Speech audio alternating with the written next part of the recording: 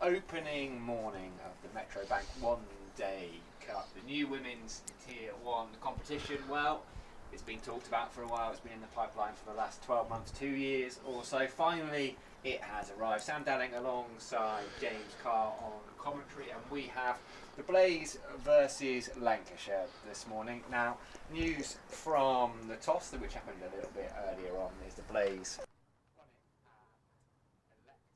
to bat on this beautiful morning. As you can see, the openers are on their way out into the middle. Lancashire women's side are just in their huddle there, getting ready. Now, team news, a trio of debutantes for the Blaze, so they line up like this.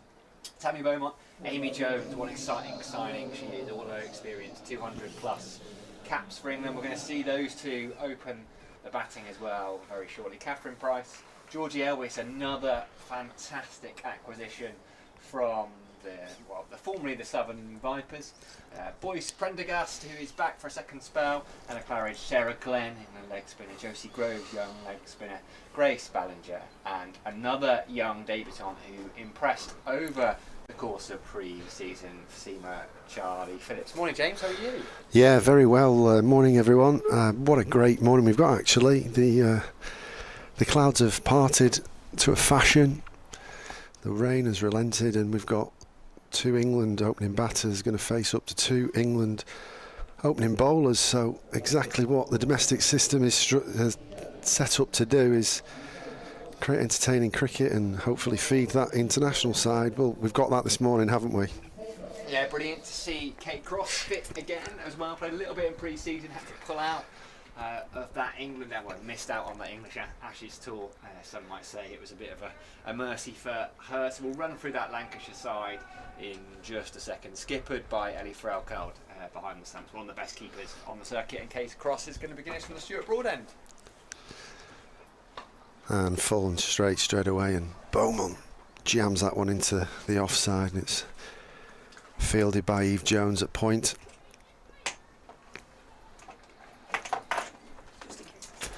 Just a slight cool breeze this morning. Sometimes that little bit of moisture at 10:30 just creates a little nip off the seam and a bit of movement in the air, so we'll see if that April conditions do that today as crosses in once again from the Stuart Broad end, and this time Beaumont shoulders arms and lets that one go through to Threlkeld, the keeper. What a chat about Threlkeld, whether who's going to be the keepers to push for England honours, and who a lot of the players going to be to push on for England honours with a disappointing winter and a new coach put in place this last month. Cross once again and driven up the ground to mid-on for no run. Not too much movement in the air so far. Well, I'm back. So slight technical issues always. Takes a bit of time to get running early in the season. Hopefully people can hear me now. I'll switch my microphones out, so hopefully always good. Yeah, I mean everyone will be keen, won't they, to impress Charlotte Edwards. Oh, maybe they still can't hear me. How about now? Cross once again worked into the leg side by Beaumont, and there's no run. So on the money straight away, Kate Cross.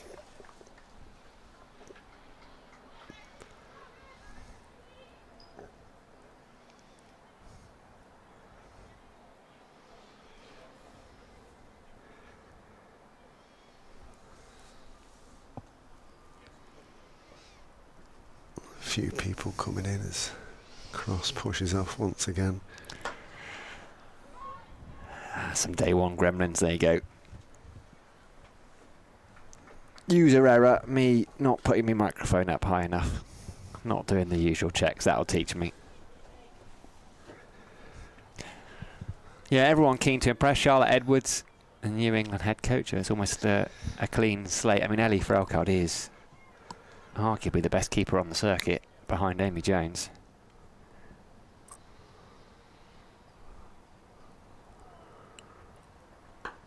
Beaumont working this one into the leg side again, and there's no run, so a maiden over to start the first over of the domestic season for the Lancashire Thunder. Blaze are No runs and no wickets. Yeah, solid start from Kate Cross there. Morning to you all if you're just joining in on the live stream. Fans of the Blaze, fans of Lancashire, good to have you all with us. Just fans of women's cricket in general. There's a couple of other games going on as well around the country.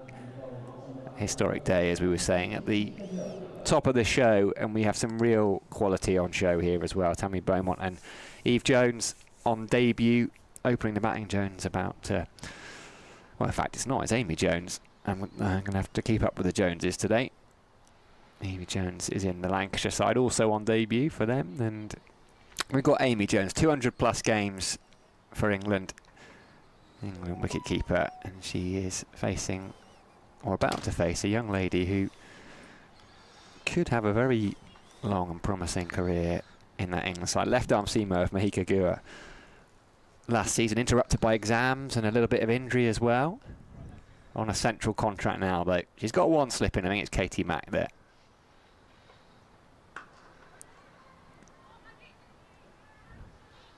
What a pick-up Amy Jones is for the Blaze. Yeah, they've done some serious recruitment this winter, haven't they? They've picked up not only Amy, but several England players. Securing Nat the year before. Tammy's been a long-serving player now for the Blaze, and Lightning before that. So they got the cornerstone of some serious international cricketers, if you include the Scottish women as well. Tight into the body there, which we do. Catherine and Sarah Bryce. No Sarah Bryce today. Catherine is playing. No Kirsty Gordon either, no Marie Kelly. I mean, you saw some of the players that aren't in this Blaze side. Arguably two of the strongest teams on paper. Lancs have got, what, 21 pros? I think only Surrey have the same amount. They've really invested in women's cricket for a good number of years. Fee Morris in at a catching mid-wicket. First runs. Lovely from Amy Jones. Just over-pitched. She leans into that one and it races away toward the boundary and over the rope. Yeah, not too much shape so far. It's quite fresh. We might not see any movement through the air. Just a little bit full. These first-class grounds, the facilities are so true, and very little effort, and that ball hits the boundary rope.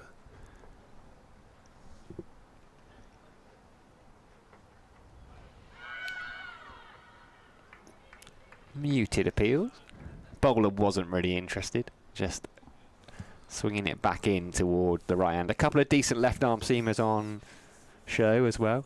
Mahika Gua, who's just having a word with skipper Ellie Frelko, having to work hard. She's a lively character, is Ellie. Captain behind the stumps means you have to put in a few extra yards. I think slip's coming out already. Grace Ballinger for the Blaze as well. She's another one that will be looking at that England side thinking, well, maybe there's a way into it for me.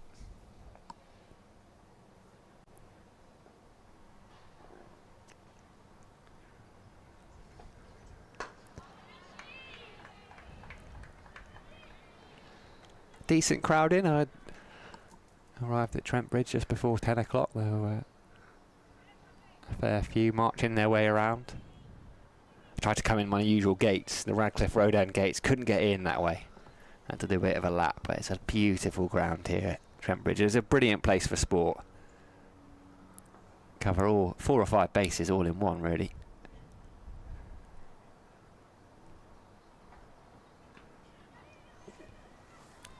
They'll look for 2. I'm not sure they'll get it. Amy Jones runs the first one hard.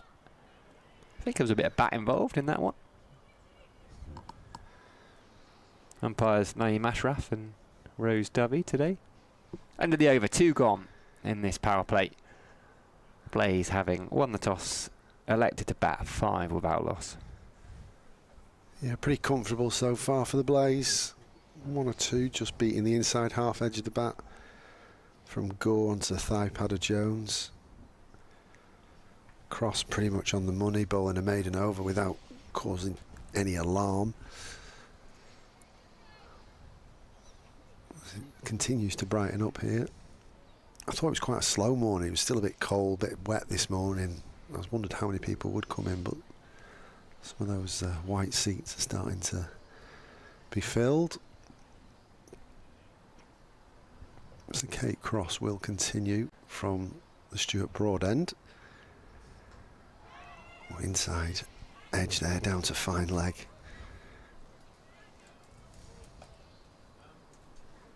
So Beaumont gets herself off, I beg your pardon, Jones gets herself another single. Beaumont back on strike now, yet to score.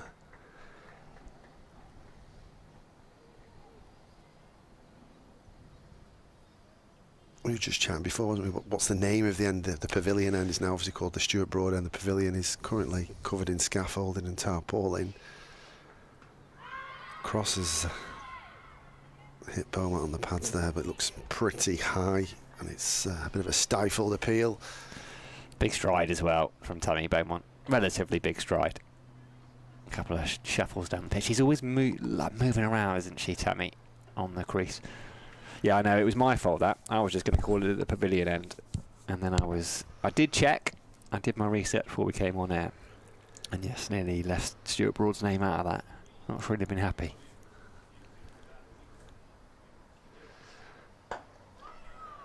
Check drive there from Beaumont. No run.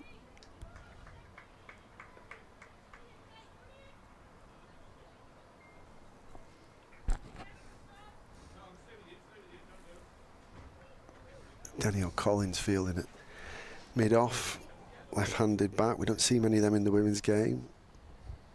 Offers a different dynamic to the batting order, disrupts the bowling at times.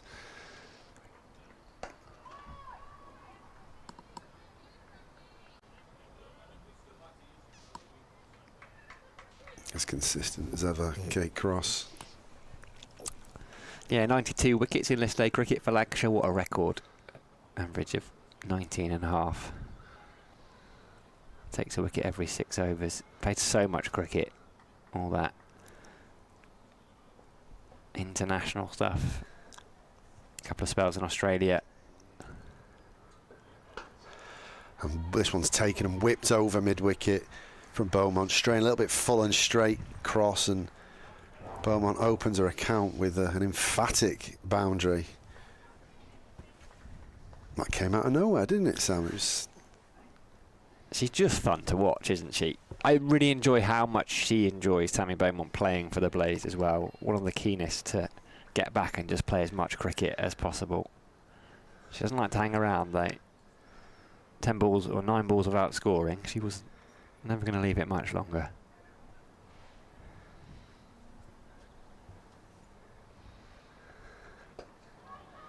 Just adjusting the length this time. Beaumont works into leg side, but squarer. No run to Hannah Jones. That concludes the second over from Kate Cross. Blaze are 10 without loss. Yeah, just to run through that Lancashire side. It's a strong batting side, actually. Emma Lamb, as well as bowling. Emma Lamb, Eve Jones, Seren Smale. Bit of a breakout year for her last year. Fee Morris, one of the more experienced players on the circuit all-rounder. Katie Mack as an overseas to start with. They've signed Alana King. No Sophie Eccleston today for Lancashire. At some point in the season we may see Alana King and Sophie Eccleston on the same side. That'll be a spectacle. Danny Collins, Mahika Gur is about to bowl now again. Kate Cross, Ellie Frelkeld, the skipper, Hannah Jones, Sophie Morris make up the 11. So spin heavy, bowling wise.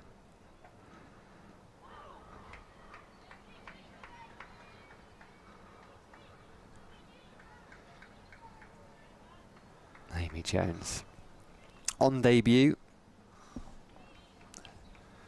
6 runs to her name so far. Going to her second over. 10:30 start we had here, so 50 overs. We're in a 10 over power play. Just 2 fielders allowed outside the circle. Deep square leg, long leg.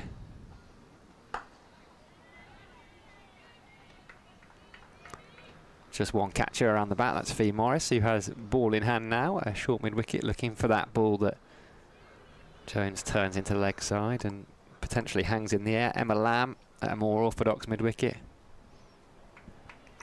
she pulls a real nagging length, doesn't she, Gore, with that extra height. So short mid-wicket is certainly an area where you can take a catch.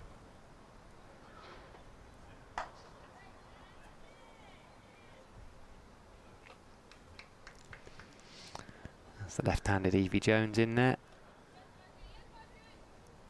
And the covers, Kate Cross. I mean, you just look around, the number of internationals or players pushing for international honours is quite something.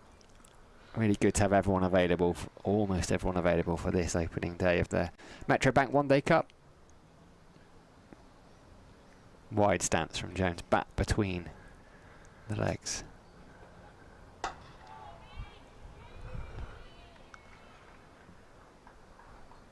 Not the flying start the Blaze might have been keen on. Sun's out. Looks like a slightly used wicket, doesn't it, from up here? Were you down there this morning, James? I've not been on the pitch. I've got close enough to it. Yeah, it's certainly a used wicket. Might have been why Lancashire have put 3 spinners in the side. 3 frontline spinners. Oh, should have just been 1, but there's a misfield down there, and they're going to come back for a couple. Hannah Jones down there. A momentary lapse of concentration. Probably won't catch the bowler's eye at the end of this over after that one. Yeah, it's a coach killer and a bowler's frustration, that one, isn't it? Not much you can do, really, is it? No one means to do it, but it's a little bit sloppy early on.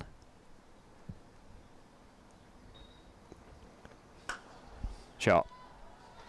And actually, that misfield's been punished there, because really Amy Jones shouldn't have been on strike. It should have just been 1. Bowler maybe lost concentration, maybe looking for that magic ball. Slightly over pitched. Put away. Amy Jones won't miss out on those. End of the over, 4 gone. Blaze having won the toss and elected to bat a 16 without loss. And I think what's happened there is Gore's gone searching for something in frustration of the misfield. We're starting to see a little bit of shape into the right-handers, and she bowls that nagging length and has hit the thigh pad a few times, but she just got a bit greedy there, bit of frustration, and just got a little bit full, and in the arc of Amy Jones, who will gladly put those away. Cross is going to continue then. It's the Blaze, 16 for none.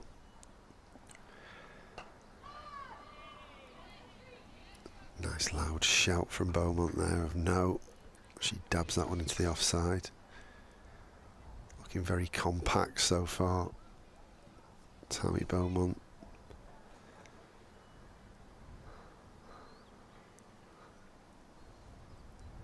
Just looking at the replay from Cross, not too much movement from her so far, but her lines and lengths have been immaculate. Great bit of fielding there by extra cover. Emma Lan in there. Of course, had her injury challenges over the last 12-18 months, so good to see her back on the park. Got a few England caps behind her as well. It feels like a long time ago, that, doesn't it? She's still very young, Emma Lamb. Yeah. Relatively, 27, plenty of time.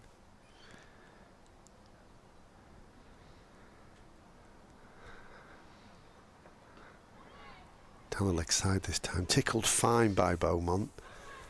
Not going to get back for a second.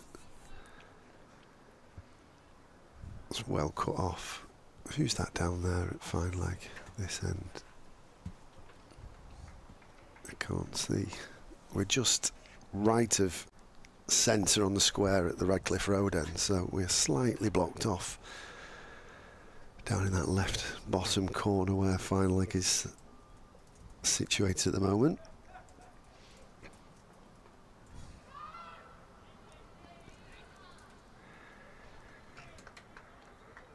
Amy Jones's thigh pad getting a bit of a working out at the moment.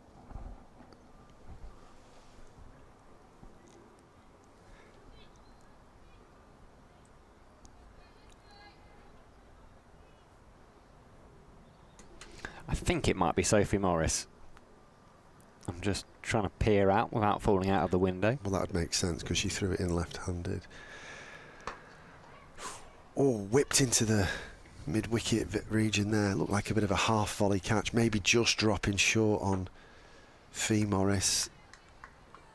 Just puffs her cheeks out and looks to the sky, but I'm not sure it was an out-and-out chance. The replay might tell us otherwise. There was an early cry catch here, wasn't there? I don't know. By the reaction, you think maybe it didn't quite carry. It was one of those, oh, if only it had carried, rather than, oh dear, I should have held on to that.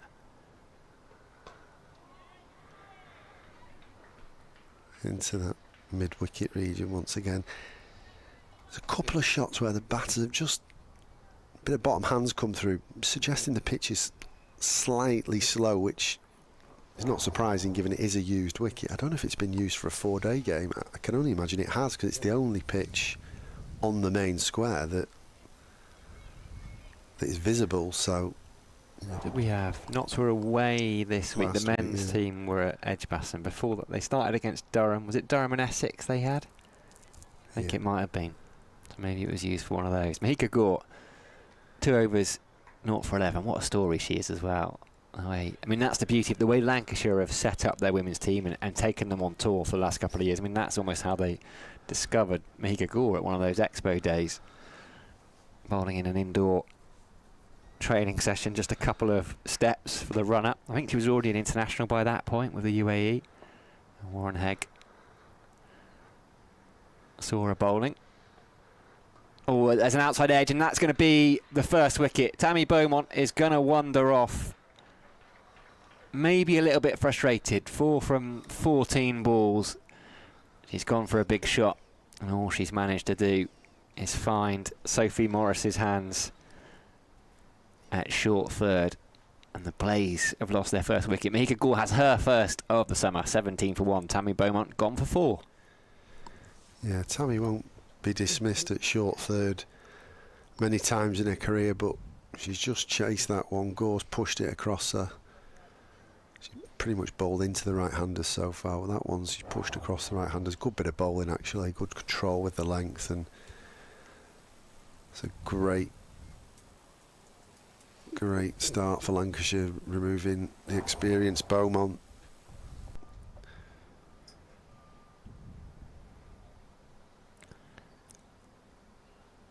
It's very quiet this morning, isn't it? It's just a slight hum at Trent Bridge. There's clearly not many Lancashire supporters in this morning, because you couldn't hear a pin drop then when Tammy was dismissed. Home supporters definitely disappointed, but they've got a strong batting line up the Blaze. It's going to be Catherine Bryce. What a cricketer she is. Not a bad. You see the back of Tammy Beaumont, and all you do see her replaced by Catherine Bryce, who can't have been back in the country that long. It's only, not many days ago, she made unbeaten 131 for Scotland versus Ireland in those Women's World Cup qualifiers. Picked up a couple of wickets. Sadly, Scotland lost the game. She was the leading run scorer in that qualifying tournament, but Scotland haven't qualified.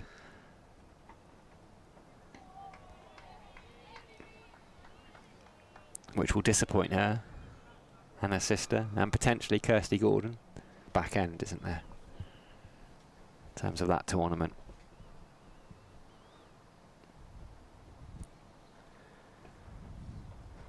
Left alone.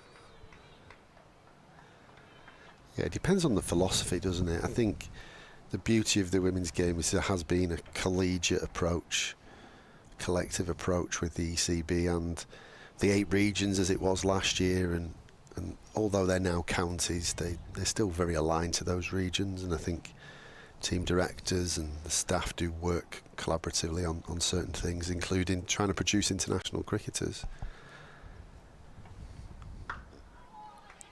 If you're not trying to produce international cricketers, then what are you trying to achieve? Of course, success, silverware is hugely important. It's why we play the game. But if you're looking to produce England cricketers or international cricketers, in the case of the Bryces, and support their development as international cricketers, a byproduct of that should be success and silverware. And Blaze obviously got one trophy to their name. They did. Charlotte Edwards Cup last year, and Catherine Bryce was key in that. Absolute run machine. Seemed to score 50 in almost every game she played last summer in the T20. Across all T20 last year, 20 games, 596 runs. 5 half centuries, I think. Some of that will have been 100.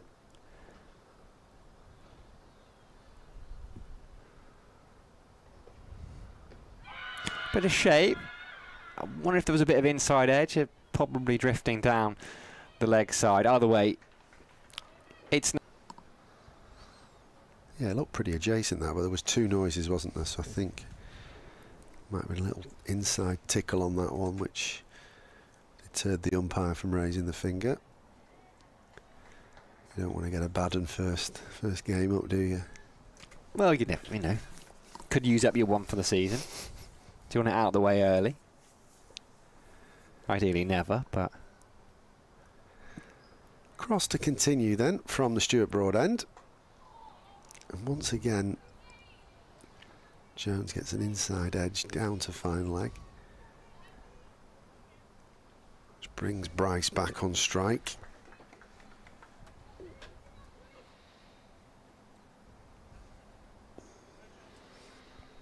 Just looking at that LBW shot again, it was actually pitched outside leg, probably hit in line with leg, so had less going for it than we thought from our angle, just off centre.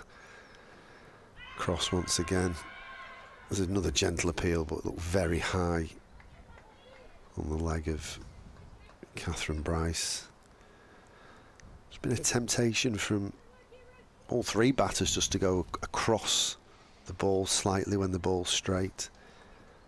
Height has been the saviour so far. But Cross making all the inquiries here and showing that wealth of experience she's got and all the tools in the box. A bit full this time and well balanced bunt up the ground to mid on for no run.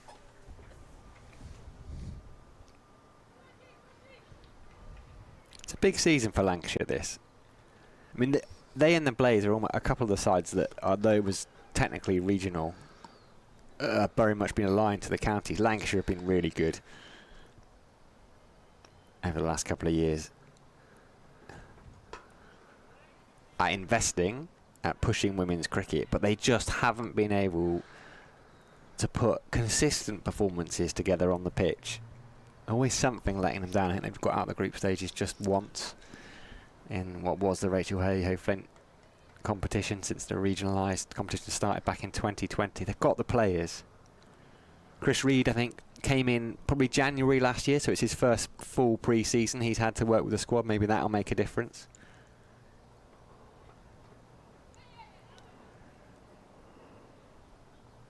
This looks like this will be a leg bye. Yep, signalled by Naeem Ashraf. Former Pakistan domestic cricketer, of course. Yeah, I mean, they went by Thunder Cricket for a while, didn't they? But because their region was with 2 national counties, you know, their branding was still very much aligned to the Red Rose, wasn't it? On the money once again, Cross. Jones playing much straighter and later this time, and that concludes another Kate crossover. The Blaze are 19 without loss. Tammy Beaumont, the 1 batter to fall for 4. Mahika Gore picking up that scalp of the England opener. So I think, even though they were Thunder, they were always Lancashire, weren't they? They were based out of Old Trafford. That's been the key, hasn't it? But, and I'm using some terminology from a podcast I was listening to last night, they are serial underperformers. You know, the investment, the quality of their players. You know, we said before we came on air, on paper, these 2 sides, you would go, these are the best 2 teams. Lovely shot from Catherine Bryce, Perfect way to get off the mark. Again, Gore maybe searching for that magic ball, that little bit of movement. And the player of Bryce's quality just leaned into that one. It's just a push. It's short boundary up there. So actually all you need to do is get it past that inner ring, which she did between almost cover point and backward point. It was effortless though, wasn't it? Yeah. Just opened the face and teased backward point and cover point. And if you get it through there, it races for 4. It's going to be a wide. Dragging her length back a little bit, Mika Gore there, but not quite finding the line. She'll bowl that one again.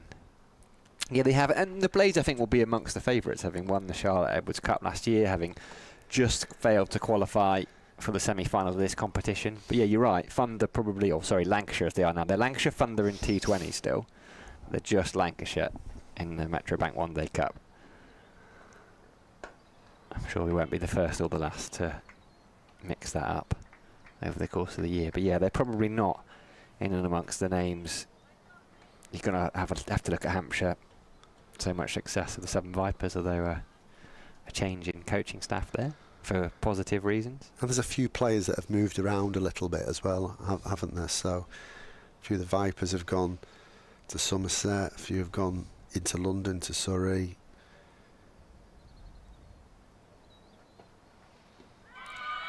Shout for LBW that the bowler really likes. She didn't really get that much support from behind the stumps.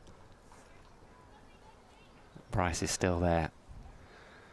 But just finding it difficult, all 3 batters so far. Yeah, when there's been that slightly over pitch ball outside off stump, it's been put away. Let's have another look at that one on the replay.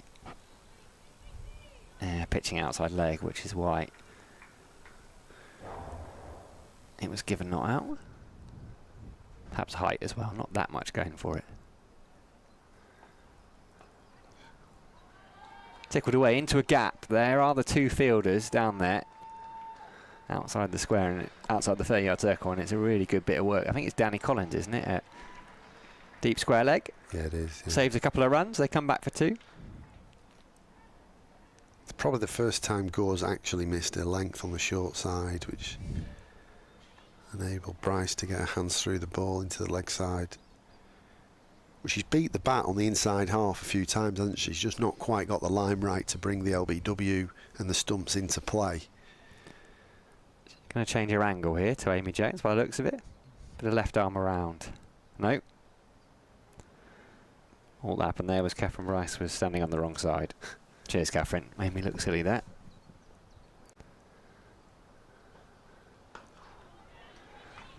That's where she wants to be. Been a tad expensive, certainly compared to Kate Cross at the Stuart Broad end, but she has got that wicket. Bowling in partnership. Kate Cross just being consistent, line and length. Can't score a run off her. Mika Gore maybe searching for that magic ball a little bit more. Has found one.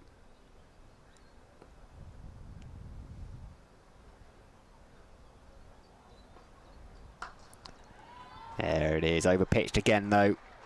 Amy Jones says thanks very much, tucks into that one nicely. It wasn't far actually away from cover, only a yard or 2 to the left, but it just hit clean as a whistle. Fizzed along that outfield. Boundary to end the over, 8 gone. The Blaze, won the toss and elected to bat. 31 for 1, there we go, you see it there. As soon as it's past the fielder on this outfield. Here at Trent Bridge, it's 4 runs. Yeah, bread and butter that one again, just over pitched, open the face. If you squeeze it through, it's 4. I just wonder whether Gore can bring fine leg inside the circle and maybe push one out onto that square offside boundary just to give a little bit of protection. She still will have deep square leg out, so she'll have a boundary rider on the leg side. We're going to have our first change. 8 overs in. We're going to see some spin inside the power play. Sophia Morris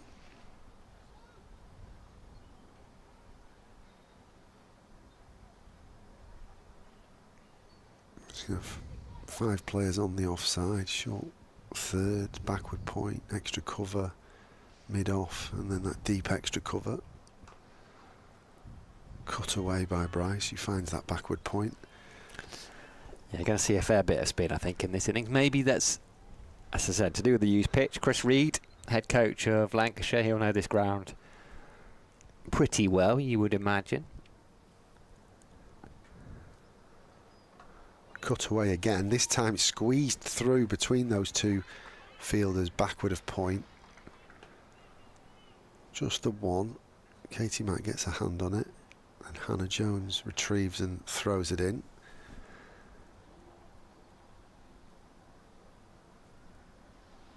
Morris not quite settled into a spell yet. Only 2 balls in though, but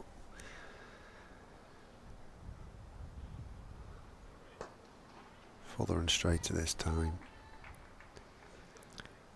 Played just under half the game, Sophie Morris, in the Rachel Hayhoe Flint Trophy, the 50 over competition last year. 9 wickets at an average of 21. Good economy rate of 3.6.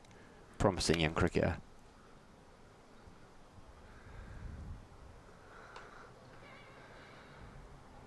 Just worked in front of point this time by Jones, and Danny Collins will come round and cut that off on the cover point boundary. So a couple of singles so far in this over. 2 balls to come.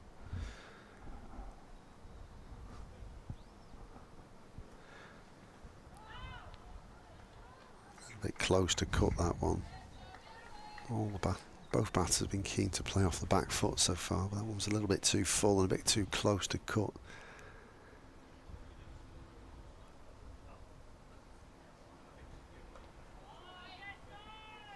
Late cut this time. Once again, no run, so 2 from it. Blazer 33 for 1. Yeah, what we're going to see here from Annie Fraucard, we're going to see a double change. Is Mahika going to keep going? I'm not sure she is. She's at the top of her mark. She's just waiting for the signal. Is she going to take her cap off or not? Yeah, she is. She is going to keep going. Bit of left arm seam still from the Radcliffe Road end then, searching for another wicket or 2 up top inside this power play. We're 9 overs in. Beautiful morning here now at Trent Bridge. A little bit of rain around overnight, but grounds like this, it just drains away. You barely know. Playing, is it 8 games here so far this season? There's still a bit of action. What is it? Leicestershire, Derbyshire. There's a game at Chesterfield. Yeah, Lincoln, Lindham as well. Loughborough, I think. Yeah. Taking the show on tour. But a decent amount of double headers here at Trent Bridge, particularly in the T20. Or only in the T20 for double headers.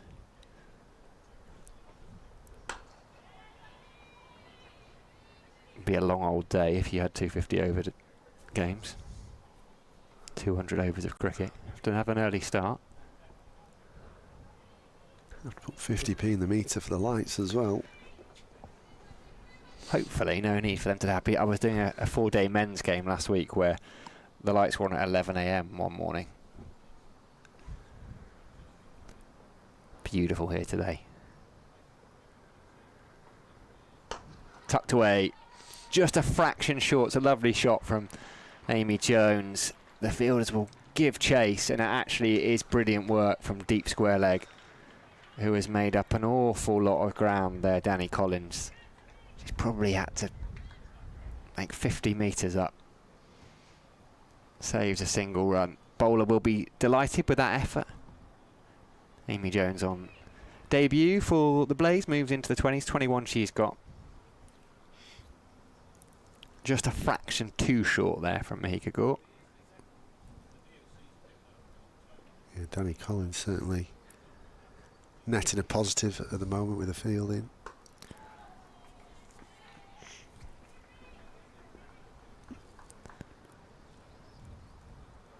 Just not getting on top of that one. Catherine Bryce popped up, landed safe. Ringer fielders on that. Offside. Kate Cross, all her experience, just having a chat to the younger bowler at mid-off. Cover, extra cover. Cover point. Trying to protect that short boundary.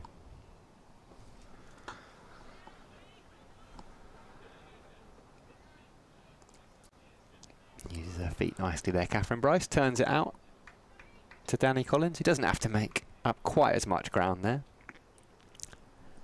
She's been kept busy so far in the field. Fee Morris just steps out of that catching mid-wicket position for Amy Jones, moves to a more orthodox mid-wicket.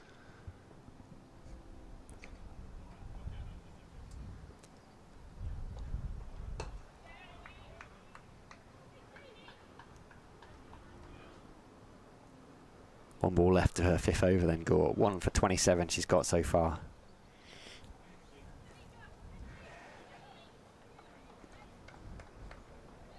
Generally been pretty good. Couple of close-ish LBW shouts. Picked up the wicket of Tammy Beaumont. Just been punished when she's over-pitched, straining for that bit of magic. Good finish though. 5 gun, 1 for 27 for her. 10 overs on the power play. Blaze 37 for 1. Amy Jones 21 unbeaten. Catherine Bryce still there on 9. Yeah, I'd imagine that's the end of Gore's spell. We thought that 2 overs ago, didn't we? When she bowled another over. So, honours even so far, 37 for 1. Ball hasn't done masses through the air or off the pitch, as you sometimes expect in early or late April now, but certainly early season. Although these white balls don't do a right deal, full stop, do they? I like to think of it as mid to late April. As a man who's 36 years old, I'd like to stick in my mid to late 30s for a while. So let's hold on to mid to late April based on that barometer. Gets a pat on the back from Katie Mack as well there, Mahika Gur, who then has a laugh with Danny Collins. He's been doing a bit of running, as Katie Mack indicated. Sophie Morris to continue then. Lap sweep from Bryce. Gore is just finishing over, is going to have to get her legs pumping. She gets round to cut it off, and Bryce comes back for a second. I think that's a good ploy from Bryce, not letting the spinner settle here.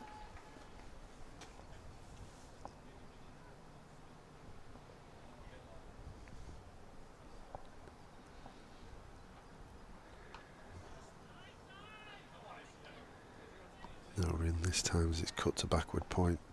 4 fielders on the leg side, 2 within the circle at mid-wicket and mid-on. Got a deep mid-wicket and a deep backward square leg, so... Oh, full toss. This has been punished by Bryce. Danny Collins chases this one down, but it's in vain. Bit of a gimme from Morris, but still got to be put away nevertheless, and that was greatly received from a batter that's very much in form with the amount of cricket she's been playing at the moment. It's just wall-to-wall cricket for her, isn't it? Doesn't stop. WPL, or WIPL. Straight into international qualifiers, straight into this.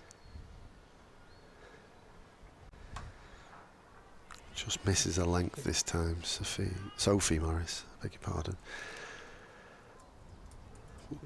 Bryce just can't get that through. Those 2 fielders, short. It's a short third and a very backward point. Kind of working in tandem there as Bryce tries to lap that one. Just lifted her head in the shot and didn't quite execute.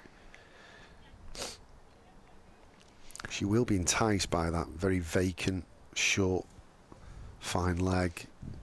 There's Wantus almost square leg, although short, fine leg has now been deployed, moved round from mid-wicket. Back cut again from Bryce, and Gore cuts it off. Another over done for the Thunder.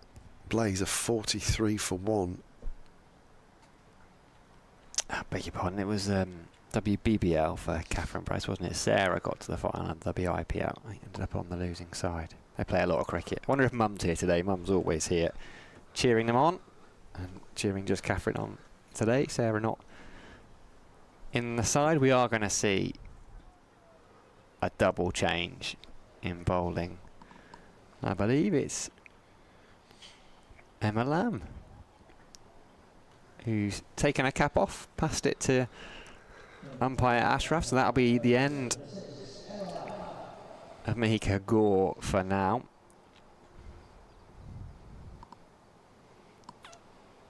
Fee Morris also in this side. She's been held back for a little bit later. Hannah Jones. So plenty of spin options. Emma Lamb.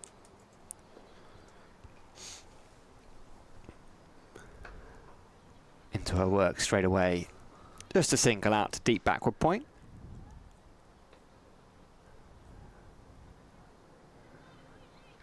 Three international wickets for Emma Lamb. All those coming in one spell.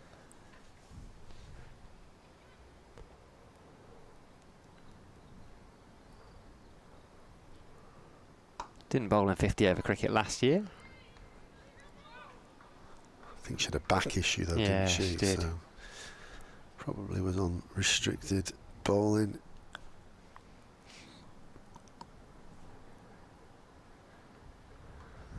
Oh, gets that really fine, Catherine Bryce. And there's a chase on there. It might hold up. I think it is. Just a couple, and Sophie Morris does the fielding. Chases from short third down to third in front of a gaggle of spectators, just taking a little bit of shade next to the pavilion. The pavilion we can't see at the moment. Players based in the Redcliffe Road end temporarily. Oh, lovely. Use of the feet. Not allowing Emma Lamb to settle. One bounce four from Catherine Bryce. Takes her into the 20s. 50 up for the Blaze. Let's have another look at that one.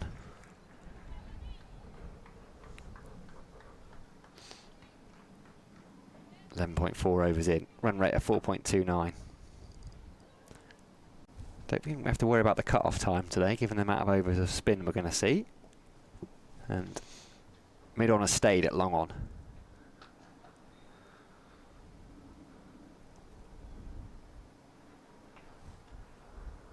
Cut out to Katie Mack for just a single. Kate Cross stayed down at long on. I think she's going to for both batters. So we've got a long on, deep mid wicket. Danny Collins at deep square leg.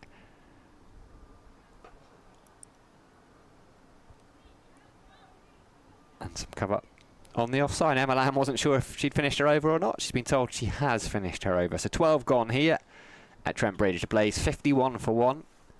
Catherine Bryce and Amy Jones both have 22 runs to their names. Yeah, the Blaze batters just up in their ante in the last few overs. Very clinical.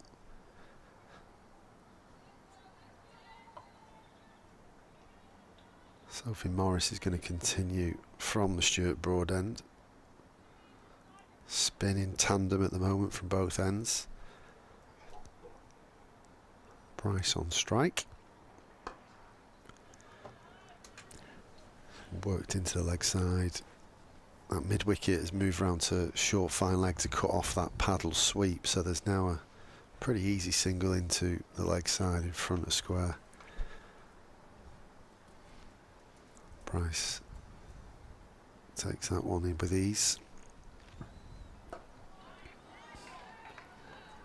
Who's happier here, James? You know far more about cricket than I do.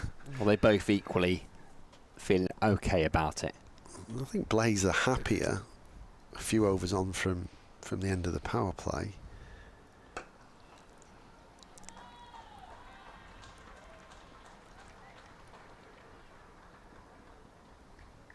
Lofted drive from Jones. She's going to get 2 for that. Didn't quite get hold of it.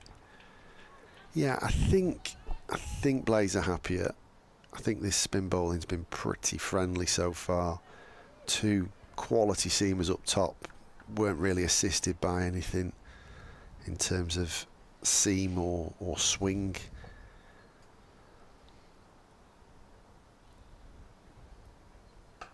Jones cuts this one in front of square, and Danny Collins, who seems to be in the action all the time, will cut that off at deep cover.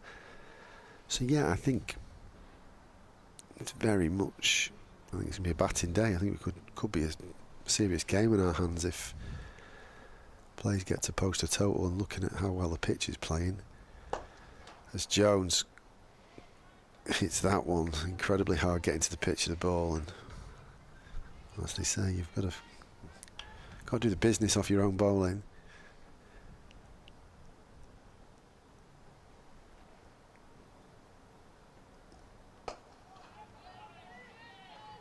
Beg your pardon, that was Catherine Bryce who nudges this one back, and that concludes another Sophie Morris over. Blaze 55 for 1. Yeah, I think we're in that territory now of Blaze starting to compile an innings. Lancashire really need to think about how they can break this partnership, build some pressure through dots. It's been pretty easy to compile runs, hasn't it, and tick the scoreboard over. Fields are spread and split. There's no real clarity in the plans from Lancashire at the moment. You know, can they dot them up on one side of the wicket? You've got fielders out on both sides. Not much margin for error from a bowling point of view. Emma Lamb to continue with her off spin. They come through for a single in the end. It was almost as if Amy Jones had decided not to run. She was called through by Catherine Bryce. Safe enough. Maybe that one just popped up as well. I think she was a bit surprised by a bit of extra bounce. Lamb into her second.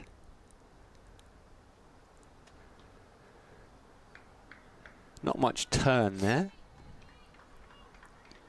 Fizz through a little bit wider from Lamb.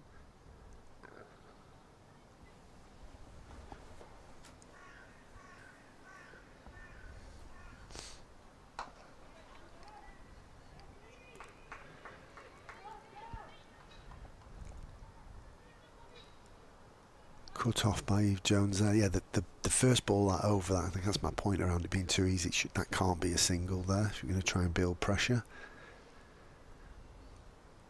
Fizzed in shorter, pulled away. Will they come back for 2? They hesitate, but I think it was a pretty comfortable 2 in the end. Danny Collins is annoyed with herself, but it's a long way out there. But they'd completed 1 by the time she picked the ball up, so you're doing very well to keep them to 1, just given how far it is out to deep square leg.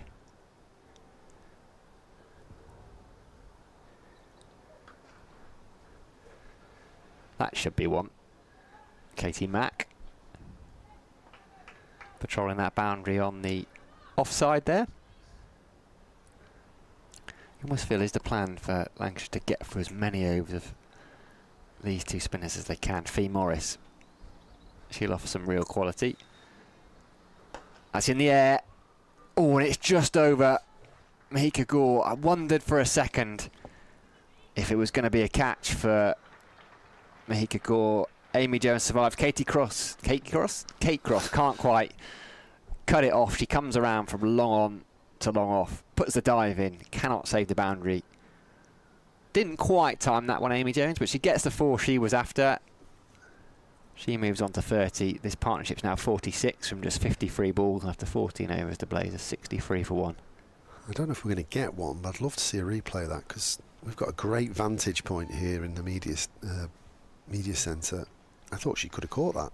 I thought she saw it late. She reacted a bit slowly, I think. But with her height, it almost looked like if she'd have been able to get round to it, it would have been right in the breadbasket almost.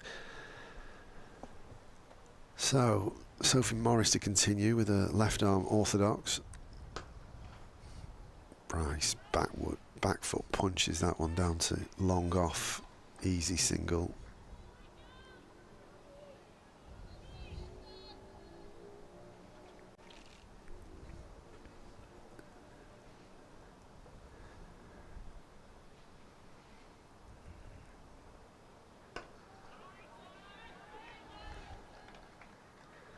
Yeah, it's all well and good getting through loads of overs of spin, but 2 singles and a boundary and over, and you're going at 6 and over, and before you know it, you're 200 for 1 as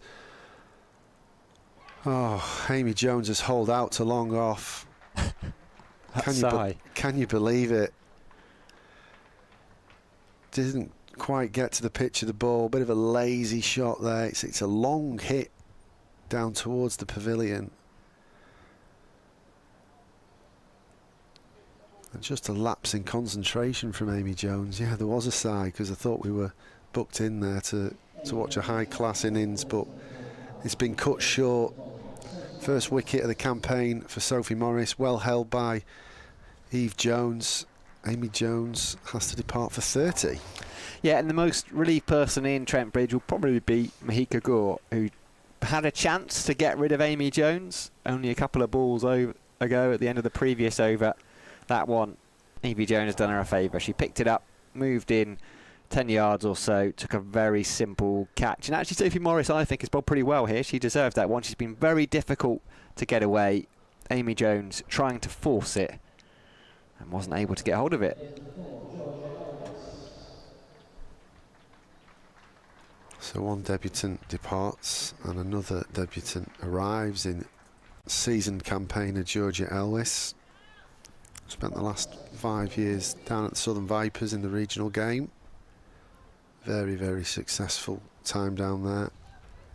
Several 50 over and T20 medals to her name. Not always been fit to bowl, but has compiled some serious runs over the last 5 years. Been the cornerstone of that Vipers legacy. She's now a Blaze player. Is about to face up for the first time in Blaze colours. Yeah, 1,228 list A runs, an average of 42 for the Southern Vipers. 300s, 850s.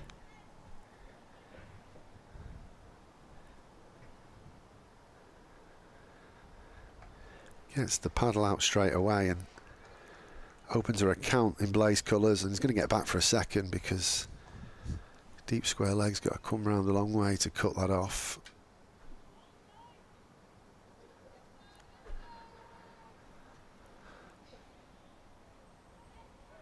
I think this is the key for the Blaze batters, just not to let the spinners settle. Hit the ball in interesting areas. That's smart cricket from Elwiss, just knocking it into the offside and racing through for another single. So, a wicket in the over breaks the partnership of Bryce and Jones. Blaze are 67 for 2. Yeah, a quick roundup of what's going on elsewhere as well, so you don't have to leave us here on the Blaze live stream. Hampshire Women batting against Warwickshire. They're 37 for 1 after 10 at Edgbaston. Hurrah, it's dried up at Edgbaston. The Nottinghamshire men were frustrated by the rain. Up at Chesterley Street, even Essex Women are batting 51 for 2 against Durham. It's raining down in Beckenham though. They had a delayed start. They did get out there. Surrey reached 21 for 1 off 3.3 overs, but they're back off for rain at Beckenham as Emma Lamb continues. As Georgia Elwiss reaches for that one. Moin Ashraf's arms are out. It's given us a wide. 200th list day appearance for Georgia Elwiss today as well. Milestone game. Can she mark it with a milestone? She bunts that one into the leg side. Chipped. They'll come back for 2. Katie Mack is quick, but it was just into a gap. Split free fielders there.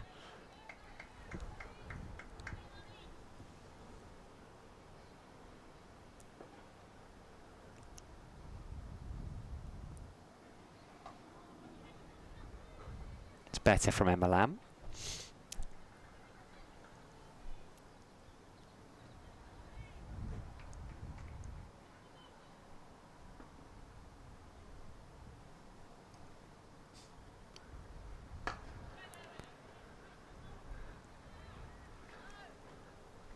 Perhaps gets away with that one. Drops slightly short, but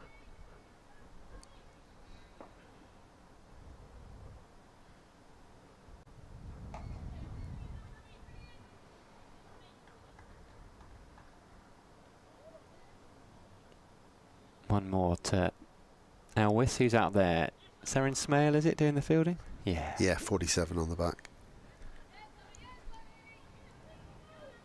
Very exciting young cricketer. She's another one who'll be hoping to become part of Charlotte Edwards' England squads on a full-time basis.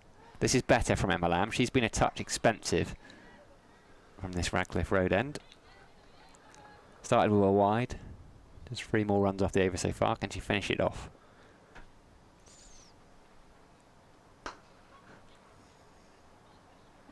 Just one down the ground to Kate Cross.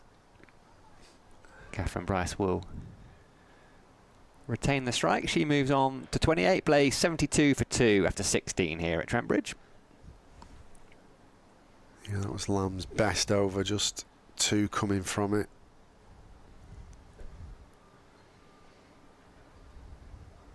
Big difference between the 2 spin bowlers so far is Sophie Morris has been able to build a little bit of pressure, which has yielded those, or that first wicket for her. 14 dot balls she's bowled out of the 24 balls she's bowled so far, in comparison to Lamb, who's just bowled 7.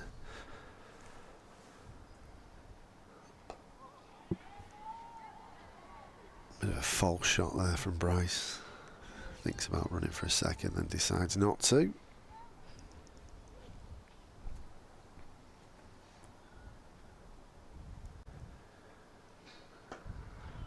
Off the back foot this time by Bryce. But Morris will field off her own bowling.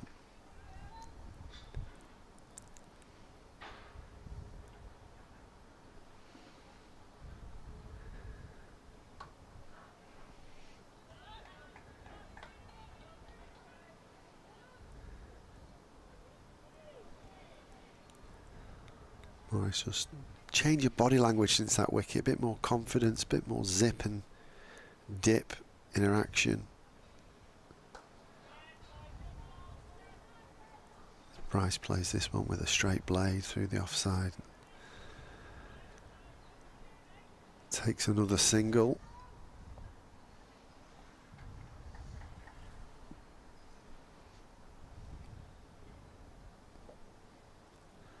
Always back on strike. Oh, that's well fielded by backward point. Katie Mack doing the fielding there.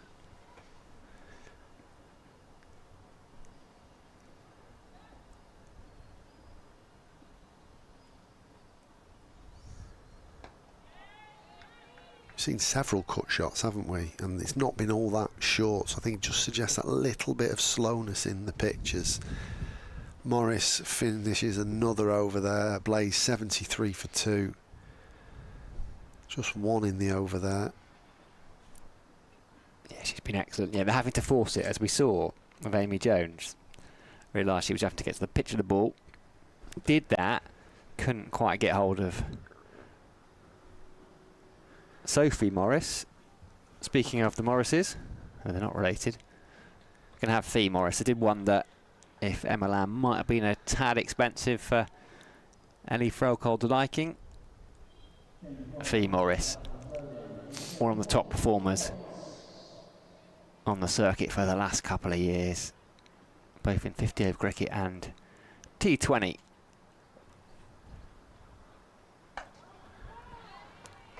Off spinner for off spinner from the Radcliffe Road end. She's going to fizz it through a little bit more.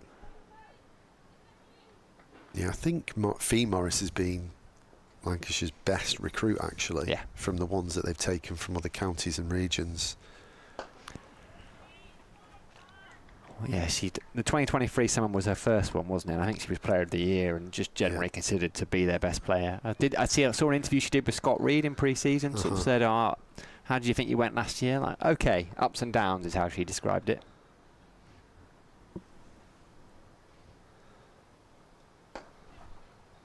Touch short, but gets away with it. Katie Mack giving a cover at deep mid-wicket. Yeah, they signed her when they signed Datani, Norris, and maybe Phoebe Graham came the year before, but I do think of the 4 or 5 recruits from the other regions that Morris is the one that's really pleasantly surprised me with her performances. It's a good start from her here. 29 wickets in all comps last year for Lancashire. I mean, up and down, I think that could probably just sum up Lancashire or the Thunder as they were over the last couple of years. Been good moments, and there's been moments where they've let themselves down. Is that a wrong one? Was it a leggy? Well, my eyes may have deceived me. 2 off the over so far. Good start from Fee Morris.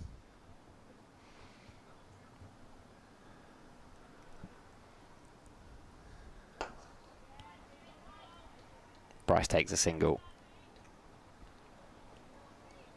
To end over number 18. 77 for 2. The Blaze. No, they're not. The scoreboard had already updated. 76 for 2. The Blaze. Erase and rewind. Catherine Bryce has 31. Georgie with 7.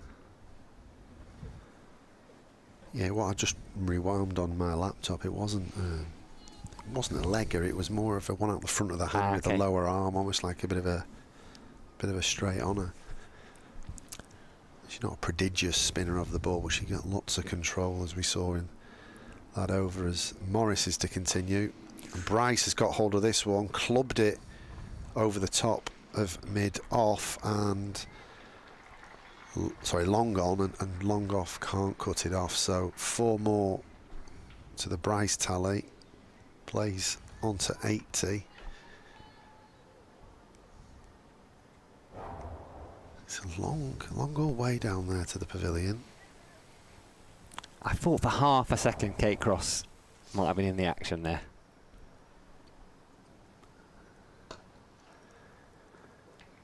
Smart batting by Bryce. Get herself off strike. 5 from the over already. Just 2 balls in. I think that's what frustrated me about the Amy Jones dismissal. Is I don't think it was needed to kind of take on that long boundary and go over the offside. I think there's plenty of runs on offer without doing it. Elwiss sneaking one into the offside causes an error by the urgency of the run-in, and they'll come back for 2. Collins will come in off the boundary to cut it off.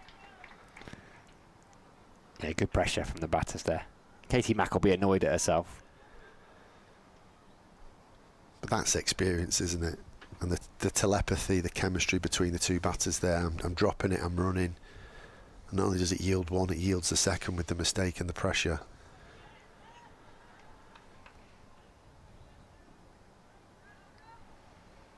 So Thunder, Lancashire, whatever you want to call them, they've wrestled a little bit of pressure back, and then it just started to release in the last 6 or 7 balls. Elwiss will squeeze another one through the offside. Danny Collins in the action as ever with the throw in.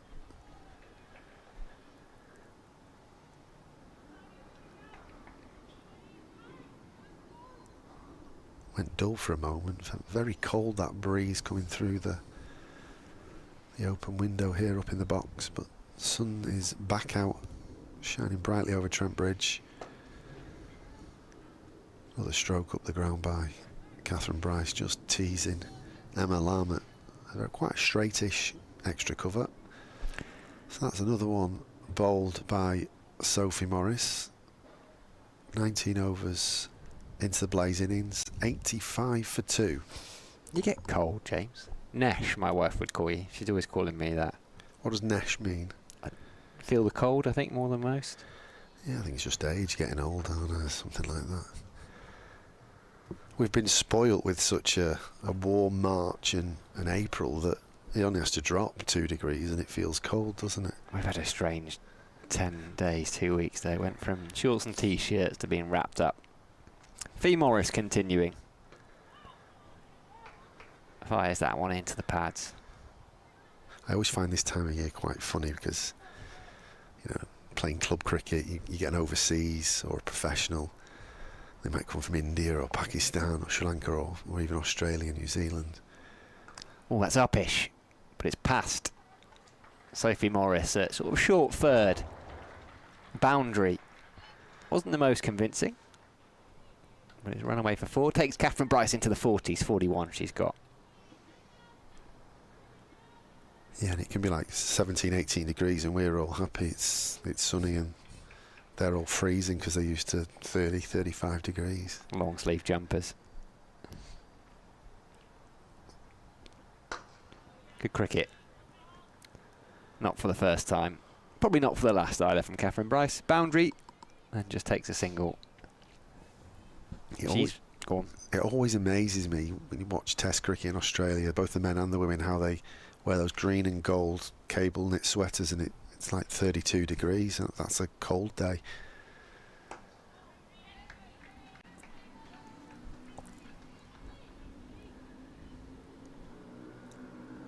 I don't think anyone's wearing a sweater out there today. There's a few long sleeve shirts, but there's no sweaters.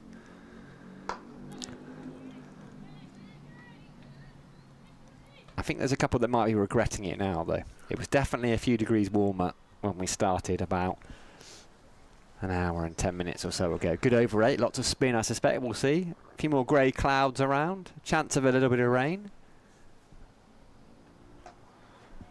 Good finish from V. Morris. 5 off it in the end. Catherine Bryce helping herself to all 5 of them.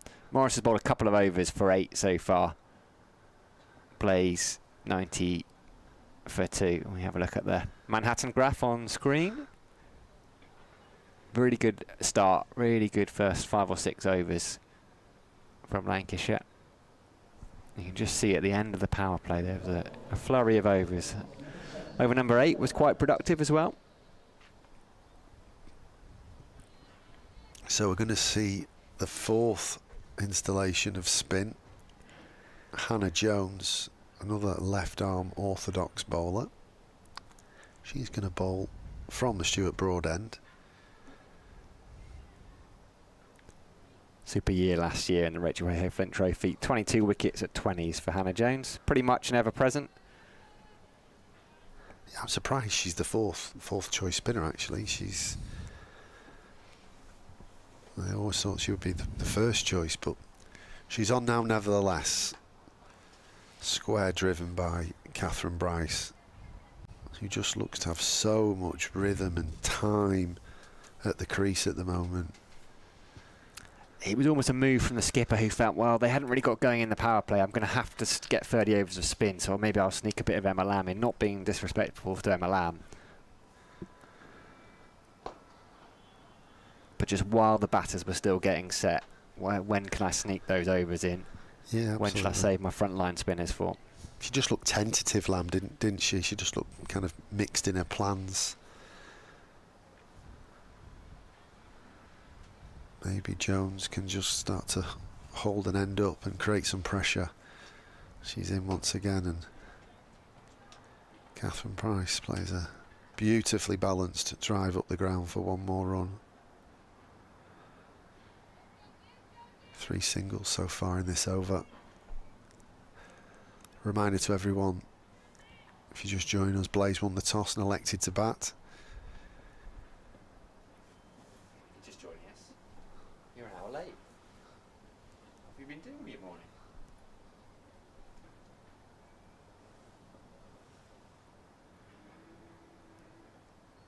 Jones once again used the feet by Elwiss. Almost yorked herself there. Jones will field off her own bowling.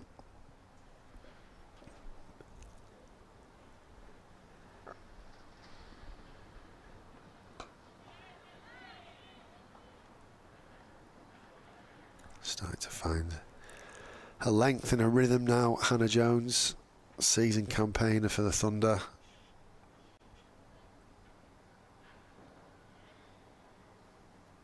Changing the field mid-wicket, moving round again to short fine leg. Inside edge there from Elwiss. Hit Threlkeld on the boot. Close shave, but that concludes the first over from Hannah Jones and the 21st over of the Blaze innings. The Blaze on 93 for 2. Yeah, decent from Jones. Morris has cap off again. Oh, there we go. I can hear myself. I'm a bit up and down. Volume-wise. Feels like I'm back up at the moment. Fee Morris. What could you do? Looking for her first wicket of the 2025 summer.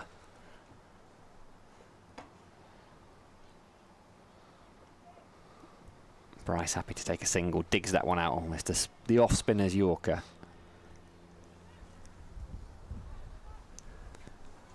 Partnership's up to 30 from 40 balls. I think Catherine Bryce has realised that all she needs to do is bat. If she just keeps batting, she'll score at 5 or 6 and over. It's a decent pitch. It's not turning too much.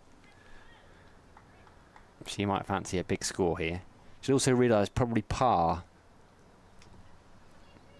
is 250 plus, if not getting towards 300.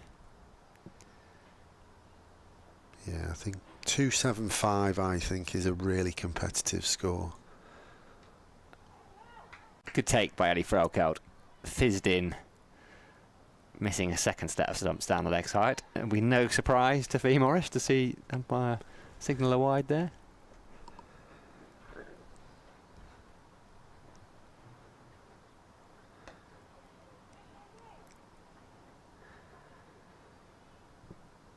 It's not a day where you're going to run through a team, so I think it is all about building pressure. I think the team that can minimise boundaries, can maximise dot balls there, that's the team that's going to win the game.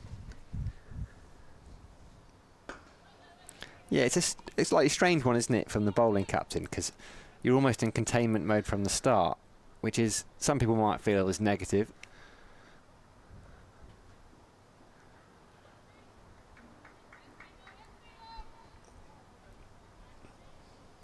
Couple there.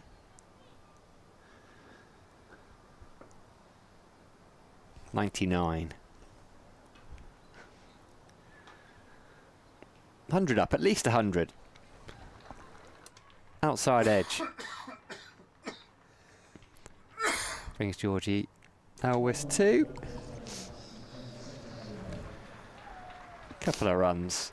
Onto Turtle. Blaze have 101 for 2. And Georgia Elwiss moves on to 16. Catherine Bryce 46.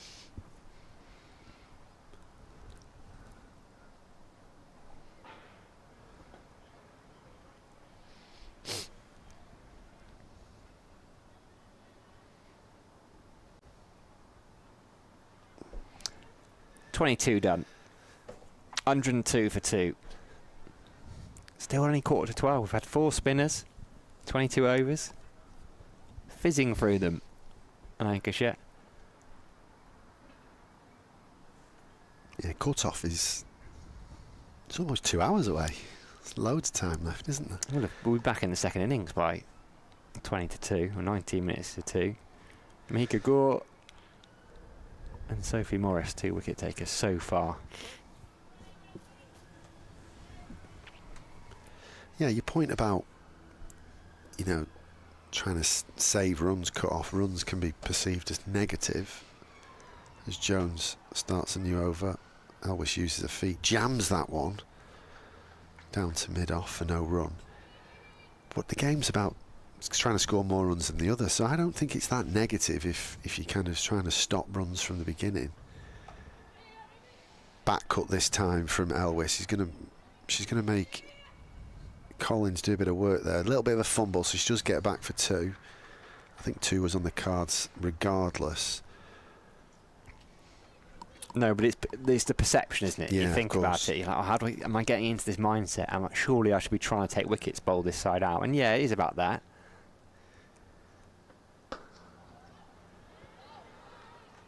Well fielded at mid-wicket there.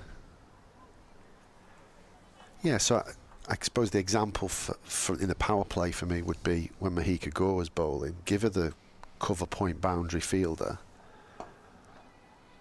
Elwiss has squeezed that one between mid-wicket and mid-on, but it is cut off by deep mid-wicket who comes round. That was a real teaser from Elwiss.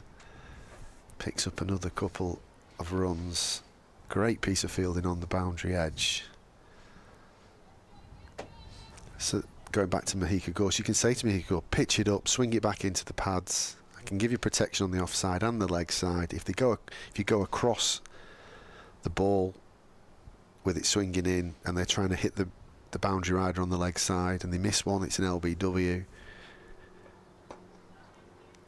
if you miss your length on the offside, you've got that protection, but it's that balance of kind of positivity but trying to save runs.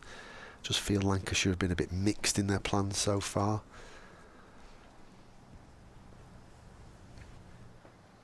Jones bangs this one in and Elwiss pulls it well in front of square. It's cut off.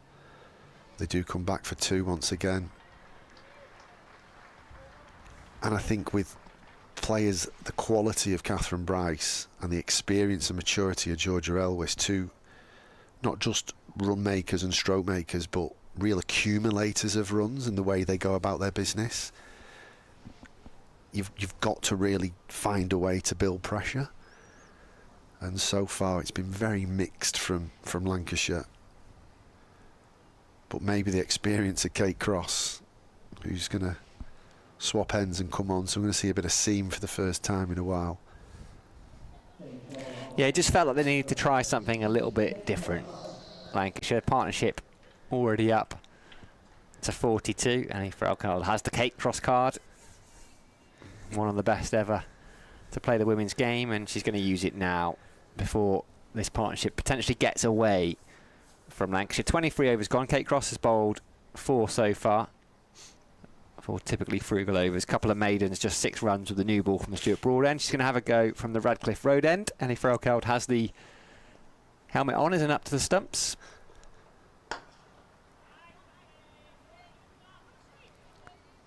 Immediately starts with a dot ball. That ball, Catherine Bryce on 46 from 59 balls, just pushed to Katie Mack at mid-on. Bit of cover for Kate Cross. There is that cover point on the offside boundary, deep mid-wicket. Fielder down at third, fielder at long leg. Well, we are going to see lots of cutters here, aren't we? Maybe the odd slow ball. Keeper stood up to the stumps. Cover square on both the offside and leg side. Proper one-day mode for Kate Cross here. This is a great ploy. And as critical as I've been of Lancashire, the Blaze are only going at 4.63.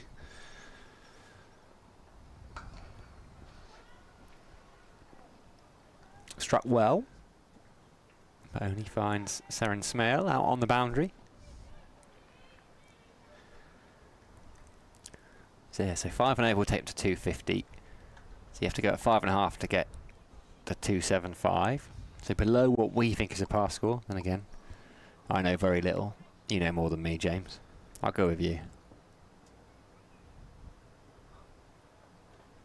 Ooh. Slower. Well, I don't think it was a slower ball, actually. It was definitely a bouncer. Wasn't expected by Georgia Elwiss. Kate Cross is told she's had a 1 short ball for the over. Shake of the head, not sure she particularly enjoyed that. Annie Frelkeld sees the funny side of things. I don't think she meant it, just looking at the replay. I think she just got through her action and her arm a bit quick. Oh, brilliant hands from Annie Frelkeld. It's going to be a wide. High quality wicket keeping though.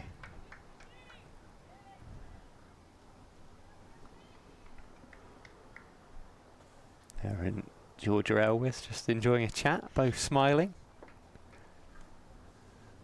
Elwiss on debut for the Blaze, 200th list day appearance for her.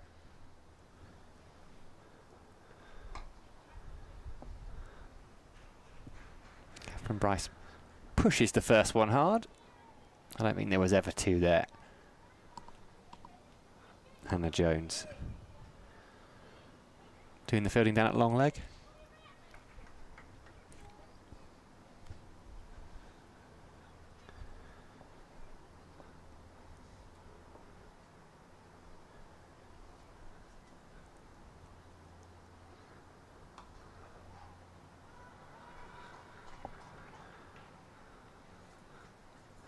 Will be 2 this time, steered to the right of the left-handed Sophie Morris down at third.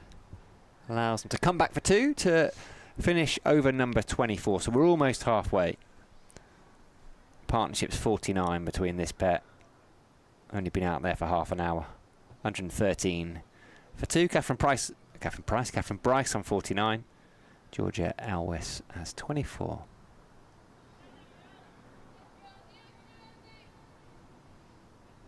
Hannah Jones to continue from the Stuart Broad end.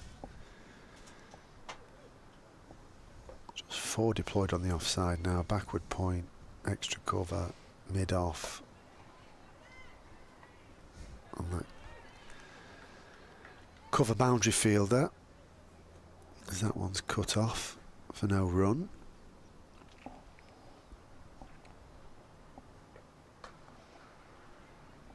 Elwiss carves this one through the offside, cut off by Danny Collins once again. 50 partnership for the 3rd wicket, coming from 59 balls. Contributions pretty even, 22 from Bryce, 25 from Elwiss. Bryce on strike. She'll tickle this one into the leg side. And another 50, another milestone for Catherine Bryce. She's batted for 64 minutes, 63 balls, 5 fours, strike rate of 79. Remarkable cricketer, a run machine. 6 days ago she was making 100 in Lahore. Elwiss, with something we've become very accustomed to over the years, especially today, just dropping it into that short cover point area and scurrying a single, does it with such ease.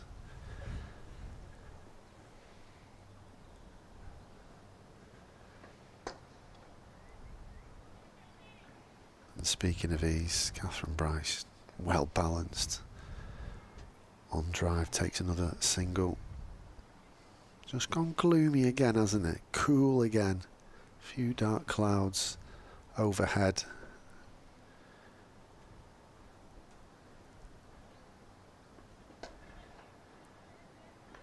A little shuffle down the crease from Elwiss. She's very busy, isn't she? She doesn't let the bowlers settle. It's another over bowled from Hannah Jones. I make that 25 overs gone, so I think we're going to have a drink. Yes, we are. And maybe put another sweater on, as it's got a little bit dark and cold here at Trent Bridge. Yeah, Katie Mack first off. Maybe she's gone to find a jumper. A chance for the for Lancashire to come together. There you go. Tell you what, I've had 2 strikes now, 3 strikes, and I'm out. I've said it a few times, don't worry. Lancashire, just a chance to get together now, because that scorecard, and it's looking pretty good from a Blaze perspective. Catherine Bryce and Georgia Elwiss finding it's relatively comfortable out there for them. They've just passed 50 partnership. They've been pretty even. Bryce has got 50 for herself. There we go. We expected, well, it was a brilliant start from Amy Jones, wasn't it? On debut, what a signing she is for the Blaze. She'll be keeping wicket a little bit later on.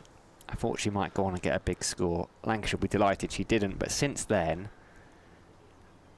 relatively comfortable for the Blaze. 6 bowlers used so far by Lancashire, 4 of them spinners. Kate Cross, Frugal, Mahika Gore picked up a wicket up top, a little bit expensive at times. Then 4 spinners. 2 Morrises, Emma Lamb and Hannah Jones.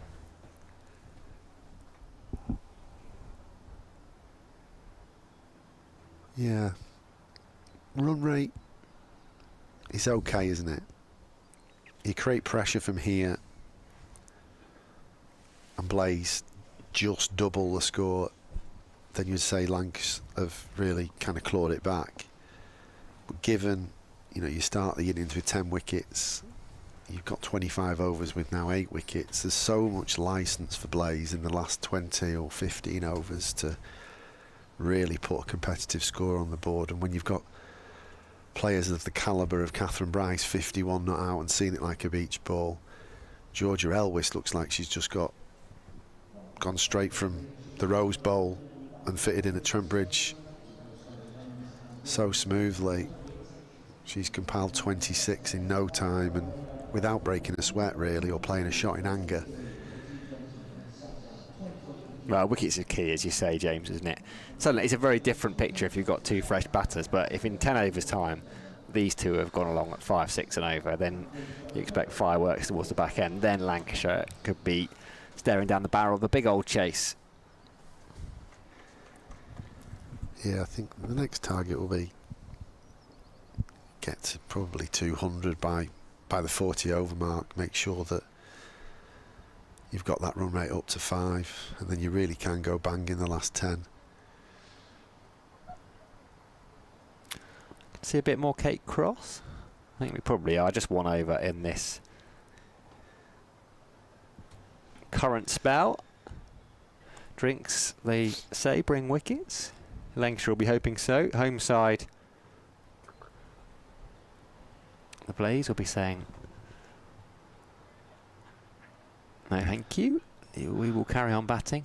Catherine Bryce and Georgia Elwiss, they'll be happy if in an hour and a half's time. And they're still going. Right, we're almost ready to go again after drinks. Kate Cross has ball in hand. What have we got? Fielder down at third. Annie Farrell curled up to the stumps. Long leg, deep mid wicket, or could be a deep square leg, but in front of square. Fielder on the cover point boundary.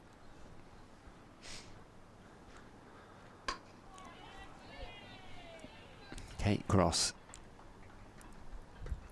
You know what we're going to get with it. Unrelenting accuracy.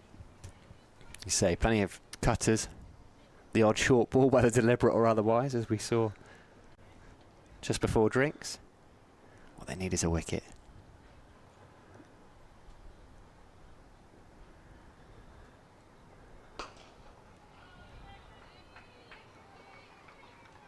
So often when Kate Cross is bowling, there's just 2 people in the game. Batter, all they can do is just hit it straight back at her. Build a bit of pressure with those dot balls. Force a mistake. Make Catherine Bryce or Georgia Elwiss think they have to do something a little bit different. And ultimately that's what they need from the other end, from the spinner, don't they? Is someone creating that pressure from the other end. That was a deliberate short ball, slower ball. Catherine Bryce waited a little bit more and then just guided it down to third, where Sophie Morris does the fielding. A lot of left-handers in this Lancashire fielding side. Eve Jones. Sophie Morris. Mika Gore.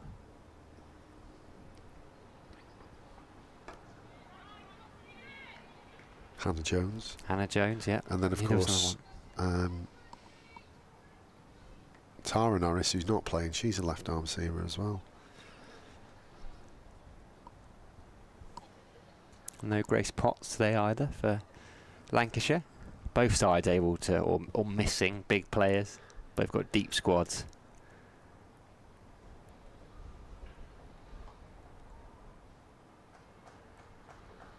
Just be 1.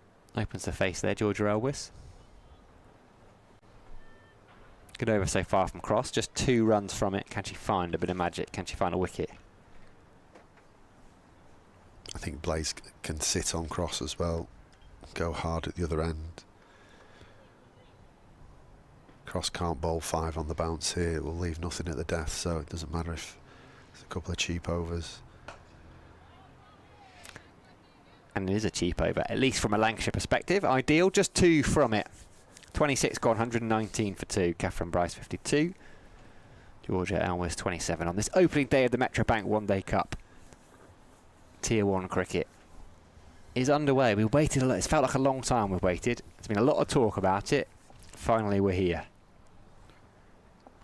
I think with there being that much activity in March overseas and lots of streams of men's and women's cricket in the Middle East and beyond, and we've had a lot of men's county cricket in early April, haven't we? It's felt like a long wait for the start of the women's domestic season. But we're here. And Hannah Jones is ball in hand. She just cramps up Georgia Elwiss with this delivery. There's no run.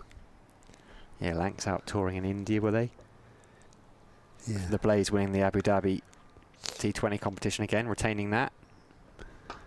Elwiss down the track, lofted drive over mid-on, I beg your pardon, couple of bounces and into the advertising hoardings. Takes the Blaze onto 123 for 2, takes Elwiss onto 31. It's just a low risk shot as well, isn't it? Yes, it's uppish, but well, mid-on's dropped back now, but all he has to do is get to the pitch. It's not turning particularly. And then takes the single, 5 off the over.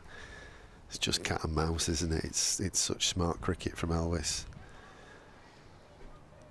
It's like she's done this before. 200 times. Yeah, 199 times maybe.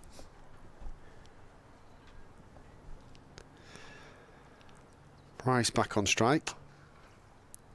She'll just turn this one into the leg side, quite like almost like a straight pull. Another score to the Blaze tally. 6 from the over with a couple to spare.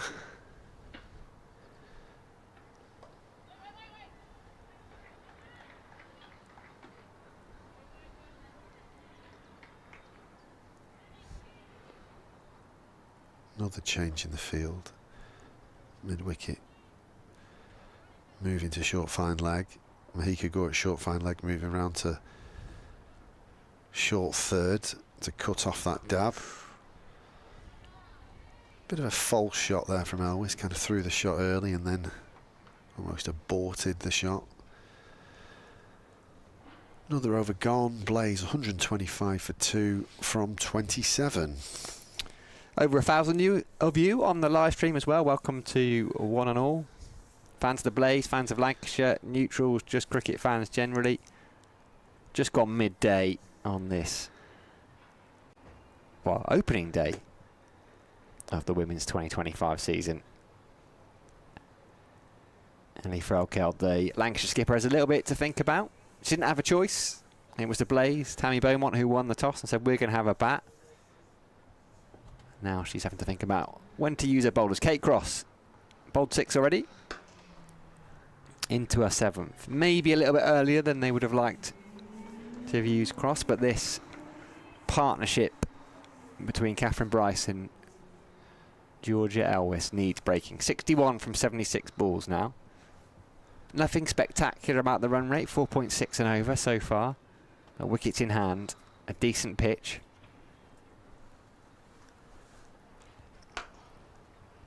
And 2 set batters will be a bit of a worry.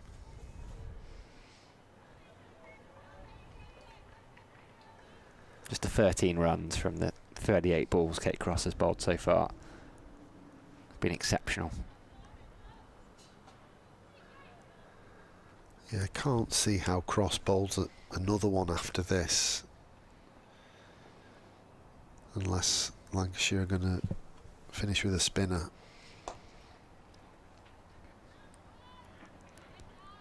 I think that'll just be one. Here's just one. Yeah, only 2 seamers, frontline seamers in this Lancashire side. Kate Cross and Mahika Gore. 4 spinners used so far.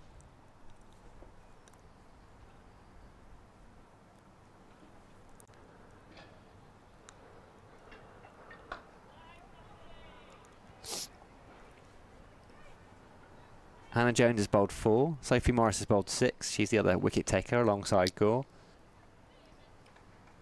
Sophie Morris bowled just 3. You can imagine the 2 Morrises might well bowl 10. Emma Lamb's bowled 3 overs, so not all the spinners will bowl their full allocation. Turned into the leg side. They'll take 1. Will they come back for 2? No, they won't. They won't be able to.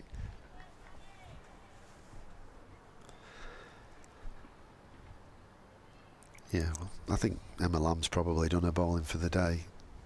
So the other 3 spinners may bowl 9, or 10 and an 8 and a 10.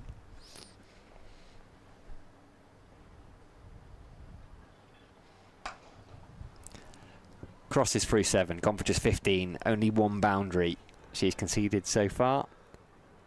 Glaze 127 for 2. Yeah, pretty remarkable from Cross. 32 dots she's bowled out of a total of 42 balls. Just 10 balls where runs have been scored off her.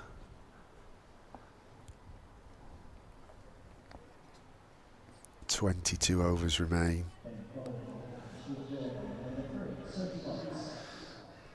Change of bowling then. One left arm orthodox for another. Sophie Morris is going to start second spell. Already bowled 6. Picked up the scalp of Amy Jones. She's in fielding off her own bowling. I always thought about taking a single, but decided against it.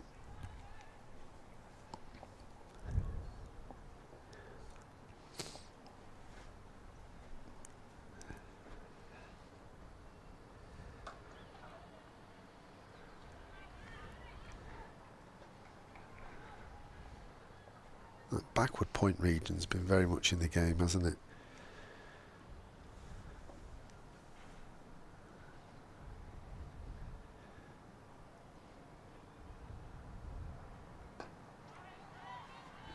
Yeah, Katie Mack's very good in there.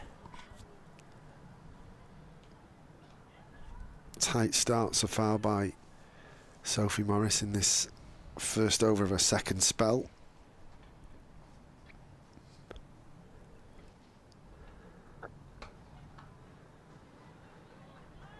Square drive from Elwiss, taking the single.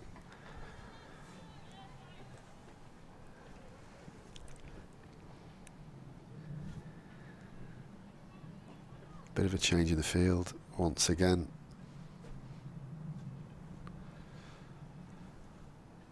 A 4-5 field to a 5-4 field. Bryce trying to back cut it between those two fielders. Can't quite get it through.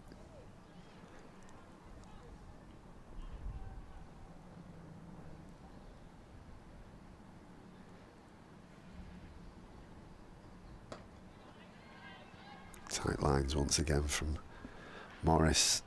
Good start to a second spell. One from it. Plays 128 for 2. Yeah, very good from her. Very good. I wonder if we might see Fee Morris again. I think we will. Kate Cross. As well as she's bowled 7 overs already. You need her at the back end if you're Ellie Frelkeld. Fee Morris just bowled the 3 overs so far. From the Radcliffe Road end, she's returning at the same end. Huge boundary on that leg side.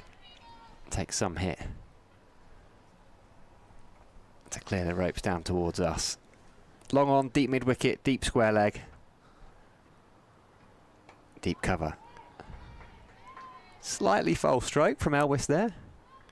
Happens very occasionally. Just pushing at that one. No run.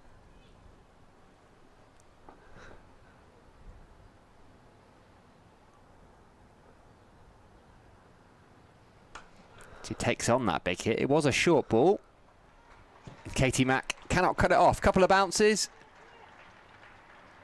4 runs. Elwiss isn't going to miss out on those.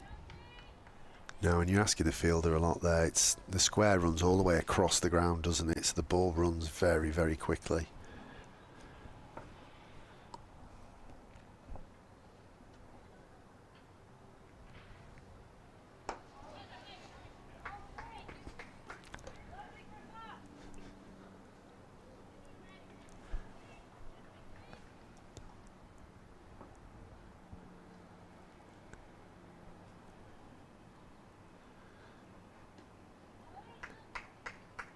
Good work from Frelke. Going to have to bowl it again though, Fee Morris. Bit of frustration from her. Might have been that one from the front of the hand again. Not quite going right this time.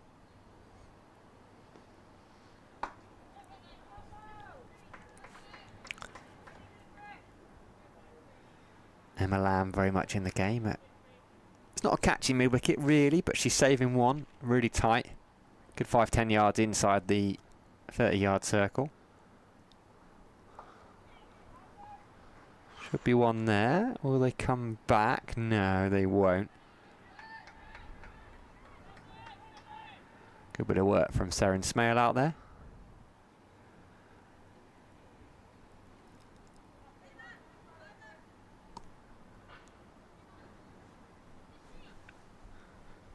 Katie Mack just told to come in from the boundary at deep wicket, a couple of yards.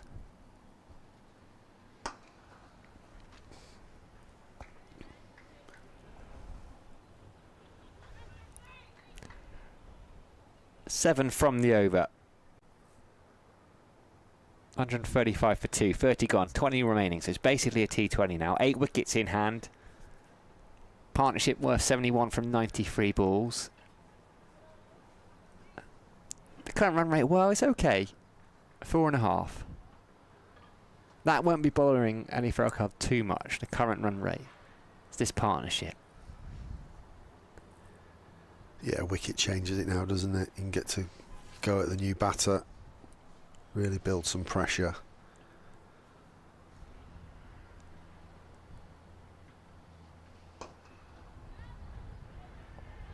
So Morris will continue. Bryce can't quite just get that one through.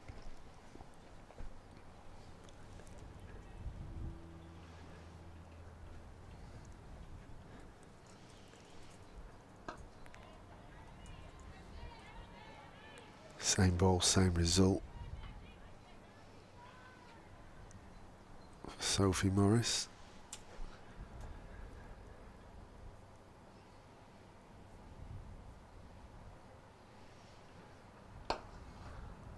Good use of the feet from Bryce. Hitting the ball hard out to those sweepers. Yeah, I think Blaze will just knock it round for 5 more overs, and then I think it'll be firework time. Shuffle from Elwiss as well, trying to unsettle the batter. She can't quite get the ball through. Well fielded off her own bowling.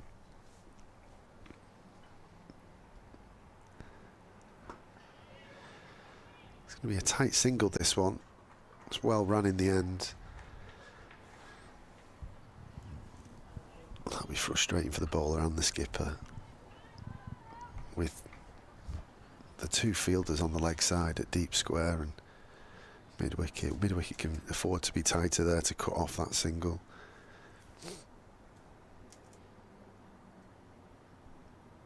Morris brings Gore across to the offside. That's one of the seldom false shots we've seen from Catherine Bryce today. Trying to dab that one. Plays inside the line. Gets away with it though. That concludes another Sophie Morris over. Plays 137 for 2. 19 remain. Just a bit of a lull in the game, isn't there? Blaze don't seem to have gone anywhere in the last few overs. Lancashire clawing back a little bit of pressure. Yeah, Sophie Morris has been excellent. 19 left. Kate Cross still got 3. Mahika Gould's got 5. Sophie Morris a couple more. Fee Morris, who has ball in hand, and I think is going to change the angle and come around the wicket, still has 6. Hannah Jones still has 6. Emma Lamb 7.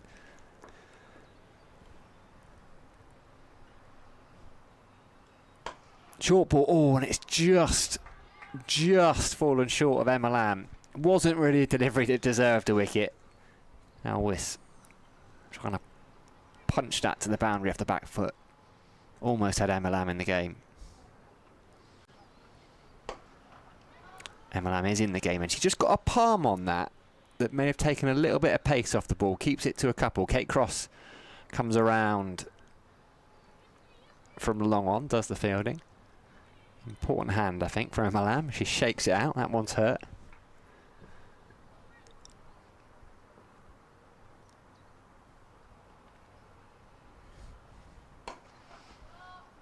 time. It's chipped over her by Georgia Elwiss. They'll come back for 2 again. It's a long boundary out there. Katie Mack doing the fielding this time. She's come around the wicket for Morris here. Just dropping a fraction short. Maybe trying to make Georgia Elwiss force something. She's forced that one into a gap between deep mid-wicket and deep square leg. 4 runs. 8 from the over so far. Perfectly bisected. I said before, the square runs all the way across the ground here, so if you hit it along the square, the ball runs away so fast. But a bit of a throwdown from Fee Morris. Not quite sure this round the wicket approach is working for her. Don't think she is either. She's coming back over. Last ball of the over. No, 2 left. Goes Fuller.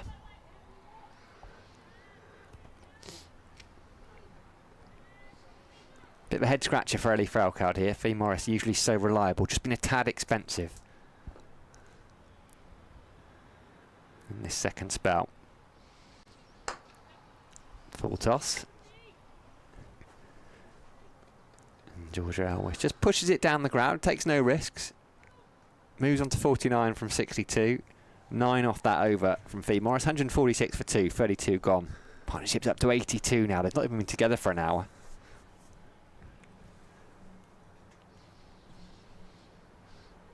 Cut-off time 13:45 now. I don't think there's any danger of Lancashire missing that. Gives them that little bit of time to come together. Senior players.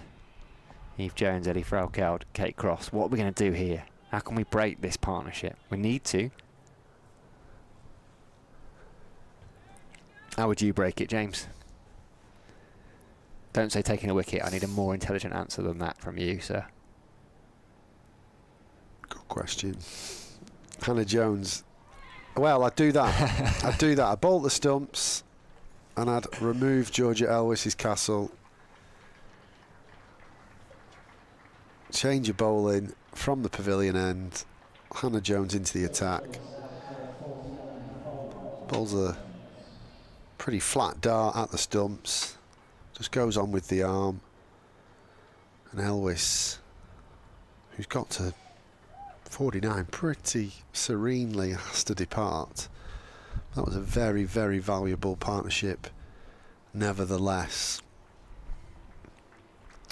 Good bit of bowling as well, I think, from Hannah Jones. She saw Georgia Elwiss just using her feet coming down the wicket, and she fizzed that one in. It was almost a leg stump Yorker, the lesser spotted spinner's Yorker. 82 those two put on off 105 balls. But to answer your question in all seriousness, I'd just bowl a very tight line, spin at both ends, tight line bowling at almost top of middle, asking the batters to hit high up the ground, have a tight mid-wicket, have a tight extra cover, set long on and long off out, and if they do squeeze it through, it's 1. If they want to go across the line and play the risk of a sweep shot or reverse or go into out, then the stumps are in play, the front pad's in play for an LBW. And rather than looking for wickets, look to build pressure, and from that, if you keep the stumps in play, there's always that chance for wicket as well. But they've done that, they've made the breakthrough, and they've now got the beauty of bowling at a new batter. Georgie Boyce on strike, and she's going to get a full toss first up on leg stump, which she can work into the leg side, so it gets her clock ticking. It's been pretty friendly batting conditions, but it doesn't matter what level of cricket you're playing, it's always tough at the start. Catherine Bryce back on strike, and we see that very familiar on drive for another single. Bryce's run rate's been, or strike rate's been stifled a little bit. It seems a long time ago since she passed 50, and she's only on 57 at the moment. 81 balls faced, so Lancashire have built a little bit of pressure. Run rate was up as high as 4.69. It's down to 4.55. Jones is in once again, struck on the pad, turned down by the umpire.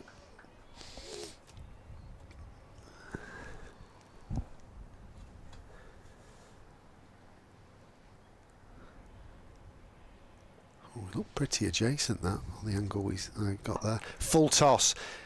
Oh, great effort by deep backward square leg. I'm not sure it actually carried because Smale slipped backwards, almost caught it or stopped it on the half volley.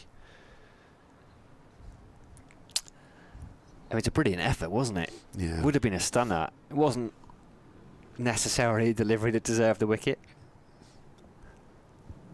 Georgie Boyce deserved a little bit of luck after her year last year. Bryce back on strike and drives it up to mid-on, or long on for another single. That's the end of Hannah Jones's first over in a second spell, yielding the wicket of Georgia Elwiss. Just looking at that LBW shot again, it's not a straight on angle. It looked adjacent from a mid-on view, so I can only seem to think it maybe was a little bit leg side, but if I was stood at mid-on I'd be appealing myself, but the umpire's got the best seat in the house for that one, so I'm assuming it's just a little bit leg side. Now, in conversation with Mahika Gore and skipper Ellie Frelkerd, I'm not sure if the wicket changed the plan. There was a bit of a meeting going on before the previous over between Jones, Frelkerd and Kate Cross, trying to work out who Frelkerd was going to turn to next, and it is the return of Mahika Gore. 1 wicket so far for her in the game. The first wicket, that of Tammy Beaumont. 5 overs, 1 for 27. Feels like a long time ago now that Tammy Beaumont fell. Catherine Bryce will take strike, 58 unbeaten from 82. Georgie Boyce has a couple down the other end. Keep her up to the stumps.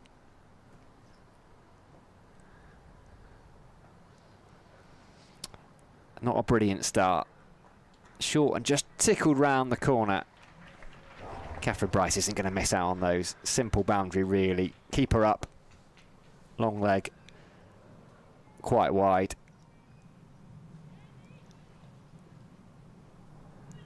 Not the start she would have wanted. It immediately means Ellie Frelkerd is going to take that helmet off and stand back to Mahika Gore. Yeah, I don't think she needs to stand forward. It's not like Bryce is charging down the crease, and it's not like she's, you know, hitting at 120 strike rate. She just needs to bowl good areas and continue to choke Bryce up.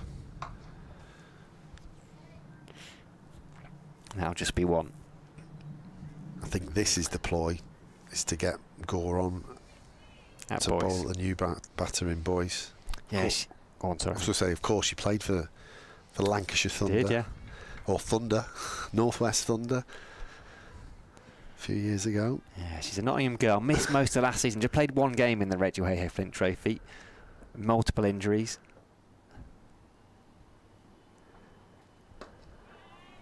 Spent a bit of time in the winter out in Australia playing. Fit through pre-season. Great to have her back and available under new coach Craig Cumming, who we haven't mentioned yet, actually. New Blaze head coach. Not Australian, New Zealander. Played a bit of international cricket. Did he get hit by Dale Steyn in a test match? Nasty eye or cheek injury, if I remember rightly. It's on YouTube, yeah. Ooh, don't look at that. Fuller from Gore. Yeah, I think he got knocked over by Brett Lee, knocked off his feet by Brett Lee as well. But a great domestic record in New Zealand, Craig Cumming. Plunkett Shield winning captain for Otago Volts.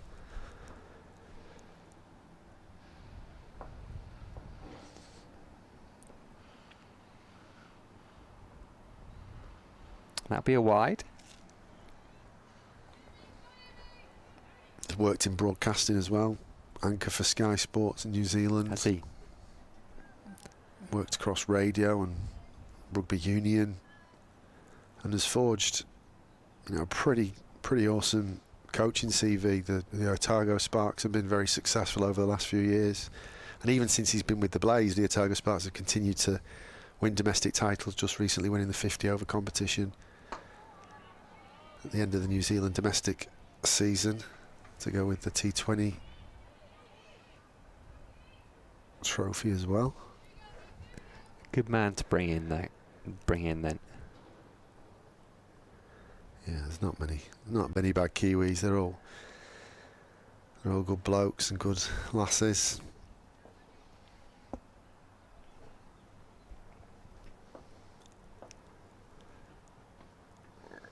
That's a beauty. That's better. Just needs to find consistency, Mahika Gore. End of the over. It's her 6th. 34 gone in the innings. 156 for free. Craig Cumming replacing Chris Guest, head coach when the Blaze won the Charlotte Edwards Cup last year, the T20 competition. He's gone to Loughborough to work for the ECB.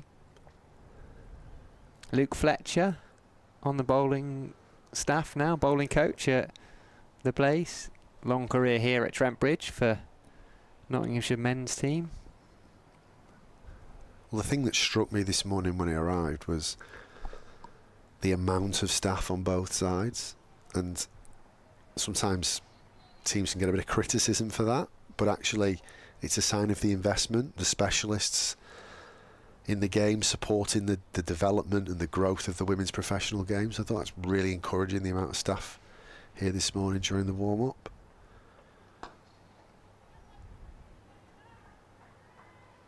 Hannah Jones continuing, and Catherine Bryce continuing in her merry way, hitting the ball up the ground for another single. And there was a real sense of togetherness this morning with the Blaze. Big huddle, couple of cap presentations for the two debutantes in Elwiss and Jones. Yeah, I think Marie Kelly wrote a poem for Really? Amy Jones's cap presentation, which was apparently quite spectacular. Boyce gave that one the kitchen sink, didn't quite get it away. Two from 9, Georgie Boyce.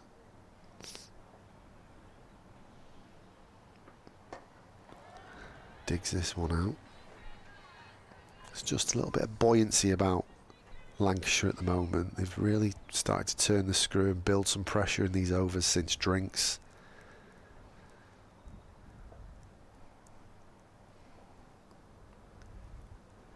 A little bit short of this one, and Boyce is able to pull it away. Plenty of cover on the leg side for Lancashire though, so it's just a single.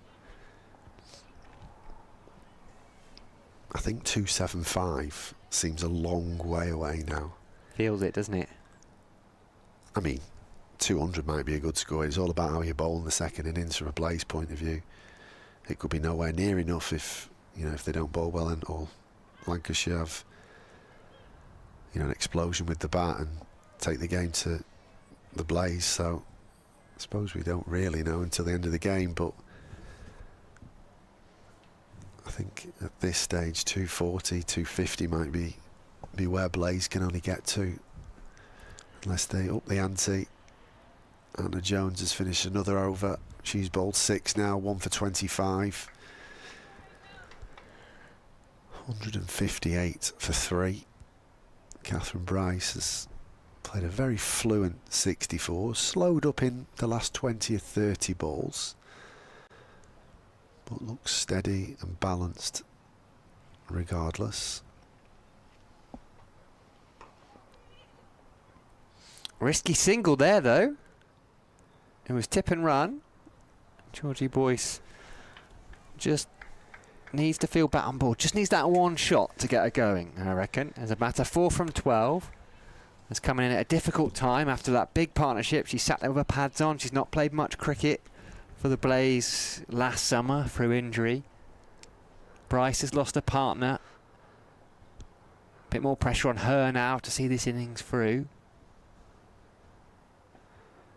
If there is pressure, she's not feeling it. She's gone down the wicket to Mahika Gore, bunted her over the top. It's going to stop up, plug in the outfield, but it's still going to run away for 4. Releases some of that pressure, if indeed there was any. She moves on to 68. Score goes up to 163 for 3.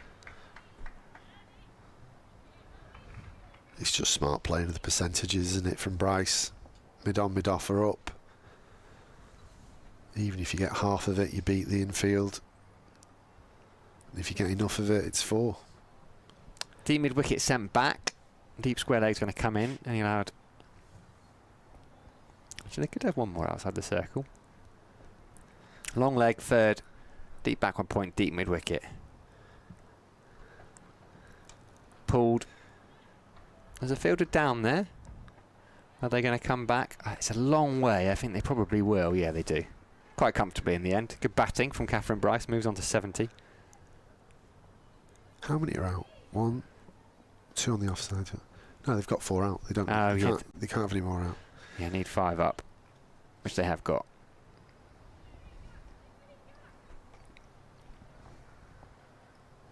Seven from the over so far.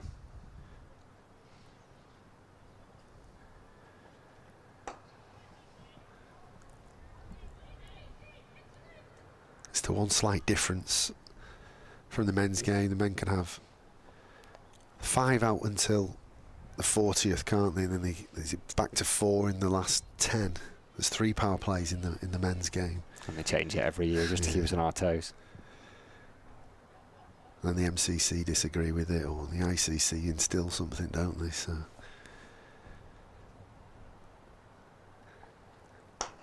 Chipped. Is it over Kate Cross? No, it's not. No, it isn't. And that is a huge wicket. That is the end of Catherine Bryce. She's batted beautifully. She made her way to 70 from 89 balls. And just the time where the Blaze needed to kick on, pick up that run rate. Mahika Gores picked up a second wicket. She's combined with Kate Cross, who was back on the edge of the 30-yard circle at mid-off, who takes the catch. And the Blaze have lost their 4th wicket, 165 for 4. yeah, I can see what Catherine Bryce was trying to do. Continue to take the pressure and throw the punches at Lancashire. Not quite got hold of that one. You could argue she didn't quite really need to do that. She'd already got a boundary in the over in a similar region over the top of mid-off. If anything, the aggressor needs to be the other batter. Bryce just needed to knock it around and bat to the end, and the batters that come in at the other end have got the licence to thrill. But that can't be undone now. Bryce departs for 70.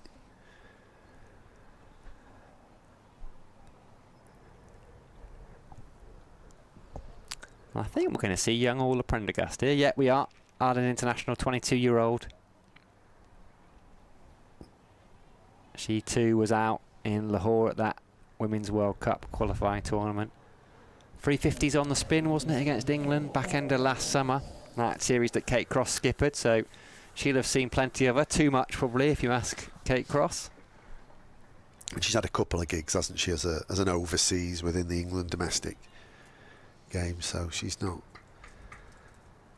uninitiated with English domestic cricket.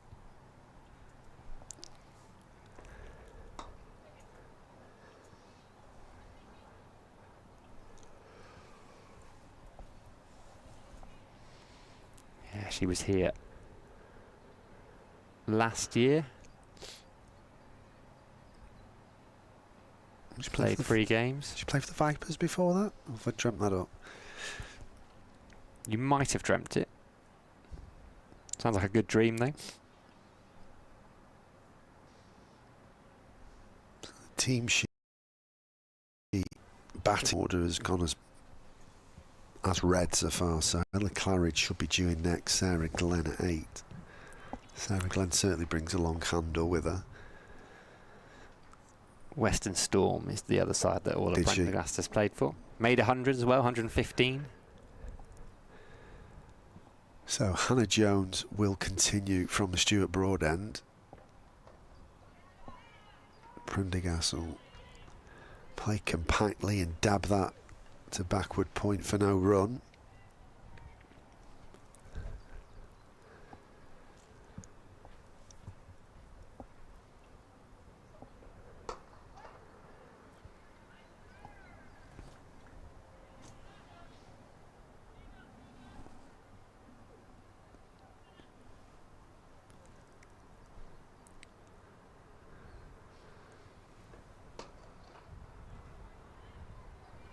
Full toss there from Jones, gets away with that one. Squeeze is on from Lancashire.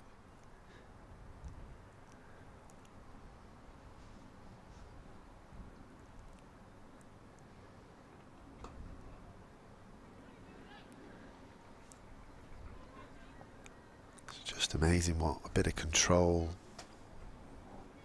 brings. A wicket. It creates that tentativeness in the batters. The boundaries seem bigger. The gap seems smaller.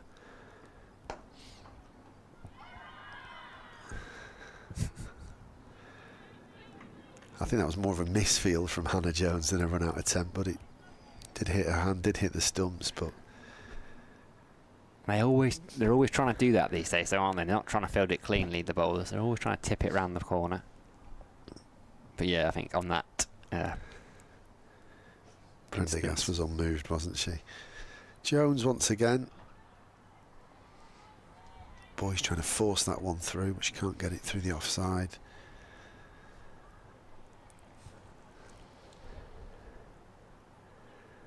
Well, the scoreboard said 7 overs for Hannah Jones. She went back to a mark, and then umpires confirmed, decided it is over. So 167 for 4 are the Blaze. Another tight over from Hannah Jones. A squeeze is on from Lancashire.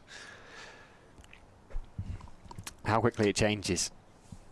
5 overs ago, 146 for 2. Georgia Elwiss 49, Catherine Bryce past 50. Blaze feeling pretty happy with life. Maybe would have liked to have scored a bit more quickly, but set up for a potential big finish. 5 overs later, 167 for 4. Both set batters gone. Annie Frelkeld, the happy of the two skippers. Nice shot from Prendergast. They'll come back for a couple. Sun's out. Summer again. Lancashire subfielders sat down there on the deck chairs. There's not many Blaze out though, is there? You can't see the Blaze crew at all. They must be under this canopy of the stand here where we can't see them. It's a bit of a maze here, this Radcliffe Road end. I know they've turned some of the hospitality boxes into temporary changing rooms while the pavilion is being given a bit of a facelift. I always get off on the wrong floor to come to this commentary box. Every time. Find myself a floor too low. That's because there's media suites on 3, 4 and 7, isn't there? So you've got to pick which number, and normally it's the wrong one. Shouldn't trust my instinct.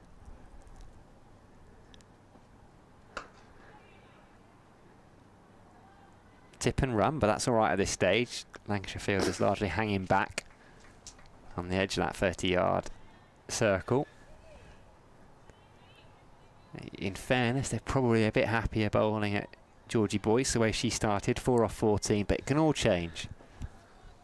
One ball that comes off the sweet spot, one boundary, just change the tempo.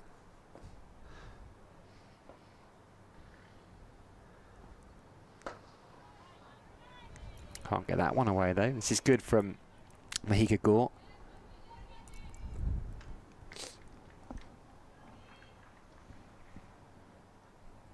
Two balls left of her 8, 2 for 44 so far. Not as frugal as some of her teammates, but she has picked up a couple of big wickets. Tammy Beaumont and Catherine Bryce. That's what she's in the side to do. Strike bowler. She gets one away, Georgie Boyce. Will that be the boundary that gets her going? Flicked between mid-wicket and mid-on. Runs away for 4. Boyce has 8 from 16. 7 off the over so far. Decent over from the Blaze. 12 left after this one. 7 and over from 12 would give them another 84 runs. So what would that take them to? 258.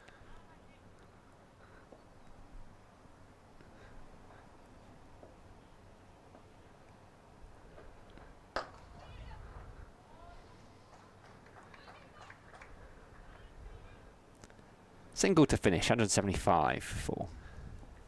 That was probably the best shot Boyce has played, that on drive. Just good balance and then good urgency to take the single and put the pressure on mid-on. Lucrative over for the Blaze. 8 from it.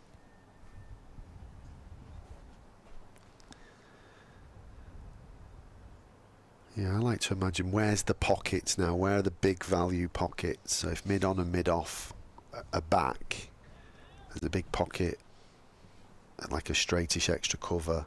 It's a big pocket, kind of at a wide, straightish mid-wicket or cow corner, as it can be colloquially described as.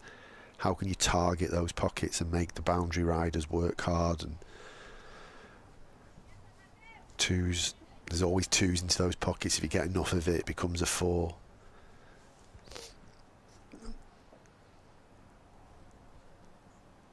Hannah Jones is going to continue. So far so good from her 7. Full toss. Almost hit too well from Georgie Boyce. Can't get that one through. 23 dot balls so far from Hannah Jones. She's really built some pressure up from the Stuart Broad end. And this one's hoisted over the top of mid-off ball and get the station. Boyce is starting to gather a bit of momentum now. Moves on to 13 from 19. Plays on to 179 for 4. Rocks back this time. Takes one to the extra cover boundary fielder for another single. 180 for 4. Not going to be far away from the 200 mark at 40 overs. Maybe a little bit behind. Just a little smidgen behind the 5 runs per over mark. Prendergast on strike. Worked into the leg side, but no run. Someone's got to be given some, well, you can almost say that both of them have got licence for the last 10 to just try and get on with it and make hay. Prendergast hoiks at this one.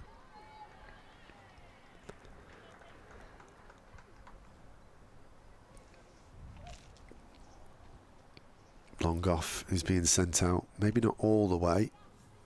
Deep squares brought in. Mid wicket's now vacant. There's a big pocket up to that straightish mid wicket. The ball will just be tickled into that. Just be the single.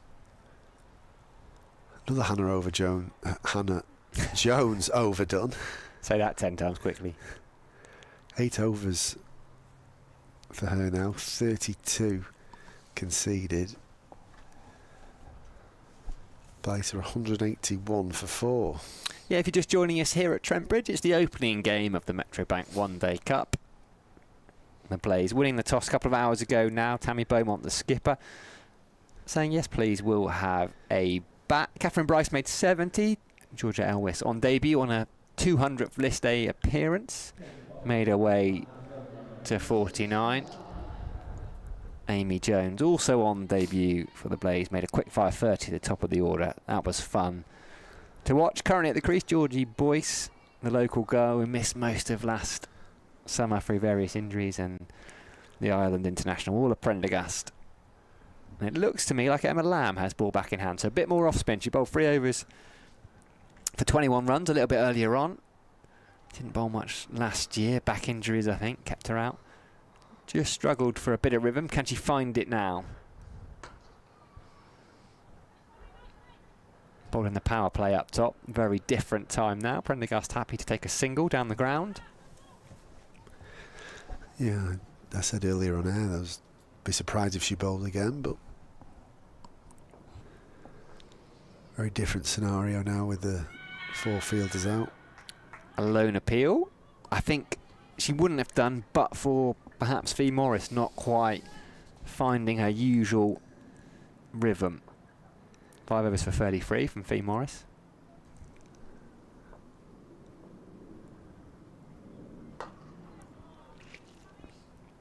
Just 1 down the ground.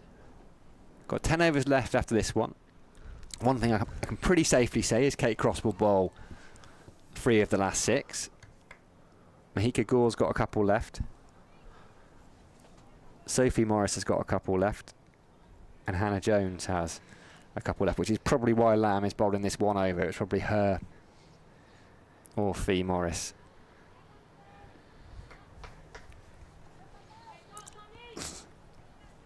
And also, if Emma Lamb needs overs, She's probably better bowling at these two. I know Boyce has started to get on with it, but probably a good time to get Lamb on against two batters who aren't quite set.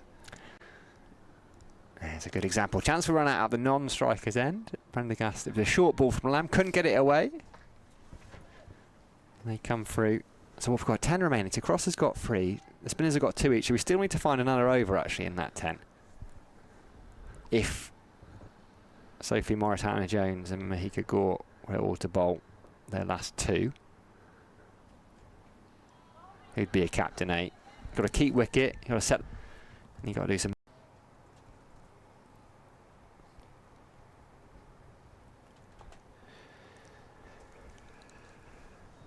Yeah, 275. That was the. I nailed my colours to the mast early, didn't I? With that figure. So what's that? 9s from here. Yeah, 90. Possible. It's possible. I think 250 is still a long. It's a long way. It's conceivable, but it's a long way when you've got to face up to Kate Cross, who is going to come back on at the Stuart Broad end.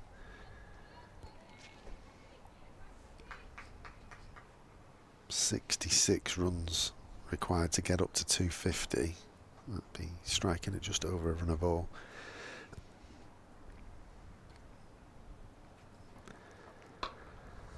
Cross is in, and Prendergast has hoiked that one. It was pretty ugly inside half of the bat. She's managed to squeeze it through though for a boundary in front of the Acrisure stand.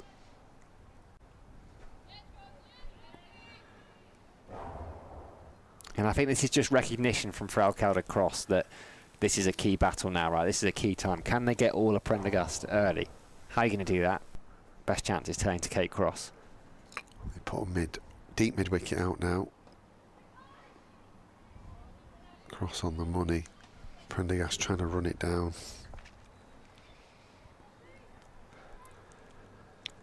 Ella Claridge probably to come in next. She had a productive summer last year in the 50 over comp. Couple of half centuries for her. So still batting to come.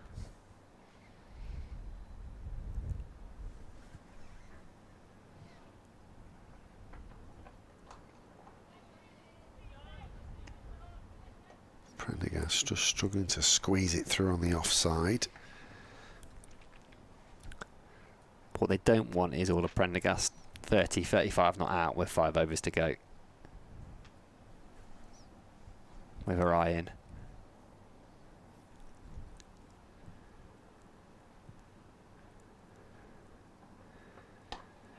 Prendergast has slashed at that one. Oh, it's been dropped by backward point. Pretty elementary catch. And Katie Mack has shelled that one. Cross has created the pressure. Induced a false shot. But the chance can't be taken.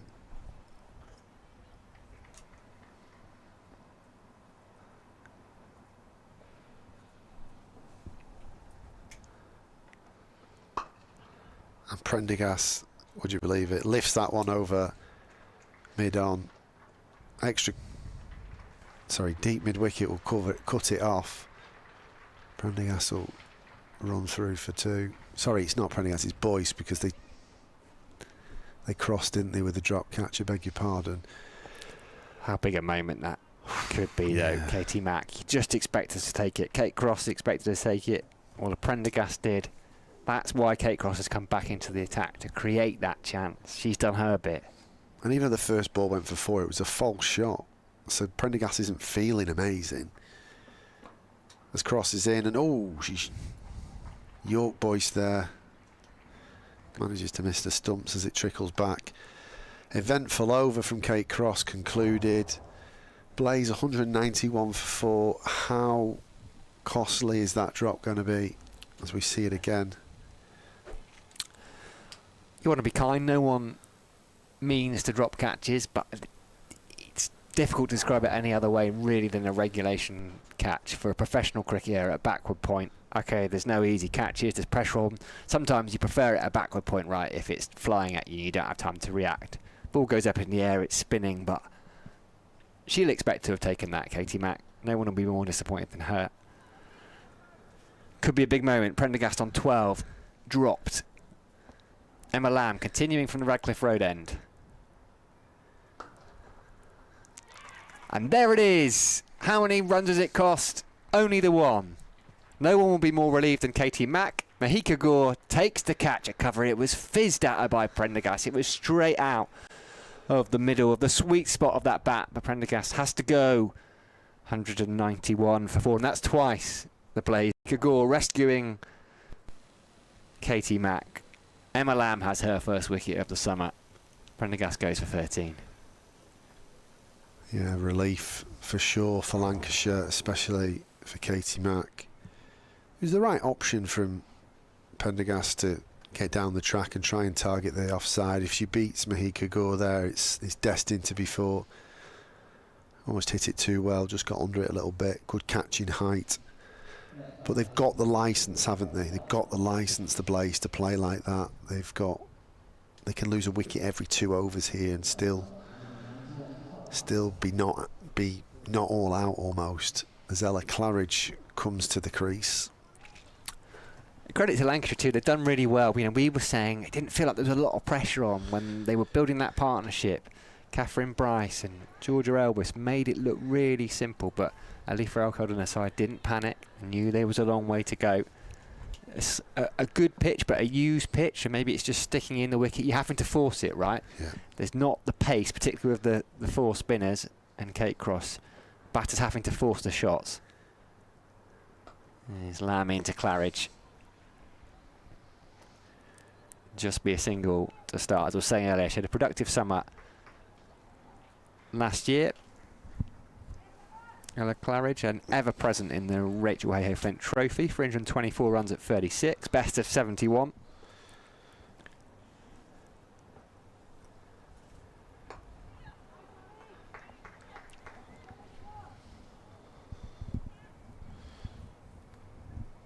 Boyce now the set batter. She moves on to 18 from 26. Picked up the pace a little bit. I think she was 2 from 10 at one point. Can she get going? Can she free her arms?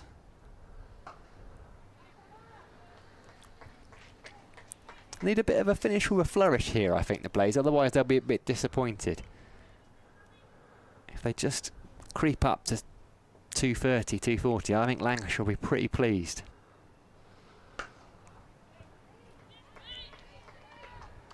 Particularly with the Blaze having won the toss and said, we're going to set you a total. They'll want it to be imposing. That Beaumont. Slog swept. Katie Mack, chance of redemption. Takes the catch. There it is. Ella Claridge's stay at the crease is a short one. She's gone for just 1. Emma Lamb has bookended her 5th over with a 2nd wicket, with 2 wickets.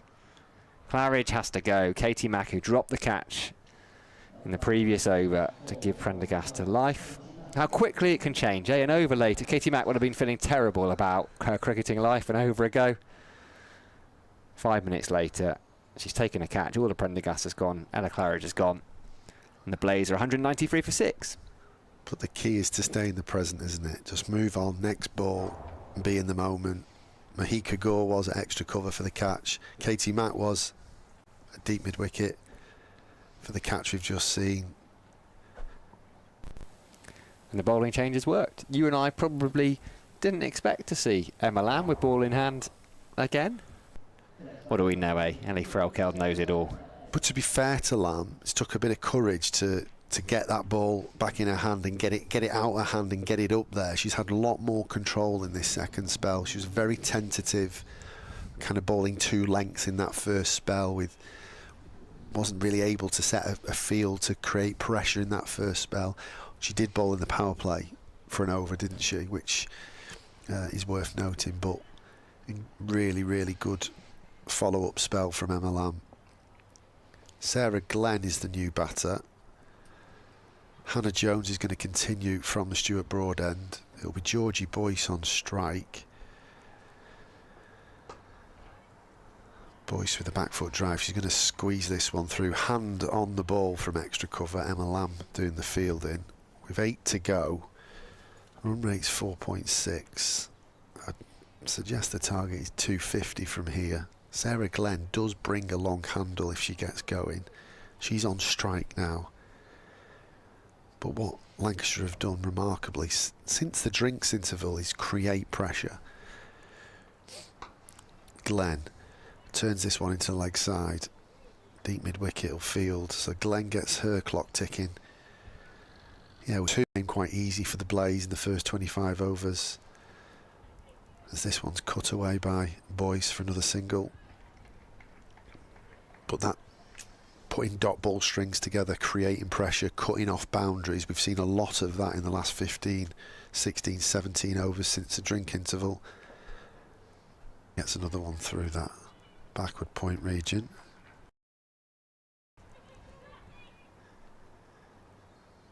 I think the thing that's disappointed me from a Blaze point of view is Beaumont, Jones, Bryce.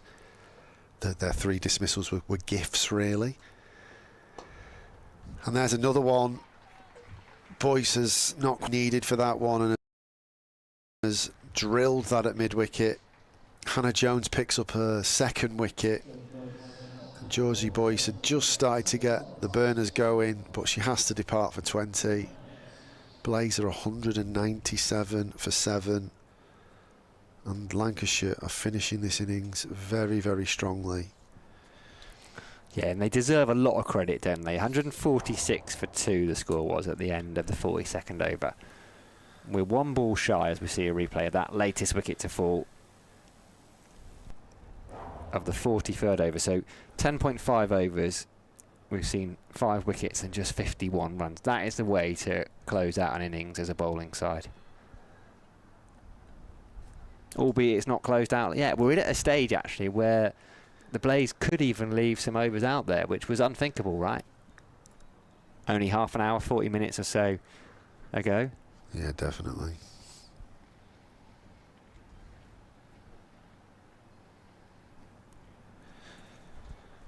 So, new batter to the crease. Josie Groves. She'll face up to Hannah Jones.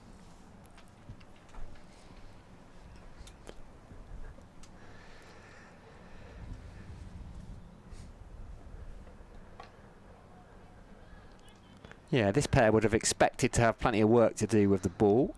A couple of leg spinners, would expect them to get through 20 overs between them in the Blaze bowling innings. Not sure they'd have anticipated having as much work to do with the bat today, but we are where we are. As you say, live in the present, and the present is Sarah Glenn and Josie Groves out there in the middle with the Blaze 198 for 7.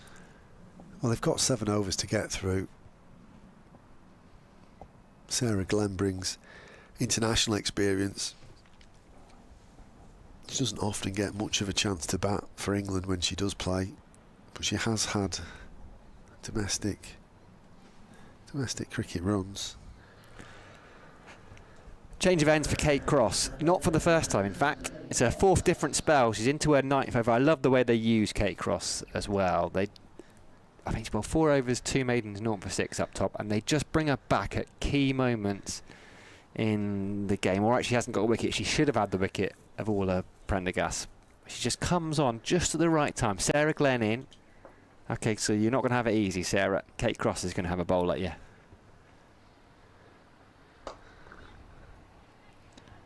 Flick to mid-wicket. Deep mid-wicket. Just a single. See how this field lines up for Josie Groves as Sarah Glenn runs down to have a word. She'll try and talk her through all of this, Sarah Glenn. Deep square leg, just backward is square. Fine legs up in the circle, as is 3rd and backward point. Cover point on the boundary. Cover mid-off, long on, deep mid-wicket.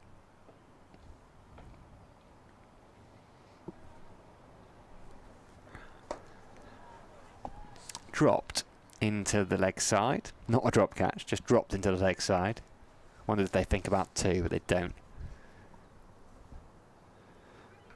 The one big difference with the top and middle order batters to the lower order batters is the top order batters can pick their areas of the ground and go and target them and put pressure and throw punches back at the bowlers, but you just get the feeling with the lower order batters that yes, there'll be a run into leg side, but that's all it will be. Can they go over the top of mid-off? Can they go over the top of extra cover and find the high-value runs?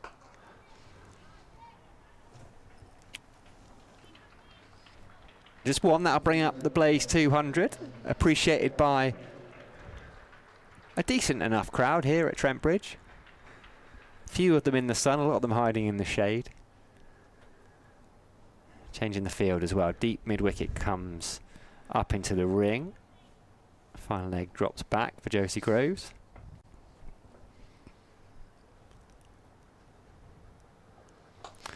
She tries to go up and over. Oh, and it's a drop catch. It was a difficult one. It was spinning.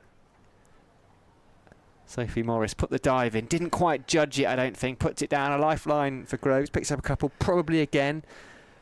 One that you'd expect to be taken at this level. If we're going to say it about the previous one, I think we have to say it about that one too. Just didn't quite get her feet going initially. Looked like she got stuck and misjudged it. Yeah, you're not always fielding there to take a catch, are you? Really there to save runs, so it can catch you by a bit of surprise. Bunted into the leg side. Katie Mack will keep it to one. These two are trying to throw some caution to the wind, which I think is encouraging, because they're not going to get up to a competitive score of 240, 250 if they don't. And I'm not sure 225, 230 is going to cut the mustard.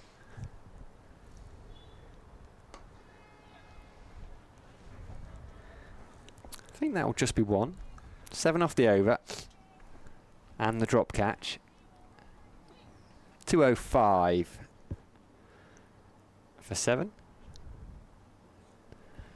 204 for 7. Scoreboard apparently had already updated. How quick is technology these days, eh? You look up and the scoreboard's already correct. That's just me making excuses for my own inability to read. Sarah Glenn's got 5, Josie Groves has 4, and there are 6 overs left. Hannah Jones will finish her spell. This is her 10th. 2 for 36 so far.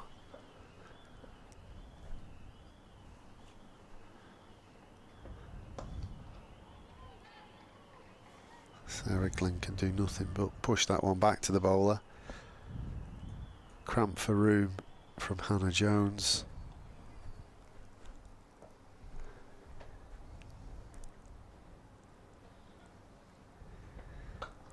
Glenn down the track. Very attractive shot. Opened the blade. Can't get back for 2, so has to settle for 1. Danielle Collins out there on the cover point boundary. Very athletic cricketer, has been in the action, saved a few boundaries so far in this innings. Groves on strike. This is dabbed for another single. Can't get it through past Katie Mack. Good running. Very good running. And then Threlkeld just dismantles the furniture, but the umpire's not interested. How can Blaze find a boundary here? How can they turn this over of 2 into a 6 or a 7? I can't remember the last time we saw a boundary. It's been a while. Maybe the Prendergast one through mid-wicket. Glenn down the track again, another attractive shot, but this time she hits it straight at Emma Lamb, so there's no single, no run. Spot on. First ball, the 41st over from the Prendergast off Kate Cross. Not what you need as a batting side at this stage. And as I said earlier, you know, we'll look back at this game, and whoever's minimised the boundary count and maximised the dot ball count will have win this game.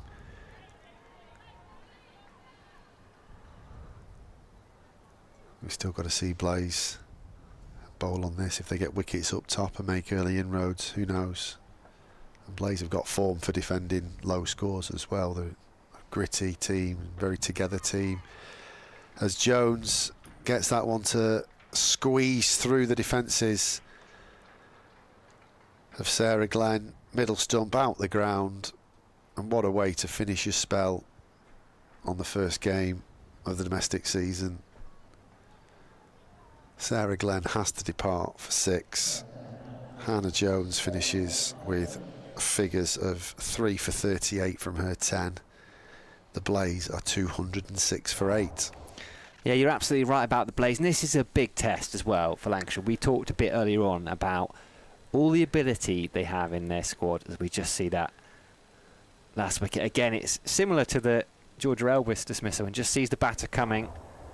This time middle stump rather than leg stump. But this is the chance. Can Lancashire put together a good performance with the ball and a good performance with the bat? Because if they can, I'd make them favourites to win this game. They pulled this back. They've got the momentum. As you say, some of the wickets, yeah, they've looked to force it a little bit too much. But Lancashire will know exactly what they've got to do. They're not setting a total, and it makes it a bit simpler from a batting perspective. You're not worried about whether it's a good score or not. You're just chasing a set target. And the pitch hasn't changed, has it? It's held together pretty well. There's not been any seam. There's been a bit of gentle movement through the air. It's barely spun either. And it's the best part of the day. It's gorgeous out there now, isn't it? Grace Ballinger is the new batter, but end of the over, so she'll be the non-striker's end. Josie Groves on strike. Kate Cross last over. Another dot ball, yet another dot ball from Kate Cross, her 37th.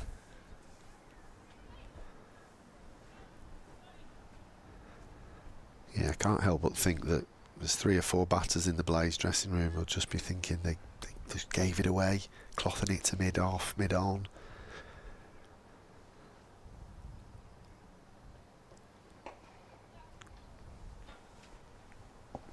Groves happy to take one.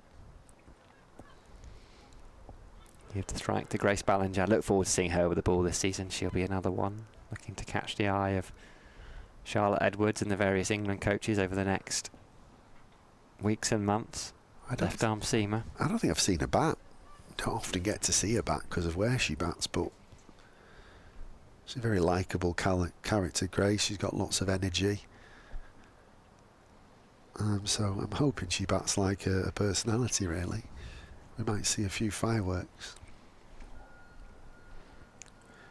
Cross is going to come round the wicket. Left-hander, best of 25 last year in this tournament. Well, in what was the predecessor to this tournament. Tries to plant that front leg and hoik it into the leg side. 3 balls left of what's been a very good day's work for Cross. No, nothing in the wickets column.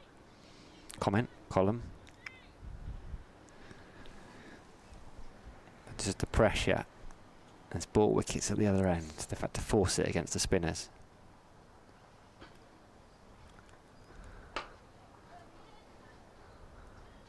Can't get it past Gore. That's a very, very nice balanced shot from a number 10 though, against an England international. I always think if she'd just called yes and done it quickly, she'd have got through for a single there.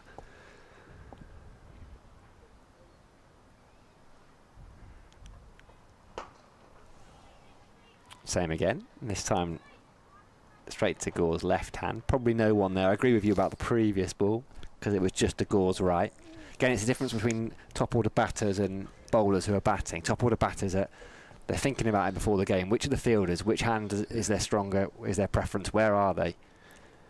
We saw that with Elwiss, didn't we? She was running the second the ball kind of kissed off her bat. Oh, that's a beautiful delivery. Just lost her footwork for a second, lost her balance, Grace Ballinger. Ellie Frelkel bails off quick as you like. Not out though, Ballinger survives. Kate Cross has finished her work with the ball for the day. She'll be hoping she's finished her work full stop. 207 for 8. Well, you say that, where do you think Kate Cross will bat in that side? Perhaps 8? Well, she'll still be hoping she's finished her work for the day. Yeah, maybe. No, actually, looking at that's not even a batting order there because it's got Threlkeld at 9. It's got Gore at 7, so she could bat as high as 6, Cross. We've seen about 5 and 6 for the Thunder in the past, and she's no mug with the bat. She's a good player of spin, she's good at sweeping and ramping, so... Your top 5 is Smale, Lamb, Eve Jones, Katie Mack, V Morris, Danny Collins maybe, and Frelka. So I don't know, maybe maybe 8 for Kate Cross. Sophie Morris is going to continue. She got 2 overs left, so she may see out both overs at the Stuart Broad end. We've got Josie Groves on strike. She's 6 from 7. Grace Ballinger at the non-striker. She's yet to score. 207 for 8. Make that 208 for 8.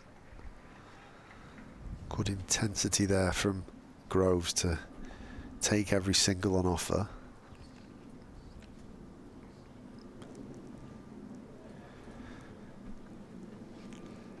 Ballinger taking strike for the first time from this end against the spin.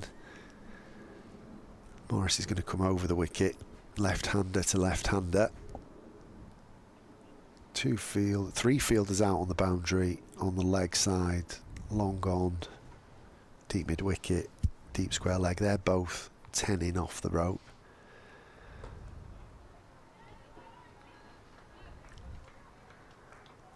This is the difference. It's almost like Ballinger's trying to survive. Just needs to eke some runs out here, try and get that score up as high as possible.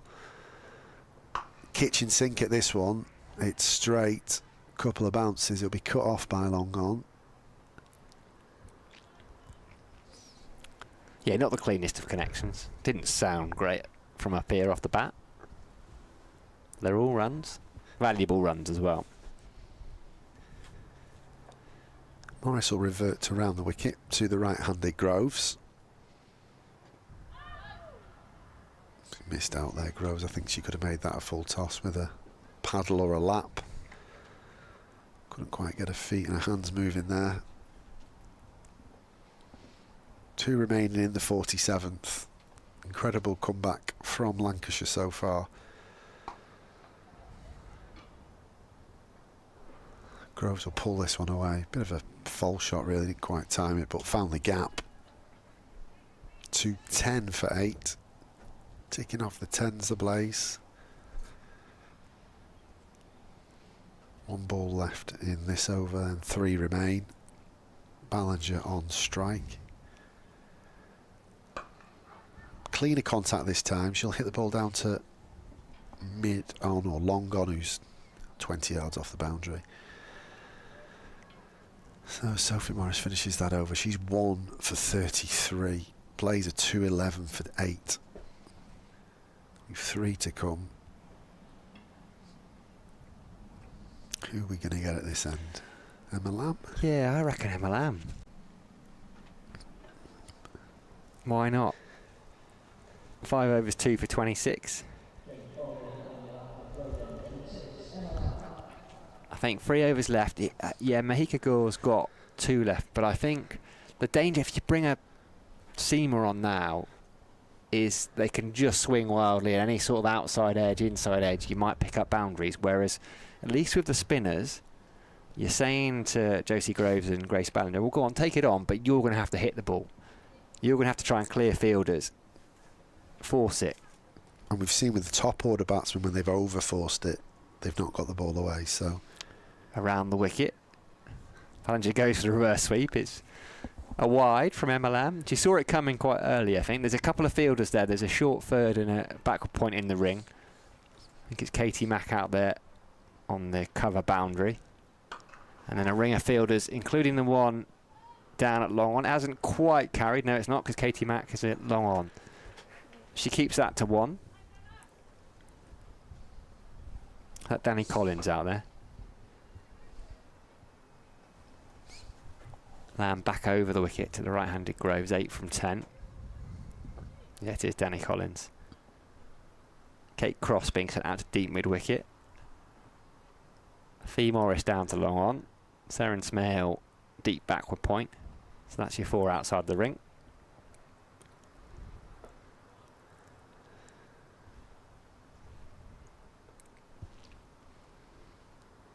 It's gone up in the air.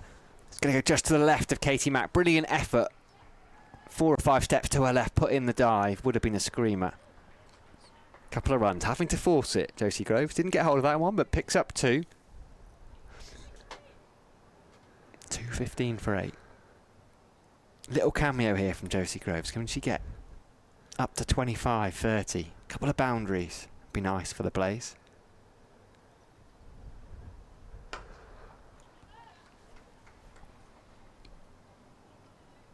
Good from Emma Lamb. Groves got into position early, so she just followed her. She was trying to open up that shorter boundary on the offside.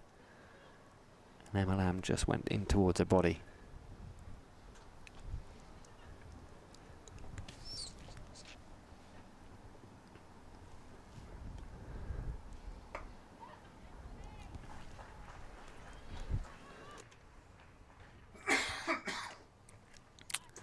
Good from Ballinger. I think the plan here is to try and give Josie Groves a strike. 2 balls left of over 48.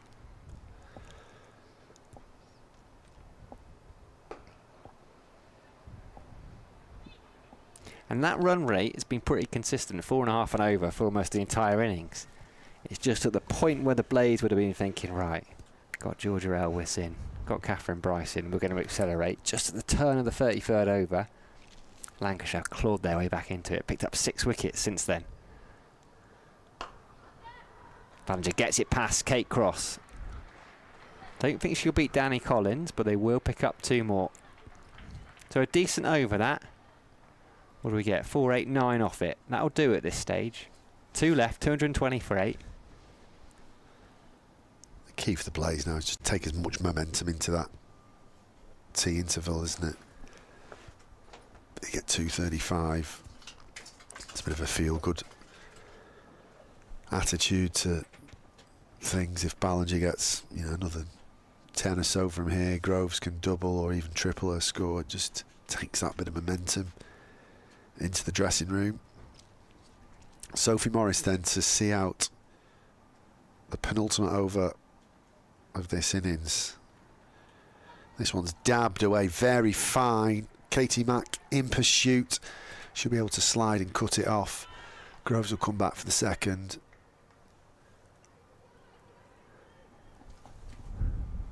Wrestling it back a little bit, Blaze, to post as competitive score as possible. Perhaps par was 225. It's been 4.5 from the get-go, really.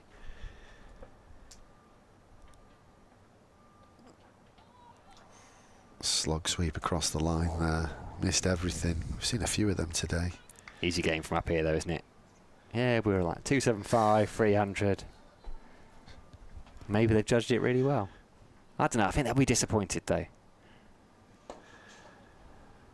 Groves bunts this up the ground. Misfield by Eve Jones at mid-off. So they're going to get 2. That should have only been 1. I think the other thing, as cliche as it sounds, runs on the board regardless. If you're 30 for 3 chasing 225, it will feel like an uphill struggle. So Blaze have got runs on the board regardless. Groves on strike again. Hits this one out the circle. Another misfield by Eve Jones. Probably only should have been 1 again. There's just been a few of those, haven't there, today? A couple of drop catches, a couple of sloppy bits of fielding, almost first game of the season vibes. Just get those cobwebs out. Not really an excuse, though, at this level. 2 remain in this over. Left arm round the wicket. And Groves will cut this one to Danny Collins. Groves up to 19 now. Brings Ballinger on strike. She's 6 from 10. 1 left in this over. So Morris will come back over the wicket. Left-hander to left-hander. Got a few field changes. What we're going to have. Emma Lamb moving the speed of light so a hat falls off. 5 on the offside. 4 in the ring. 1 push through at extra cover. Ballinger hit on the pad there down the leg side. There'll be no run. So the Blaze are 227 for 8. Sophie Morris, her return from 10 overs, 1 for 40. I think she'll be pretty happy with her outing on day 1 of the Metrobank Cup. Last over. Yeah, she will. Sophie Morris. Hannah Jones, 3 for 38. She'll be pretty pleased. Kate Cross would have liked to wicket, 0 for 30. Emma Lamb, who's picked up 2 for 35 from her 6. She's going to finish it off for us. What's she got? What's Josie Groves got? She's got a slot sweep. It's gone in the air. I don't think it's going to carry. And Kate Cross is just going to watch for the spin there. Keep it down to a couple. But this is decent from the Blaze. Partnership's up to 23 now. So finishing with a little bit of a flourish. It's all relative, but from where they were, potentially leaving overs out there, which is not good in one-day cricket. They might still, because that's a quicker, flatter one. Emma Lamb has her 3rd wicket. Josie Groves just looking to force it, as you do in the last over. No blame there. Emma Lamb, really good bit of bowling. Hitting the top of off stump. And the Blaze have lost their 9th wicket. Decent little cameo, though, from Josie Groves. 21 from 20 balls. 229 for 9. Yeah, I don't think you can ask much more from a number 9 to come out and get more than a run a ball. 21. At a time where they really needed a bit of impetus and a bit of momentum, so she's certainly done her job with the bat. Bit of turn from Emma Lamb there as well, and it's going to be the debutant, Charlie Phillips. We'll see her with ball in hand. Impressive pre-season by all accounts. Has earned her a spot in the Blaze side for Craig Cummings' first match of the summer. Maybe wouldn't have been expecting to bat, probably would have been hoping not to. Certainly with them, the Blaze just 2 down after 32 overs. Charlie Phillips would have been thinking, oh well, I can just get ready for a bowl. She's had to put the pads on. She's got 5 balls here. Aim is to score as many as possible. Dabs it into the leg side. Will they come back for 2 now? Grace Ballinger wants a strike. Kate Cross does very well anyway. 3 balls left, in fact, of this innings. 230 for 9.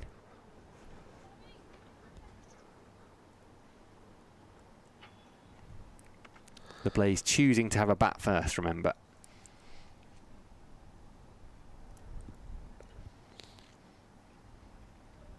Pulled into the leg side by Ballinger. Has she got that into the gap? Not quite. They'll pick up 2. Long on comes round.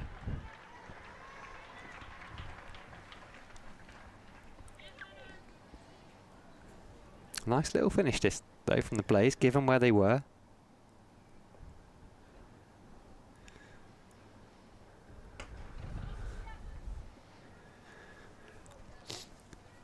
Should just be 1.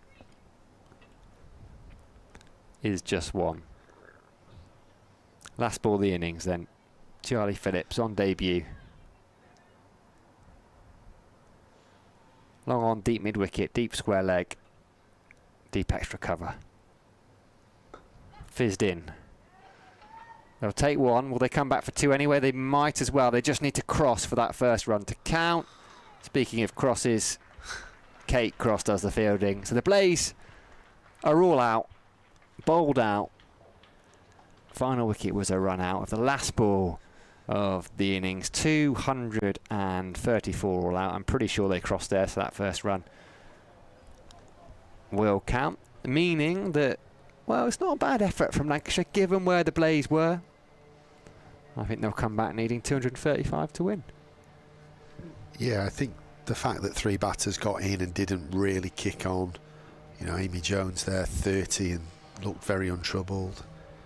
Catherine Bryce with 70 and Georgia Elwiss with 49. I think if one of them kick on and really convert, then Blaze are probably looking at a much higher score. But 2-3-4 is runs on the board. It's one of those middling scores. It's going to tease the spectators. It's going to tease us, and it's going to be a really interesting first 10 overs, I think, in that power play, because we didn't see the ball do much from a Lancashire point of view. So if the Blaze can make that ball talk a little bit and they can get early inroads, I think it's going to be a very, very interesting run chase for Lancashire. But we'll see. Yeah, brilliant effort from the Lancashire bowlers to pull it back. We were thinking 250 plus, maybe 275 at one point. Let's have a look at that bowling card. Spinners doing a lot of the heavy lifting there. 3 wickets for Emma Lamb. Hannah Jones 3 wickets as well. Sophie Morris, slow left armour, 1 for 40. Fee Morris also bowling a little bit of off spin. Kate Cross was frugal as ever, building pressure well from both ends. She had a go at both ends twice across 4 spells. And Mahika Gore picking up a couple of wickets. So there is the scorecard, 234. We will return in about half an hour's time, where Lancashire will be chasing 235 to win in 50 overs. The Blades, if they're to pick up their first win of the season, they will have to either bowl Lancashire out or restrict them to fewer runs than that. That's how cricket works, isn't it?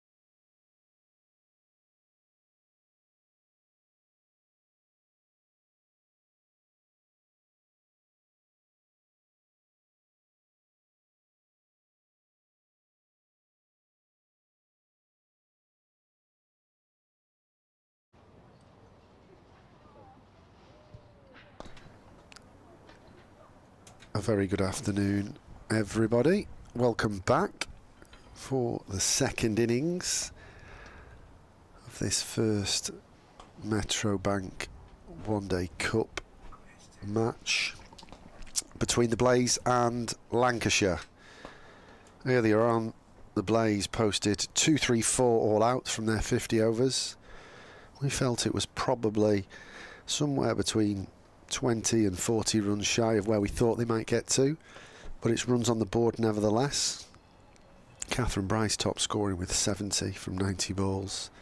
Had a really lucrative partnership with Georgia Elwiss, who scored 49. They put on 82 together in that stand for the third wicket. The umpires are out in the middle. The Blaze are on their way, led by standing captain Tammy Beaumont today.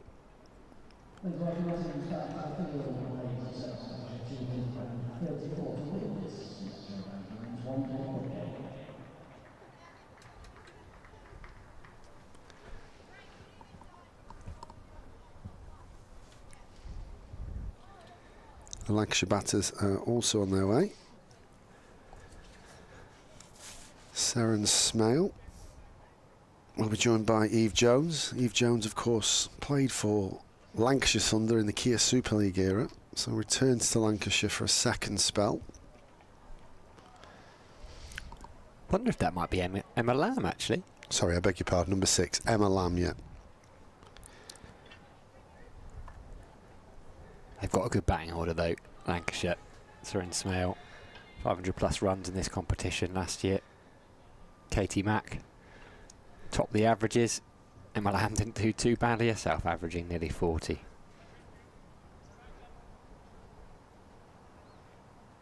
So Eve Jones will take strike, left-hander. Formerly of the central skipper, is going to open the bowling. Right arm seamer from the Stuart Broad end. 19 on her back.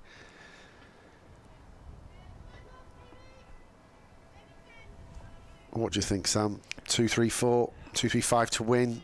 Is it enough? I felt it was under par. I did. Lancashire have to bat well. It's one of those awkward little chases, but they know exactly what they need to do. Here we go. Charlie Phillips with their first ball. Down the leg side. Well taken by Amy Jones. Umpire signals are wide. Yeah, excited to see Charlie Phillips though. I heard he impressed on pre-season. On pre-season? In pre-season. Taking the first over, you got Grace Ballinger. I wondered if Catherine Bryce might take the new ball. Kirsty Gordon, a big miss, slow left arm spin.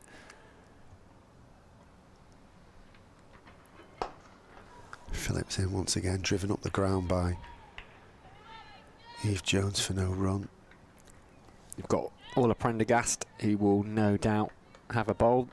Two spinners, Josie Groves and Sarah Glenn, both leg spinners. Sarah Glenn, all their international experience, I think she's going to be key. Her and Grace Ballinger to defend it's not a tiny total, is it? But it's at best par. Wide signalled again by the umpire, this time on the offside.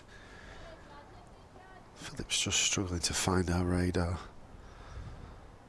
Phillips obviously came through their system at the Sunrisers before moving to the Blaze on loan at the back end of 2024.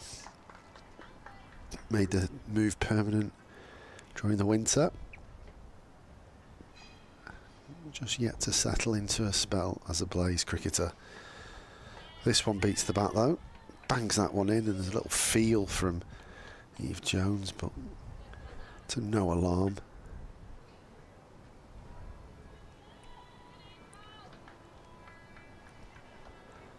Real chance here though for Lancashire. I think they won 8 of their 24 games last year. They're a better side than that. They've got a better squad, better cricketers. Chance to start with a win here, but won't be easy.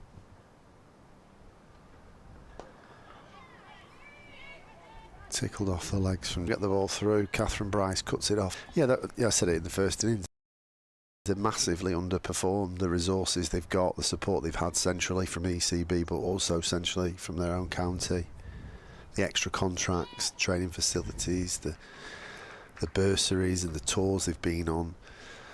I'm sure they'd have expected to have yielded a bit of silverware by now, but we haven't seen that yet from a Thunder or Lancashire squad. Jones, back foot punch this time, through the offside, through the covers. First runs off the bat, 4 to Eve Jones. Yeah, lovely shot. We saw a bit of that in the first innings, didn't we, with her namesake, Amy Jones. It was from the other end, but that short boundary to the left-hander as it is from the Stuart Broad end, if you're just over pitch as a seamer, top order batters are just going to lean into it. As soon as you beat the fielders inside the ring, it's 4.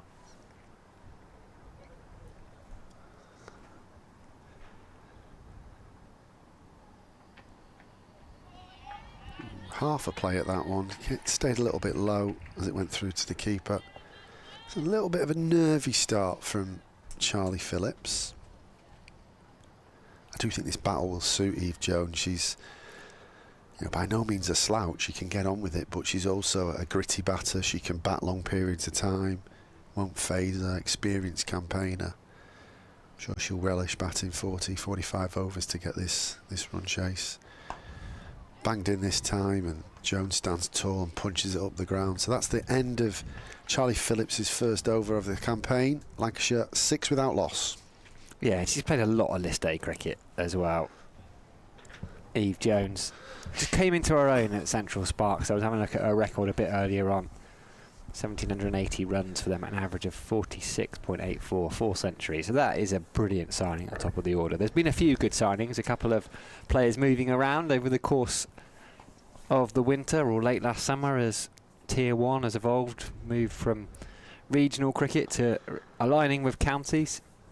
These two, not massive changes given the Blaze and Lancashire, well, the Thunder as they were already calling Trent Bridge and Old Trafford their homes respectively, but a few additions and quality additions for both sides. Speaking of quality, Grace Ballinger, left arm seamer, is going to take the new ball from the Radcliffe Road end.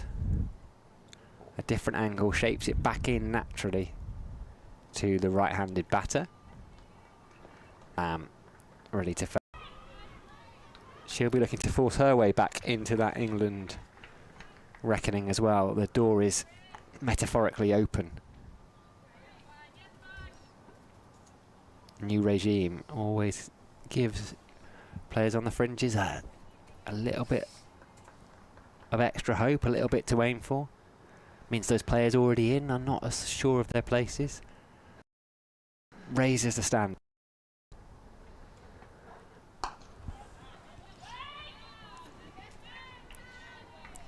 Players who want a good start here, they want a tidy power play, they want to pick up a couple of wickets at the top of the order as well.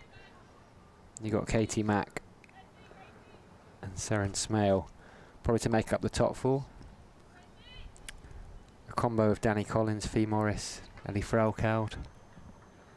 Maybe Kate Cross at 8, we were speculating.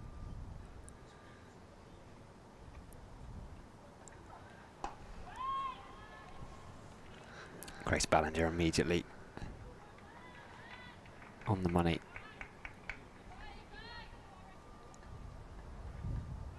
She gets the ball to swing late when she gets it right, Grace Ballinger. There's a little bit of gentle swing into the right-hander. We didn't see too much from Mahika Gore.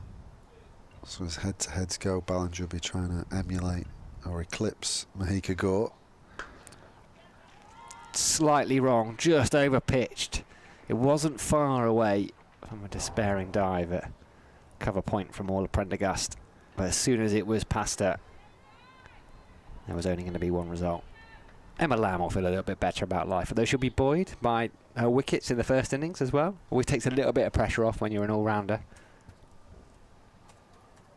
Yeah, bread and butter there for Emma Lamb. Put it away, but still got to be put away. She'll greatly receive that half volley. As she will that one. Fuller still, this time it's gone to Orla Prendergast's left, but the result is exactly the same. Back-to-back boundaries for Emma Lamb. Decent summer last year, 10 innings in the Charlotte Edwards Cup. 356 runs at a tad under 40. Made a century, 107. Wasn't so long ago she was playing international cricket. She will be harbouring ambitions of getting back there, and why not? Quality cricketer. We've made a solid start, 14 without loss. Yeah, there's a core of those, what I would describe, the old England Academy players, Holly Armitage, Eve Jones, Emma Lamb. Eve's never quite made it into a full England squad. Holly's currently been in the England A squad overseas and just returned, had one England cap. Emma Lamb broke through, showed promise, scored 100, didn't she? And then has had some injury challenges.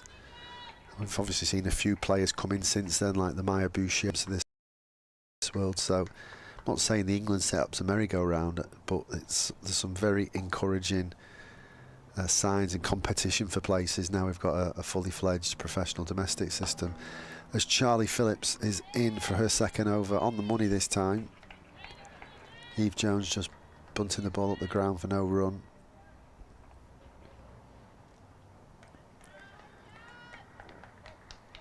But yeah, as much as England's had a bit of turmoil, I mean, I'm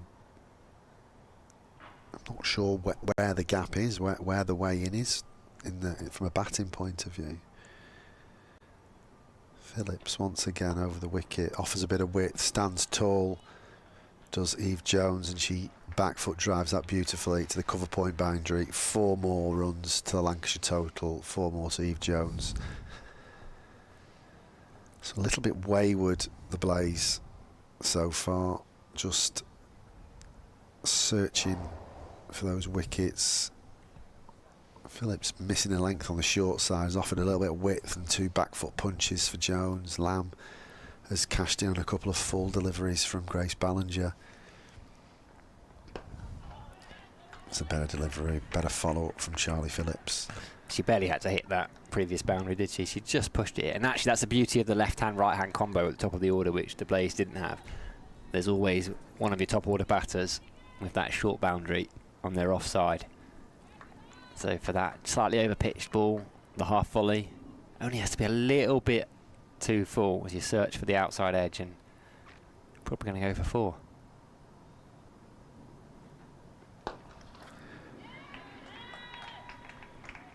Phillips in again and full and straight. Jones is striking the ball nicely. Doesn't quite get this one away. One Day Cup, Metro Bank One Day Cup. Have a look at some of them scores in a minute. Driven on the up from Jones this time. Splits, cover and extra cover. 4 more runs, glorious shot. And Thunder Lancashire have really thrown the first punch here in the power play. That's the 5th boundary in 2.5 overs. Racing on to 22 without loss. Durham have bowled out Essex up at Chester Street for 177. Durham are currently 13 for 1 in pursuit of 178. Just gets an uncomfortable prod out of Eve Jones there to conclude her second over. Lancashire 22 without loss.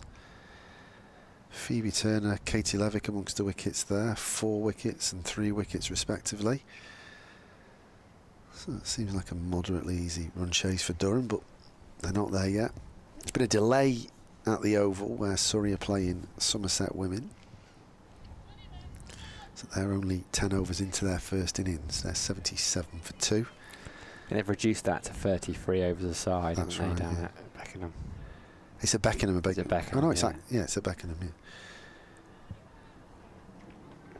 In Kent. Don't start, James. Ballinger. Expensive first over. 1 off the first ball of her second. Emma Lamb turns it round the corner. So she'll have her first bowl at Evie Jones of this game. Susie Bates batting up at Durham as well. The quality of some of the overseas players this year. Hampshire, Elise Perry coming over. Alana King at Lancashire a little bit later in the summer. Heather Graham will be back. Will be at Trent Bridge from the middle of June. Or the Prendergast currently. Not a bad signing. Will play the majority of the One Day Cup and the first 4 Blast games here for the Blaze. Yeah. And the other fixture over at Edgbaston, Hampshire Women are 208 all out. They're currently in the interval there. Rihanna Southby top scoring with 72.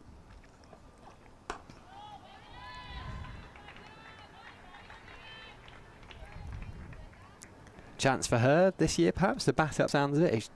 Place Amy Jones, probably no one, but when she moves on, is it a Bess Heath? Is it a Rihanna Southby? They're going to have to back it up with the bat and with the gloves.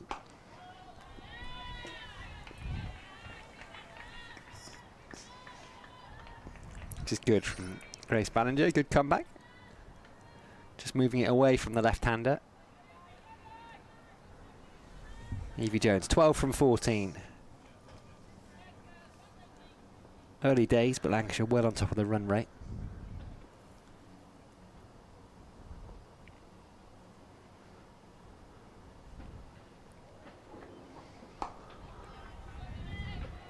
No slip for the Blaze, but there's probably a gully, you'd call it. Backward point, I think, is Josie Groves.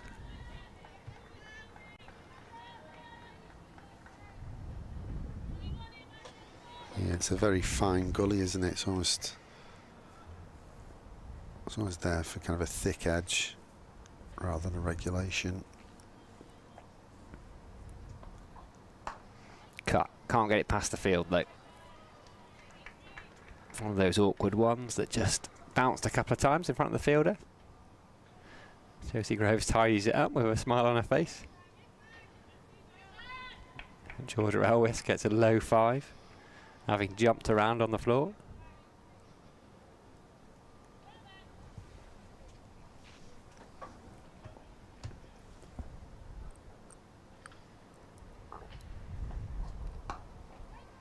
Can't beat the field.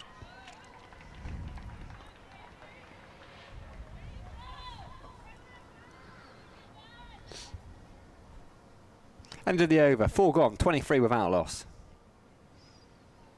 Bit of frustration there from Grace Ballinger as she takes a cap from the umpire and heads down to fine leg. Play's just searching a little bit here. Just got to remain patient. Might feel like Lancashire have got off to a flyer, but long way to go in this contest. Charlie Phillips will continue from the Stuart Broad end.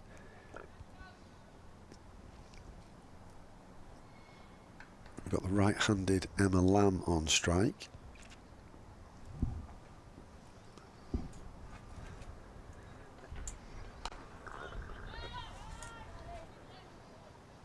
Better length from Phillips. It looks like her natural length is just back of a length by comparison to Grace.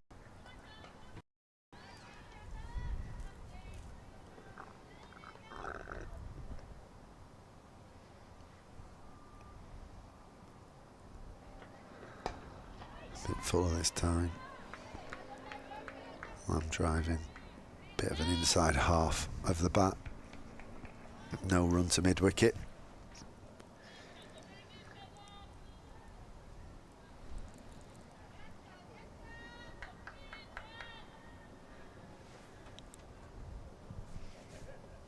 It's a bit different, isn't it? I don't know how much some of these batters would have seen of her, Phillips. Better areas this time from Phillips. Yeah, I've not seen too much of her. There's a bit of Malinga in it, isn't it? The angle where it comes from. Just the arm disappears and then suddenly comes over. Very difficult to replicate that with throwdowns or on the slinger. Not without dislocating your shoulder.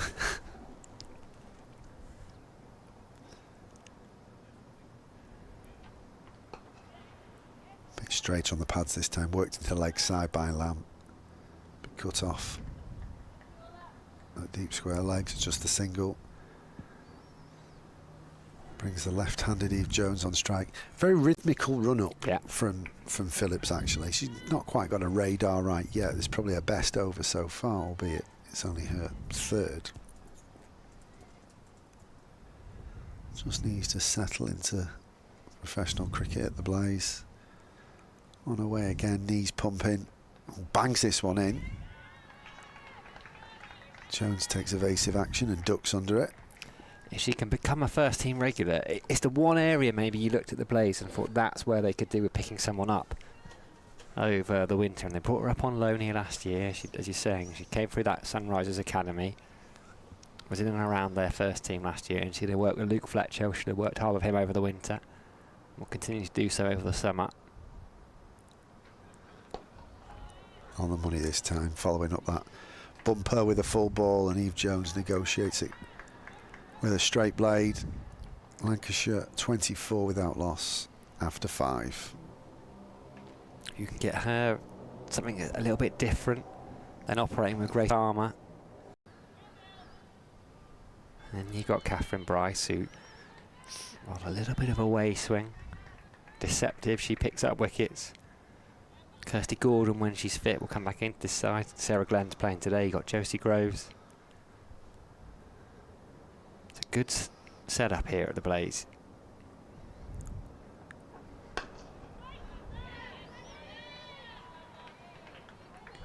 Sarah Glenn attacking that one, not quite getting the throw right to her England and now Blaze teammate, Amy Jones, who was scuffling up to the stumps. No harm done.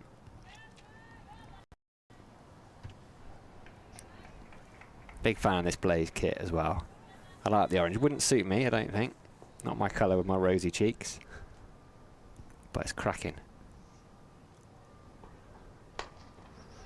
Can't get that one away, well bowled. I quite like the training kit. It's got that bit of gold in it. It's all black. Adidas stuff's nice, Yeah, generally, it's isn't really it? good. Smart. I went in the club shop this morning. I need a you know, the plastic you put on your feet, the scuff sheet on your bat. I thought they might have a bit, might have a few accessories in there. They don't, but I just looked at all the Knots apparel instead and the Blaze apparel.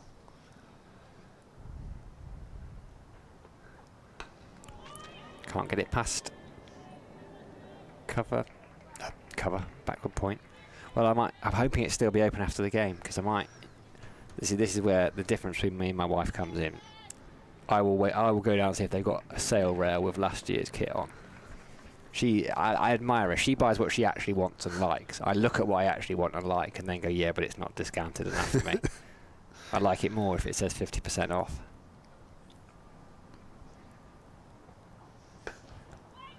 This is good.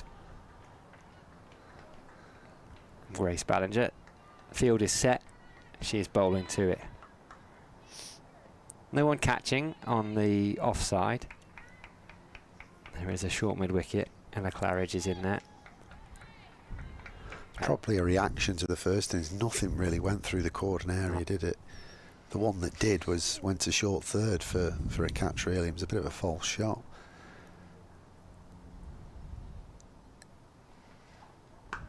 Here dumps with it.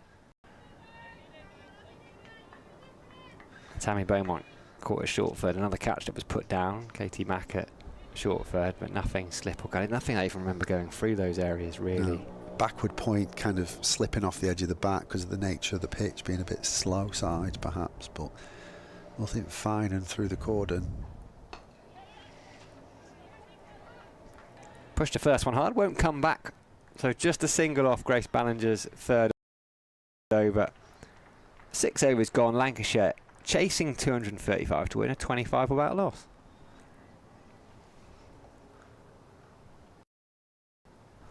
Yeah, I think to get 10 wickets here, it's going to be attritional stuff.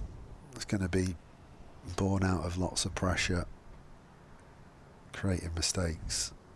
Don't think Blaze are going to be able to run through that in line-up. They didn't. Lancashire didn't run through Blaze by no means either. But they did create pressure in the second half of that innings, which just stifled the total of the Blaze. Good shot up the ground here by Emma Lamb. She'll squeeze it through and get a single. Mid-off can't cut it off, but mid-on can. Georgie Boyce coming round to cover for Sarah Glenn.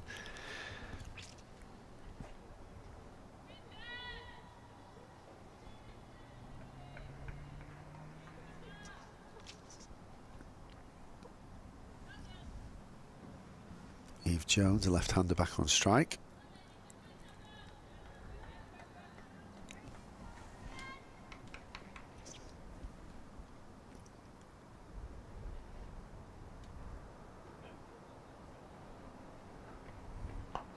Phillips bangs this one in and Jones stands tall.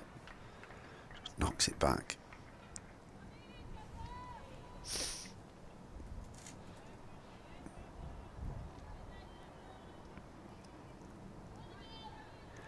Eve Jones' pads seem more maroon than red. Oh, you're testing my eyes now. I'm not looking at it live. I'm looking at the stream.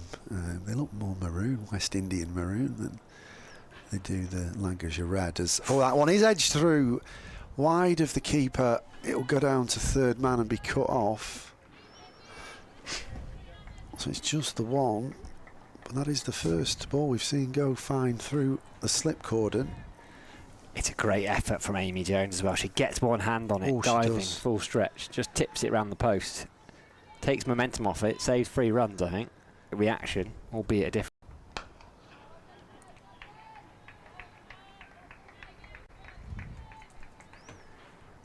Phillips back on the money to the right-handed Emma Lamb.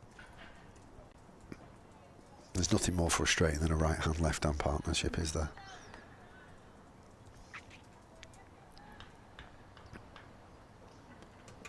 Just have to keep running, particularly when you got seamers on. Person that's at third, and as a captain, you can't.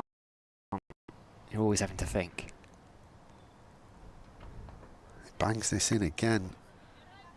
It's got to be something. It's Charlie Phillips came off the surface incredibly slow, almost like a slow ball bouncer. One short, one for the over. Eve Jones is laughing at the non-striker's end. Emma Lamb is looking as if to say it must be something. I think Moeen Ashraf has indicated, Naeem Ashraf has indicated that it was already going down by the time it passed the batter. Square driven beautifully by Emma Lamb through the 23-metre to yard circle and 4 runs. Easy pickings, offered a bit of width, driven on the up. Lamb showing her quality. As Lancashire move on to 31 without loss.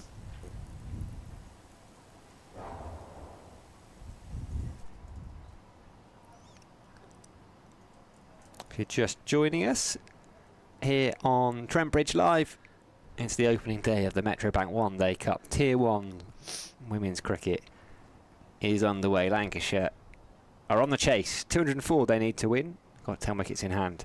Got 43 overs to do it. Could be a thriller. Grace Ballinger taking the new ball, about to bowl her 4th over of the innings. We saw spin play a huge part when the Blaze were batting. Emma Lamb, who's out there unbeaten on 16, she picked up 3 for. There's 2 seamers in the Lancashire side. We'll be interesting to see how quickly the Blaze go to their spinners. Now you've said it, I can't unsee the maroon on Eve Jones's pads. Sent back the wrong colour. Paint shop got the slightly picked the wrong number, not got the right shade on them.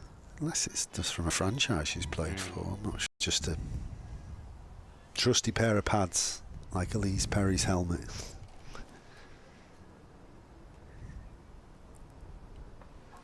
Superstitious lot cricketers. It's a nice drive, but it's straight at Sarah Glenn. This time gets a better throw in to Amy Jones.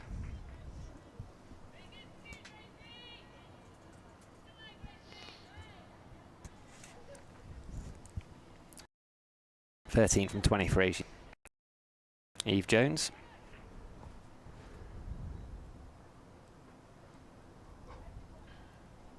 Just stepping away, just slight change in the field, I think. And the Claridge at a catching cover. There's a backward point, a cover point. And the Claridge at a catching cover and an extra cover as well next to her. You can see where I think Eve Jones is going to try and score runs. That's a wide. I don't know if it was a bluff, an attempt at a Yorker.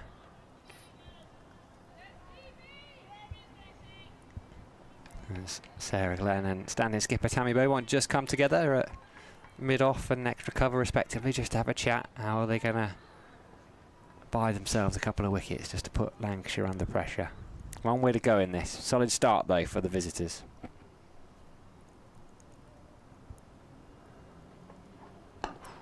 Well bowled, that's what she was trying to do. Eve Jones, using her feet. Yorker from Ballinger.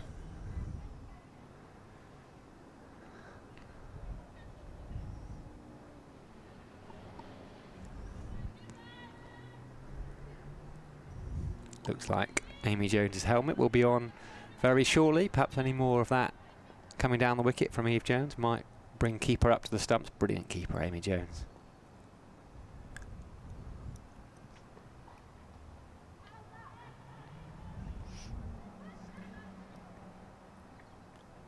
Wayward from Grace Ballinger. You don't want to be a keeper standing up to that. Wides, and they come through for an extra run, so that'll be a couple. Amy Jones, England's #1 since Sarah Taylor retired. Played a couple of hundred international games.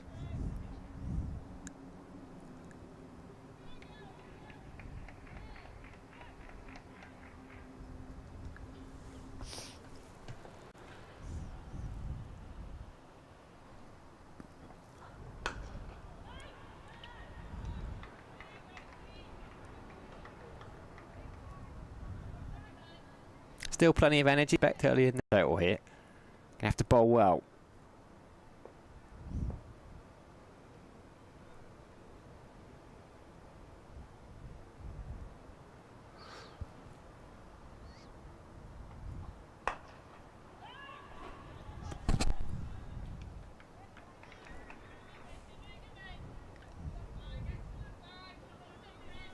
Couple of wides in the over already, so stuck in her 4th over, Grace Ballinger. It's actually probably been her best over if you take the wides out of it. Yeah, nothing off the bat yet.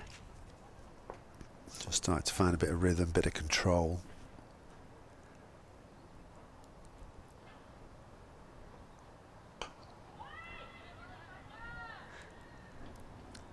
But for those wides, it would have been a maiden. Maiden off the bat, but 3 extras as part of it. So Ballinger's bowled 4 and it's 0 for 13.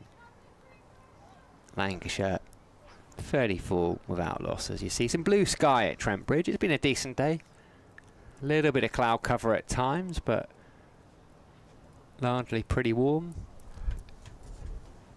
Couple of hundred maybe in to watch. Most of them gathered in that stand that you could see on the screen a second ago, just to the left of the pavilion. And we have a bowling change. We do. Catherine Bryce is going to bowl from the Stuart Broad end. I think this is a good change within the power play. We saw Lancashire use spin as early as the 9th over.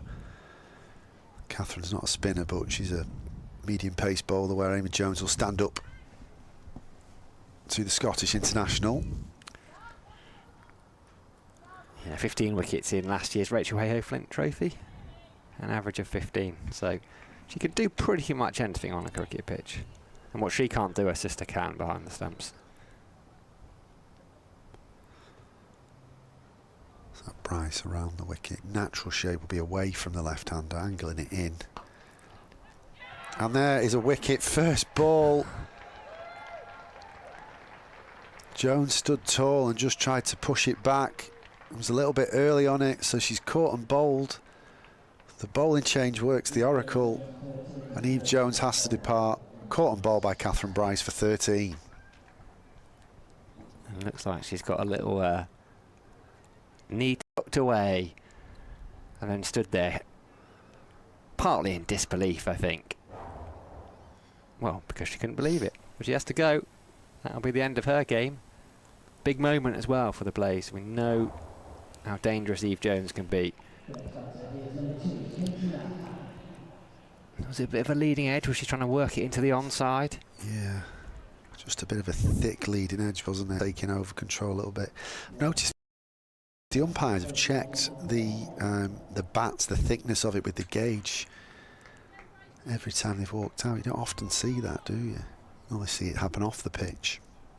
So Katie Mack has joined us, the Australian here as the overseas player. Topped the averages last year, a nudge over 40, 324 runs in her 9 innings. She sounds like she should be a sort of country and western singer, doesn't she, Katie Mack? Or a sheep or beef farmer in somewhere in the country in Australia, perhaps. Maybe she is. I'd go and watch her play guitar. At the ranch. Catherine Bryce then over the wicket now to the new batter Katie Mack. She's short and wide and feeds her a cut shot, which is greatly received by Katie Mack. She gets 4 runs in front of that Smith Cooper stand.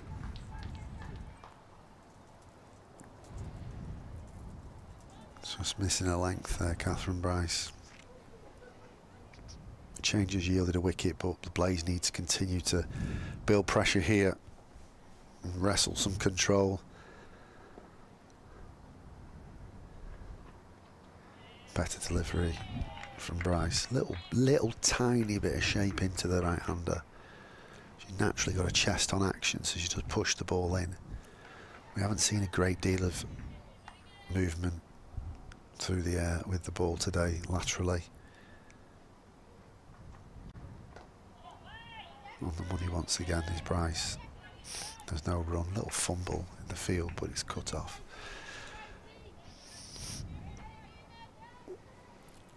Had a decent WNCL competition as well, the 50 over women's tournament over in Australia. Finished relatively recently. 403 runs.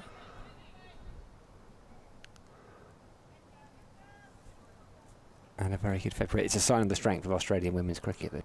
Leg sides, no run. So an eventful first over from Catherine Bryce. Wicket first up to remove Eve Jones. 4 second ball to get Katie Mack off the mark. And then 4 dots. Lancashire 38 for 1. Always something happening when Catherine Bryce is in the game. Psychologically, that total, that runs required is below 200 now. 197 for Lancashire to win. And Lamb, the opener, is still there. It's pitch when she was bowling a bit earlier on.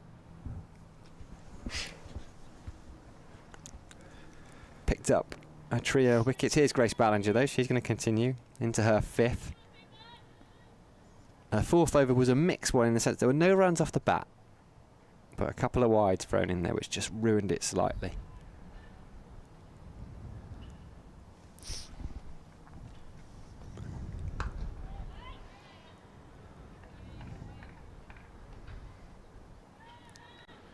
Picks up where she left off to Emma Lamb though, just inviting the drive and that ring of fielders. Tammy Beaumont at cover. All Prendergast at cover point. There's a backward point as well. Can't get it past them. Prendergast is in the game here.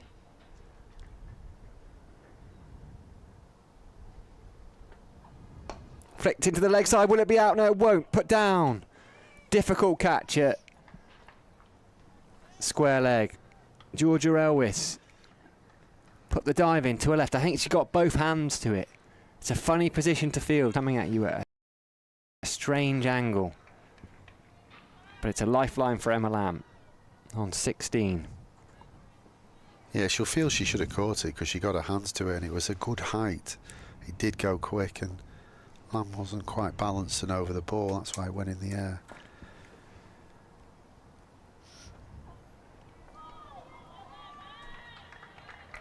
I feel like Grace Ballinger is one of those people who, you know, just wears her feelings, her personality are very much on her exterior. So those first 2 overs she bowled, you could tell she was seething. You know, you wouldn't need a sign round the neck saying do not approach. But these last couple of overs, she just seems to have calmed down, simmered down a little bit, and you're seeing that in the rhythm now and the execution of her bowling.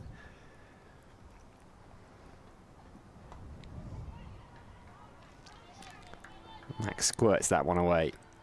A little tentative, though, against Ballinger. Previous delivery was a good one. That one she had to play at. It was on the stumps, just shaping into the right-hander. I wonder if that catch actually maybe just didn't come at Georgia Elwiss as initially.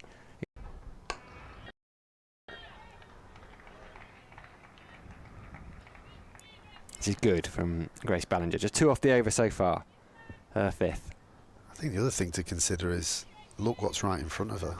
A load of white seats, and they're playing with a white ball. You know, It's a fair point. You're saying they should paint every seat or cover every seat for the game? I reckon that would be a good shout. or change the colour of the ball. Nah.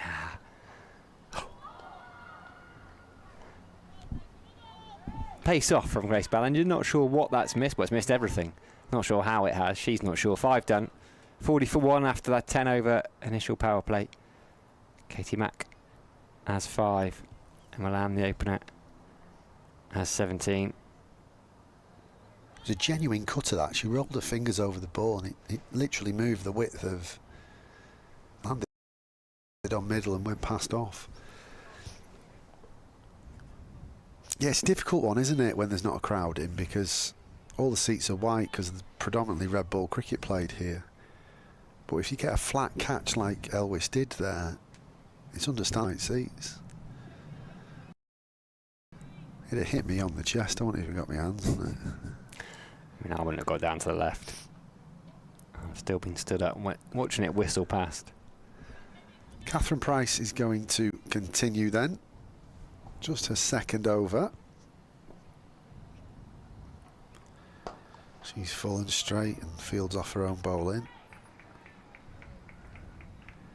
Well, it's been a very similar start to the first innings, hasn't it? Very little swing or seam. 1 wicket to fall. A few boundaries because the field's up. But I'd say, without checking the worm, it's pretty even. Mac rocks back on this one and punts it to mid-on and is on the rampage for a single and gets there comfortably.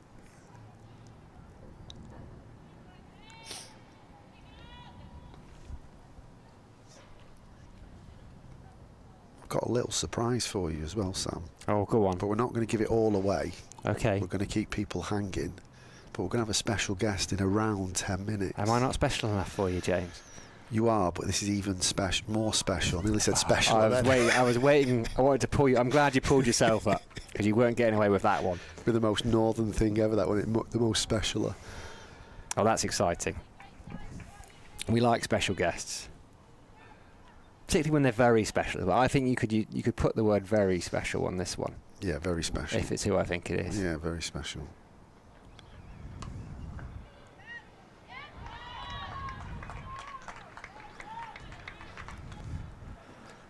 I just don't think that's required at this stage. She'd be kicking herself if she got out to something like that when she's looked good for a 17 so far.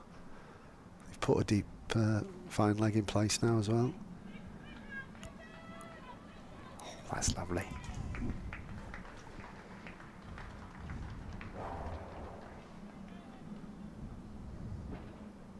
Forced a change in the field though.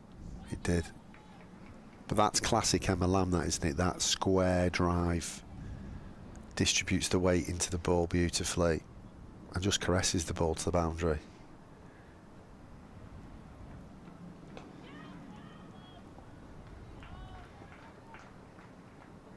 Good cricket, that. So this special guest has never played for the Blaze and never played for Lancashire. I'm not sure they're qualified to come on then.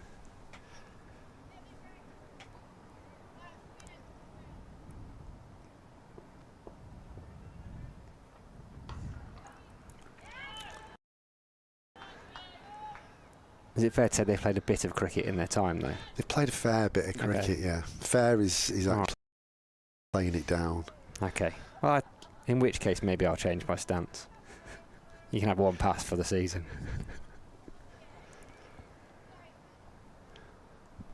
$11 gone, 49 for 1. Who's happy? I asked you this question pretty much this time at first innings.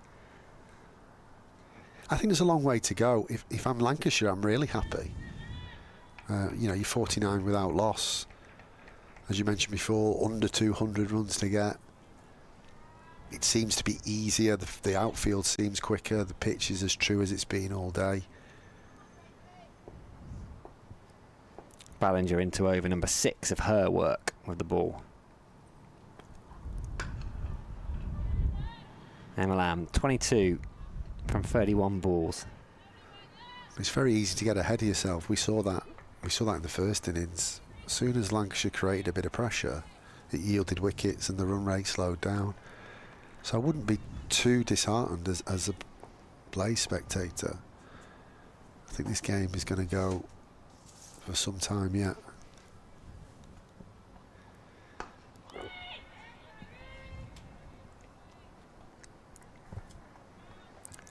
Very good from Grace Ballinger.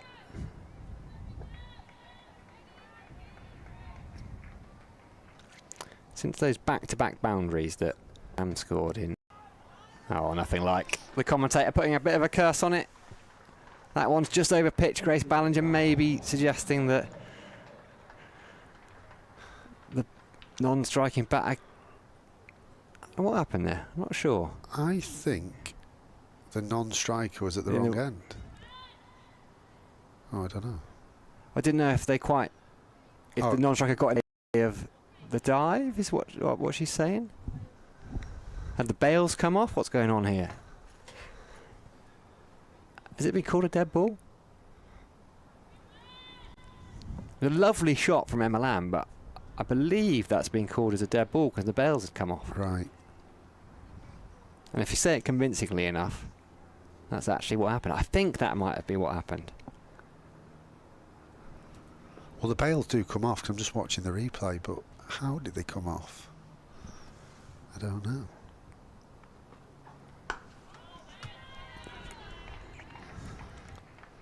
It was a beautiful stroke for Emma Lamb. I mean, just said she hasn't gone for a run off the bat. She's been saved by the bails.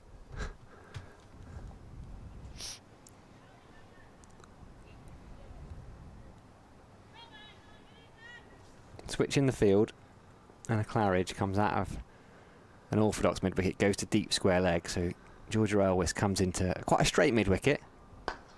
Oh, that's a lovely shot. Has she got it timed well enough? I think she might have done. She didn't get the boundary she deserved earlier in the over, but Emma Lamb has got one there. It's gone past the left boot of Grace Ballinger. And Emma Lamb has picked up 4. Moves to 26. It only seems fair, that, doesn't it? Because the shot before it was beautiful. Ballinger just searching a little bit. Might be time for a change at this end.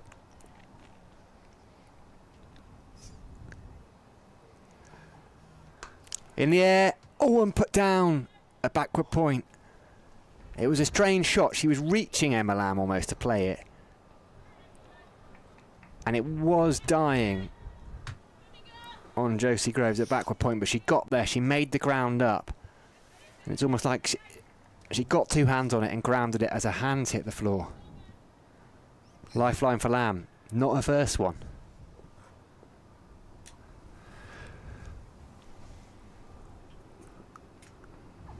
Short ball pulled. Just be one. Fielder out there.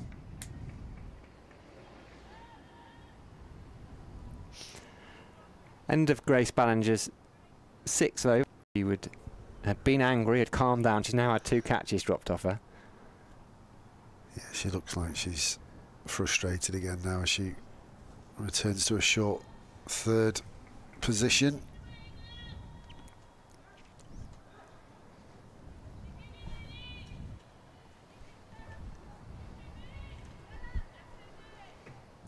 Bryce then to continue.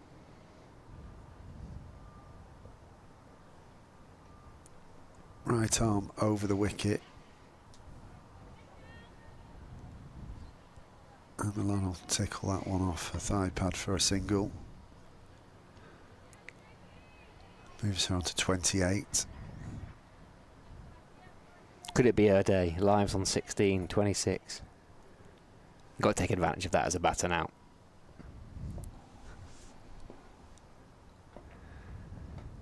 Mack again, trying to get creative.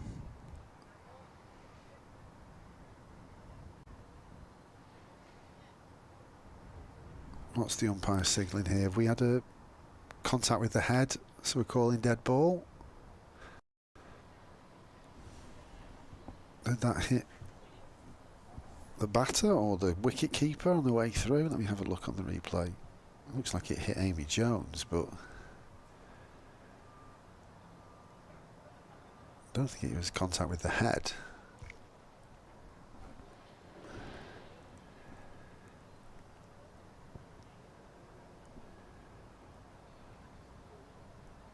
Don't know, is she going to be asked the questions? Did it flick off something and onto her head? Well, Jenny Cross is the Lancashire physio. She's entered the pitch and is now having a conversation with Katie Mack. There's no physio on the pitch for the Blaze, so it can't be an injury or a head contact to Amy Jones. It must have hit the grill, and I think it's a mandatory concussion test, which I'd imagine she has passed. But they're not easy, are they? What is it, days of the week backwards or something? I'm not sure I could. I think there's a series of questions, isn't it? How many runs are you on? It's on an iPad, isn't it? And that you kind of have to tap things on a screen. Oh, and is it? repeat Okay. words back. It's like they call it baseline testing. I don't know if that's the exact concussion test when you've just had. Interesting ploy when she's getting low there and trying to lift it behind square. There is a big gap there because square leg is backward square leg, but fine leg and short fine leg is vacant. She's gone again, not timed it, not got it where she wanted it to go. And then backward square leg is going to go out to of a long leg to try and cut that off now. I understand the thinking because Catherine Bryce is a slower medium pace bowler that pushes it in. But I think it's quite high risk, especially when you're just 7 not out. Another dot ball from Catherine Bryce. Well, we talked in the first about how it felt like the batters need to force it, particularly when there's no pace on the ball. Mac trying to make something happen. Rocks back this time, can't get it through again. So Blaze just clawing it back a little bit. 55 for 1 are Lancashire after 13.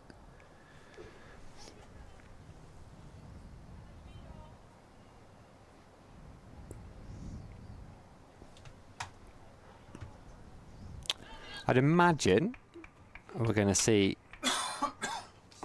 a change of bowling at the Radcliffe Road end. Grace Ballinger, 6 overs, 0 for 24, and I think it's going to be a little bit of Orla Prendergast, the Irish all-rounder, overseas signing for the first part of the season. Played 3 games last year in the Rachel Hayhoe Flint Trophy for the Blaze, picked up 5 wickets. Saw a lot of spin bowled by Lancashire, nothing yet from the Blaze. They've got Sarah Glenn, they've got Josie Groves.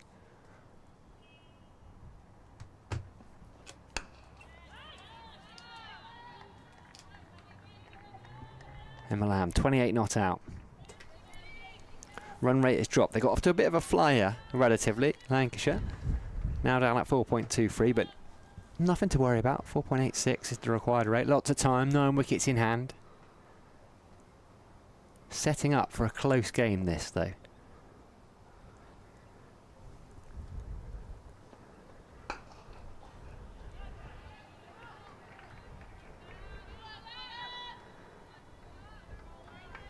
Building a bit of pressure, the Blaze. Trying to force a mistake. Make Emma Lamb or Katie Mack feel like they've got to do something out of the ordinary. Start from Orla Prendergast. Yeah, I've not seen much of Prendergast, but she's got a nice bustling action, hasn't she? She's hit her mark pretty good straight away.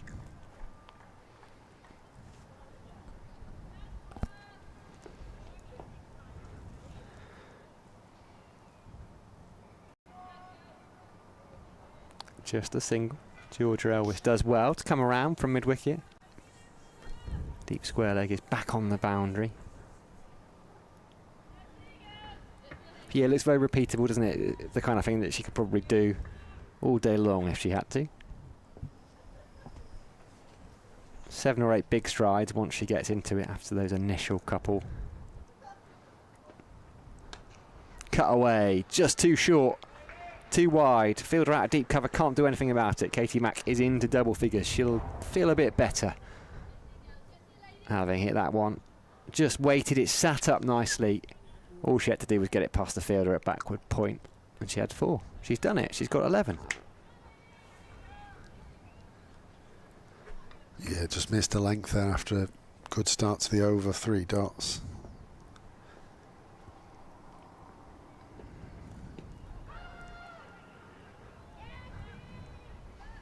Decent comeback, 5 from her first over, Prendergast, 60 for 1.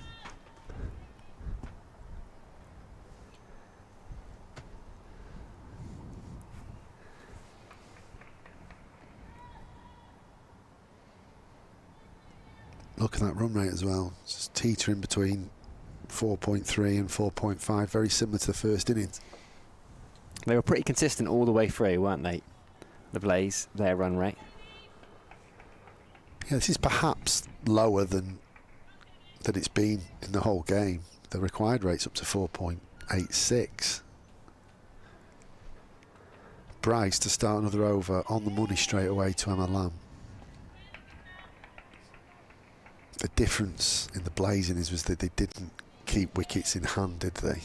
They lost a big cluster of wickets, and then they weren't able to go boom and really post a high 200 score. Low full toss from Bryce this time. Emma Lamb can't get it away. Good shot to mid on for no run. So I think, providing Lancashire, continue to be steady and keep wickets in the 10, they'll feel they're well.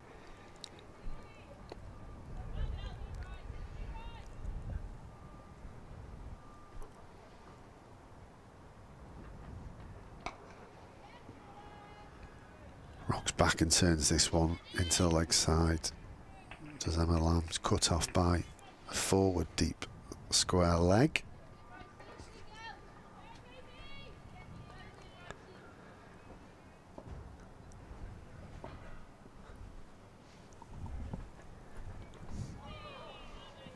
We've not seen many of them so far in the innings. Play and miss there from Katie Mack.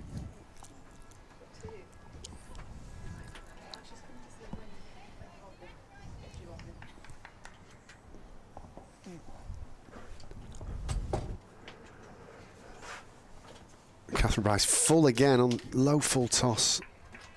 Katie Mack can't get it away. I am delighted to say we've been joined by the New England head coach, Charlotte Edwards. Good afternoon. Good afternoon. Thanks for joining us. Pleasure.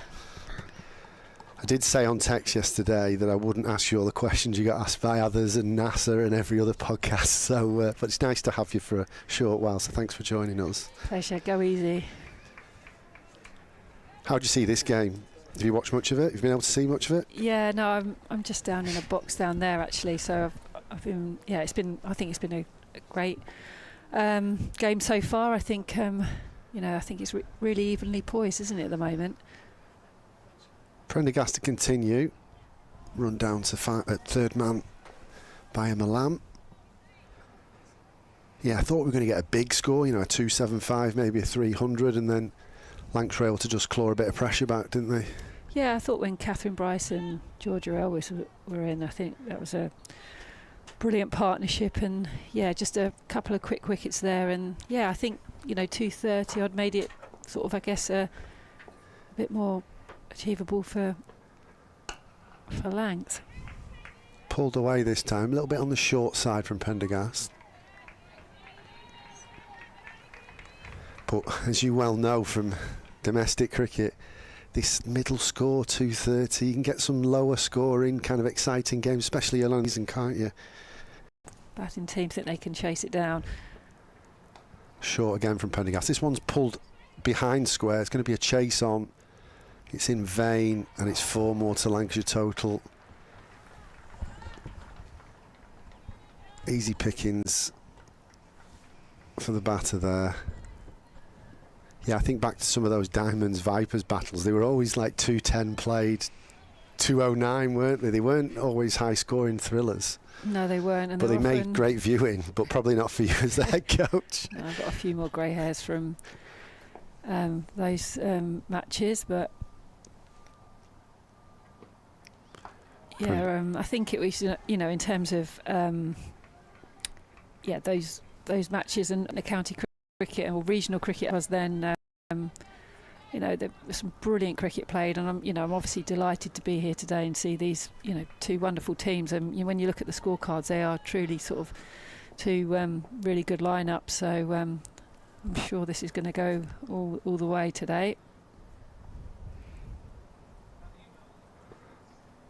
Prendergast just missing a length again. This side it's hit through the offside and difficult bounce in front of the backward point field. It's going to go for another 4 runs. So this is an expensive over from Ola Prendergast. Lancashire move on to 71. Emma Lamb filling her boots here. And there's a few players that have been in and around the England squad. Emma Lamb, she's had a couple of injuries, hasn't she? But has got international caps and international hundreds. So how do you see the domestic system evolving now? What do you want from it as the head coach? I just want competitive games of cricket. I think this is what we spoke about sort of a few weeks ago when I came into the role. I thought it was a priority that England players came and played this cricket, because I think I want to see competitive games where the players are put under pressure. And I think that's been probably a criticism of the England team of late is obviously being able to play under pressure. But I think the more you do it, the more you get used to it. And actually, there's no better place to do it than in domestic cricket. So I think to see these teams and to see all the players out there today. I've been following all 4 games downstairs. I've got screens everywhere, and it's been it's just been from I guess an England coach point of view, but equally as a fan, you want to see these players playing. Bryce to continue from Stuart Broad and cut away. This will be cut off though. Cover point, deep cover point coming round to backward point. Yeah, well, first up we had 2 England opening bowlers against 2 England opening batters, didn't we? All international experience and caps, so you can't ask for more, can you? It's time. But it's also, it's great for the players that, potentially have missed out in both teams, younger players, but they can actually, they can watch and see what the very best players do and how they go about stuff. Lancs are lucky. They have Katie Mack, who's been a prolific run scorer in Australia. So, there's some wonder in the comp this year as well. Feel very lucky that our players are going to get the opportunity to play with some of the very best players in the world. We saw that in the 100 as well, didn't we? We see our best domestic players again rubbing shoulders with the best international cricketers, and I suppose it's a yardstick to see how good they are, isn't it? I think Catherine Bryce is a good example of that. I know she's not in contention for England selection, but I remember when Catherine was a 20-year-old at uni and graduated from a Scottish system, and there wasn't a volume of cricket as an associate nation cricketer. Kind of, you played a tournament that you didn't play for 6 months, but for her to have constant cricket and all these young women to have kind of constant diet of cricket, we've seen the development of the game, and it's accelerated, I think, over the last 5 years. Well, we've both been there from the start in terms of the regional structure, and to see the improvements year on year of the standard, the players now putting their hands up. Someone like Catherine Bryce, she's performed year on year in this comp, and recently in the World Cup qualifiers as well, where she was the standout player. So yeah, it's been wonderful to watch it all. Yeah, and I think the thing that struck me this morning was coming in. There's been negativity after the Ashes, and the fitness word's been thrown around loads, but genuinely this morning, the amount of staff that are here that are supporting professional cricket is phenomenal, and the players look athletic, they look fit. We've seen some good fielding, some good running between the wickets. I think sometimes we can grab hold of a negative narrative, and it magnifies itself because of this digital world we live in, and so I'm quite passionate to dispel some of that at times, because we've got a really powerful and special domestic game here. Yeah, no, it was my first time coming to a fixture this morning without lugging a bag in, and it was really lovely just to sit, and I watched the warm-up, and I saw exactly what you saw, you know, 2 professional outfits going about their business and preparing the players as well as they have done. And I feel really proud. You know, you felt really proud this morning sat here because, you know how much hard work goes in behind the scenes, and I certainly do from being a head coach of a county, and you know of the media now, and I think now that's something I've spoken to the players around. It's about perception now, and it's about you know, us, you know, winning back the fans really from the winter, and because there's some wonderful cricketers. Should just mention we've had a bowling change. Sarah Glenn's on. Emma Lamb just bunting that one on to. I think we put the Australians on a pedestal. Men's cricket, women's cricket. They're just humans like the rest of us, I think. As Sarah Glenn's in once again. They're going to take another quick single here. That was just dropped into the leg side perfectly. Just not letting Sarah Glenn settle there.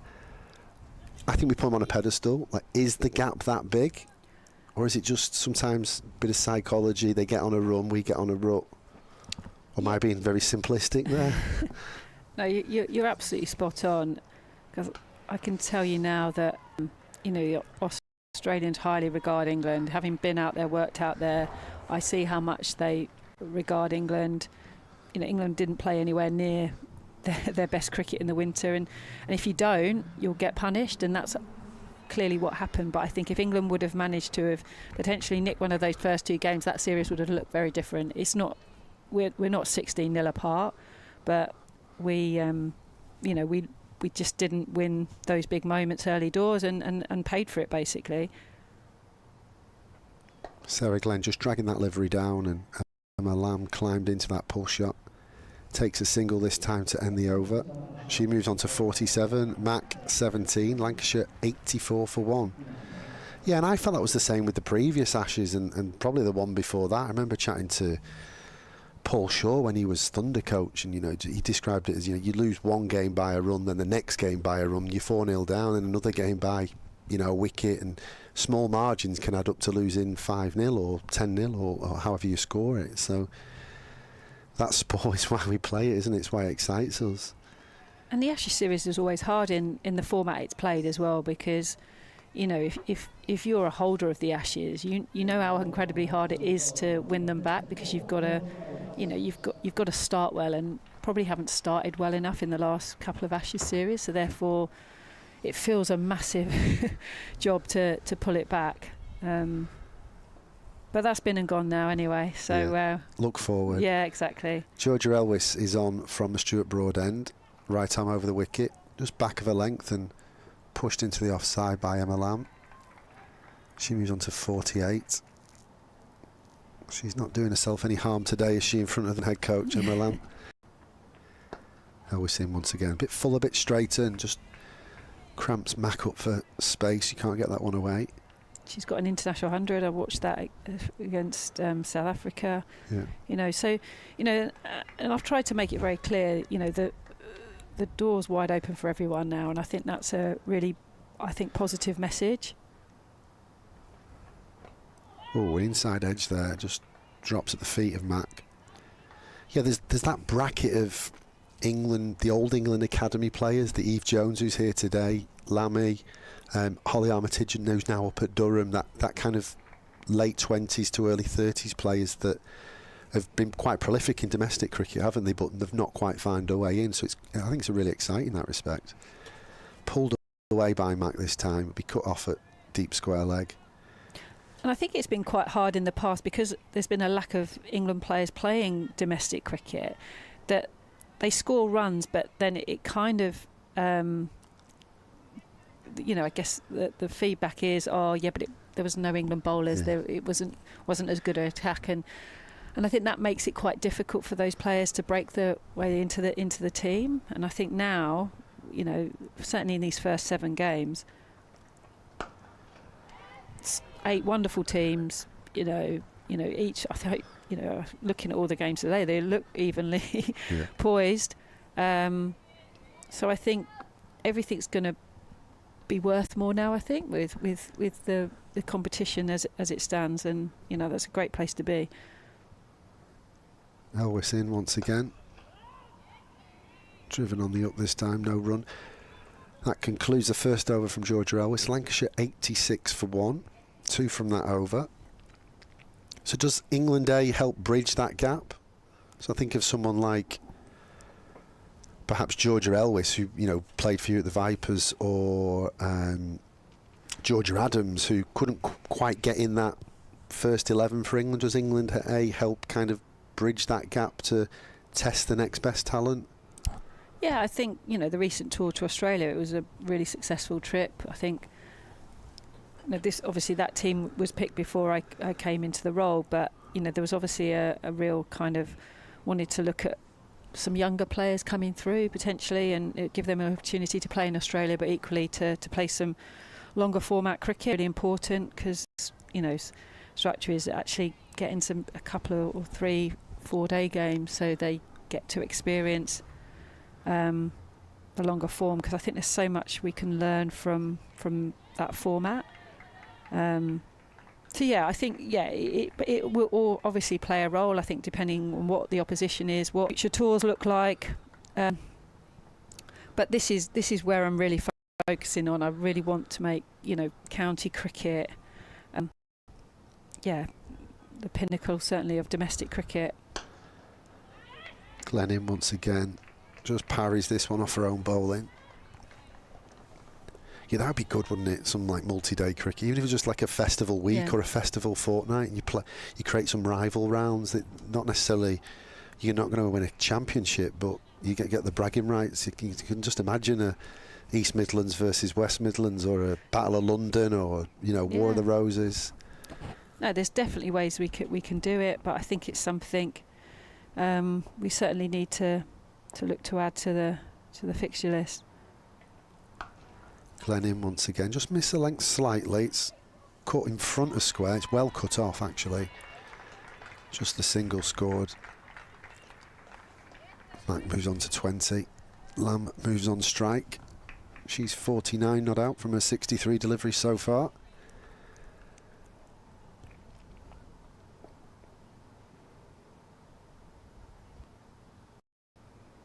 Glenn over the wicket, floats that up. Lamb pushes that forward. There's no run to extra cover.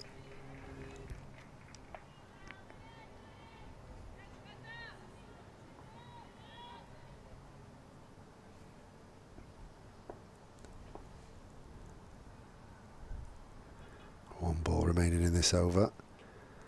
As Glenn's in, Lamb rocks back. She's going to cut this behind point. She might get 4. She does get 4. 50 for Emma Lamb. 53 from her 65 deliveries. Great way to end the over. Great way to end the 20th over. Lancashire 93 for 1. They're building some solid foundations here, aren't they, Lancashire? Yeah, I mean, any good run chases around, building that foundation. I think what they've done really well. I think, they've really they've obviously seen off the new bowling attack, and I think their singles, the way they've rotated the strike has been really impressive. And Katie Mack's renowned for that. She's one of the quickest runners between the wickets. I was lucky enough to work with Katie in the Big Bash with the Adelaide Strikers, and she's been a really good signing for Lancashire. So remind us, obviously all roads at the moment lead to India in October, don't they? But what's going to happen this summer? What's on the cards in terms of international cricket? Yeah, so first series is against the West Indies on the 21st of May. And they'll start with 3 T20s and then 3 ODIs against them. Then a bit of a 3-week break, and then go straight into a 5 T20s and 3 ODIs against India. So there's obviously 2 big series, 100, and then off to the World Cup, which will be pretty cool in India. Yeah, India. You toured India? You've played India a few times. Yeah, and obviously I've been out there a lot with the WPL. So I'm looking forward to that. I mean, obviously when I took the role on and looking at what lies ahead, it was probably 6 months to 50 over World Cup, a year to a T20 home World Cup. There's some pretty exciting things on the horizon. Elwiss in once again, beautifully driven through the onside. It's just going to get there. A bit of a teaser from Emma Lamb. Just got it inside the left hand of Georgie Boyce. I think that's the mark of a player who's in good form, when they can hit it just through mid-on, good balance. I always say when you're playing an on-drive, you're in really good positions or in a really good place. You know, you have to be very well balanced, and that was a superb shot down the ground. Elwiss in once again. Work round the corner this time.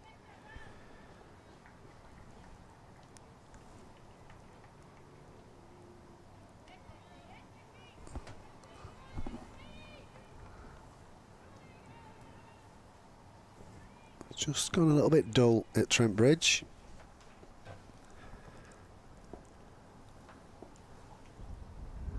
Elwiss in once again, full and straight, and Mac bunts this up to mid-on. It's cut off for no run.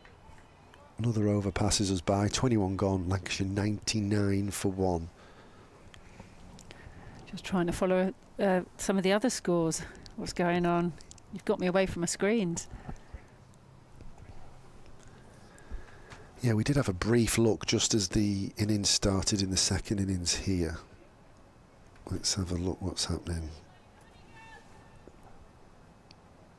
Durham are 104 for 1, chasing 170 of 178. So that looks academic, but we'll check back later.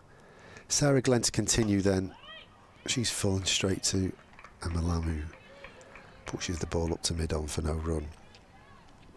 Warwickshire Women are chasing your old team, Charlotte. They're chasing 209. They're 46 for 1. Sarah Glenn couldn't quite get across to it. 46 for 1 are Warwickshire. Stair Callis is the one to depart. Abby Freeborn, 22 not out. Davina Perrin, 3 not out. And what's the other fixture? Surrey versus Somerset. That's a shortened game.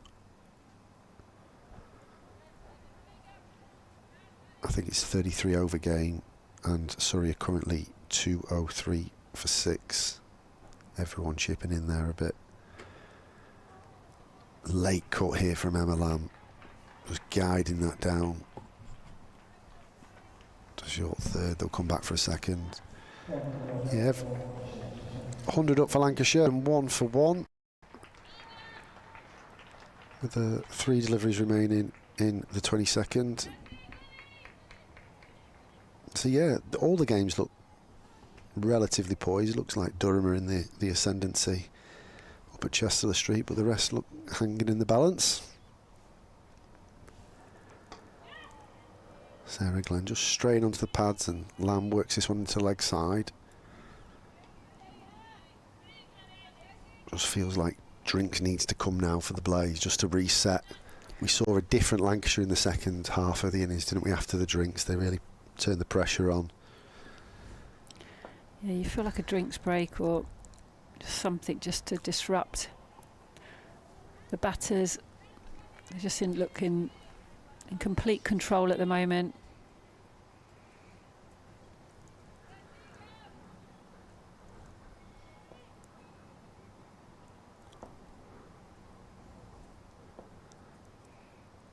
Sarah Glenn once again.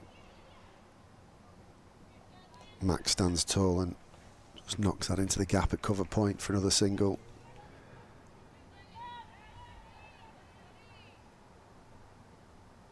Max very good at accumulating, isn't she? She can compile it innings without playing a shot in anger. I think she's an excellent 20 over player, but 50 over player. This run in between the wickets has been very impressive. You know, you can see Sarah Glenn there with her hands on her hip, her best ball, but they've... Oh, if she misses a length, it's a 4 with the back cut. But just to try and stop that run. Yeah, I think what you've got to do, and we were talking about it earlier actually, that sometimes, you know, we get out of power play and you just think you've got to have 4 out, but actually, and because 2 players are going, but actually bringing that player up from deep cover and just saying, get it past. You know, Glenn is renowned for sort of her stump hitting. That's a tough shot to get a power through covered, but it's much easier just to drop and run. So I think sometimes just being a bit creative with the field, and sometimes just taking a bit of a gamble. You've got to do that to potentially create that wicket, because they need wickets now. I mean, these two are batting superbly. Elwiss is in, another, you know, prolific run scorer, but the way she compiles it, just drops it at cover point, drops it to mid-wicket. Then the field comes in, she drives it through extra cover for 4, and all of a sudden she's 25 not out without, you know, taking breath. Yeah, her innings today was brilliant. Her and Bryce, I thought they just really controlled. Dug in this one, pull shot's cloth, and it'll fall short of the deep square fielder. It's just a single to Emma Lamb. The run rate is the highest it's been in the whole game at 4.75 for both innings. The required rate is 4.66, which is around the overall run rate for the whole game. So I think it is in the balance, bar the wicket column for Lancashire. That looks very favourable. But I think if you're the captain now, you're thinking, and I'm sure Tammy is, if we can get them 120 for 3, go bang bang, then the game suddenly just changes, and you know that you're going to have 2 new batters in, and hopefully you can create some pressure. Oh, this one beats the bat. A bit of extra bounce, well taken by Amy Jones. Yeah, we saw that in the first innings, didn't we? They broke the partnership of Elwiss and Bryce, and they started to choke, blaze up, and what looked like a 275, 300 score became a 235, didn't it? So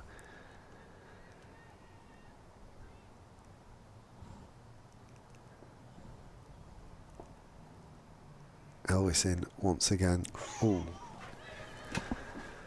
this one, bit of an edgy cut, very fine, and it's gone for 4. It's just squeezed over the boundary. I think it's Grace Ballinger down there. I can't quite see because of the hoardings in front of me. Bit of a false shot. I'm sure Katie Mack will say she dabbed it, but it's 4 runs nevertheless. 110 for 1.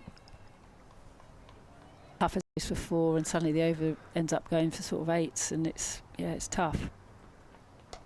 Elwiss in again, finishes with a dot. Lancashire 110 for 1 after 23. Yeah, they're coach killers, aren't they? Let's be honest. But I think, you know, Tammy, Georgia, Elwiss, you know, Amy Jones. I mean, you can see Tammy and Amy Jones talking out in the middle there. They'll know that these games can change quite quickly. Runs on the board are always worth a little bit more.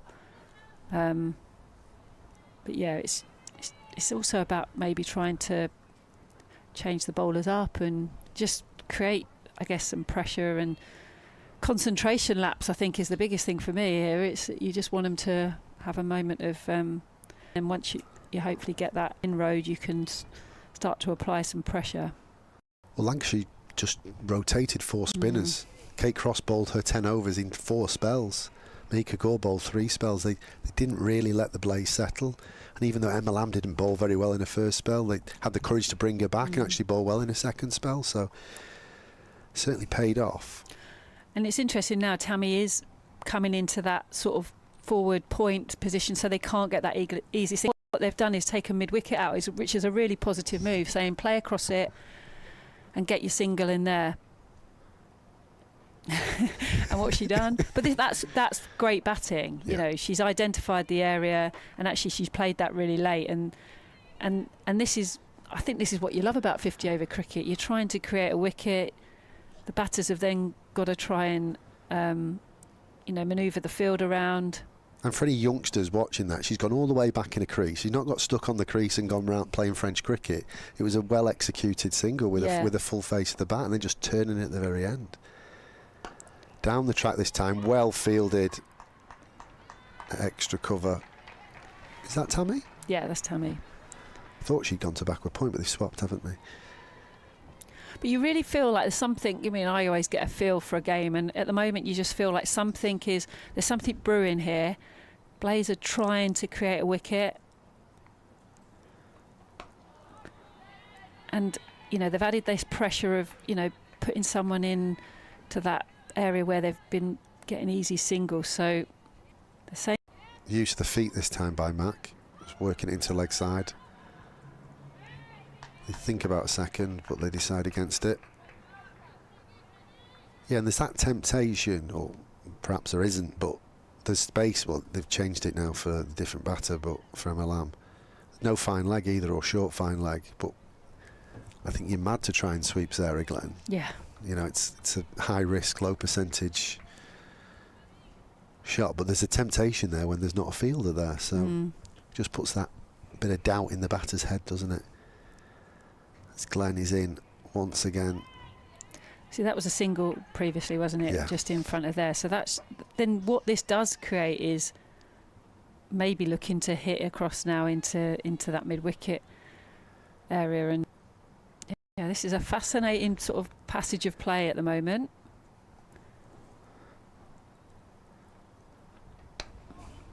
Glenn in again. She misses the length a little bit, but she's got the protection out on the leg side. That concludes the 24th. Lancashire 113 for 1. Yeah, it's this kind of cricket that fascinates me the most at all levels of the game. I think if you can find singles, you can add 20% onto a score. But then also what I felt with the Blaze, and I think it's been symptomatic in England in precious situations over the last few years, is where do you find your boundary as well? Who's the players that can be a bit creative when you've got licence to, and find that pocket over extra cover, or hit that big pocket over at wide cow corner, if you like, because that then turns those singles plus fours into 6, 7, 8 and over, doesn't it? Yeah. We see people like Nat Sivabrunt do that so well. But the very best players under pressure go to their strengths, and I think sometimes, you know, some players have been guilty to go into their worst option under pressure, and I think the very best players, you know, and I've been lucky enough to work with a lot of them, they take the right option. They'll take that's more in their favour than against them, and I think that's, you know, something I've spoken to the England players around is Panged in by Elwiss, this one. There is a long leg in place that has to run round. I'm sure that'll be marked as one short one for the over. We've seen a few short balls today. I think it's a great delivery in the women's game. I think it's underused at times, and I don't think it matters who bowls it, whether it's a fast bowler or even a, you know, women aren't used to the ball coming around head height, and I think, you know, I think it's a wicket taking delivery. Back cut by him. It's parried.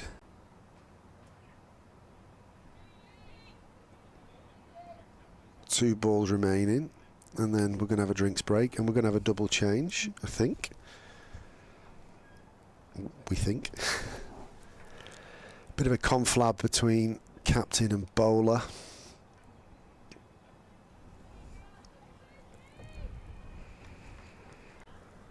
No change in the field just yet. What Blaze would do now for a wicket just before drinks, as Elwiss is in over the wicket. Look like a bit of a cutter, a bit of a floaty ball, that. They're gonna get two, because there is a bit of a fumble in the deep. But that fumble comes through pressure. If you're looking, I don't care what you say, as an outfielder, you're watching Katie Mack run as quickly as she possibly can, and you know, I've got to pick this up, and I've got to, and then there's the fumble, and then she's got her easy second. In once again, Elwiss, and there's no run. That's what makes that Jason Roy pick up in the World Cup final so remarkable, because if he gets that wrong, we don't win the World Cup, do we? It's incredible. But it's the confidence, is it, to do that and know that that's the right option at that point in the game. But yeah, under that pressure, I mean, I was there that day, and it was, yeah, that was mad, that game of cricket. Elwiss in once again. I read that wrong before, by the way. There was 2 gone, not 2 to come. So there's 1 ball left now. Lancashire 119 for 1.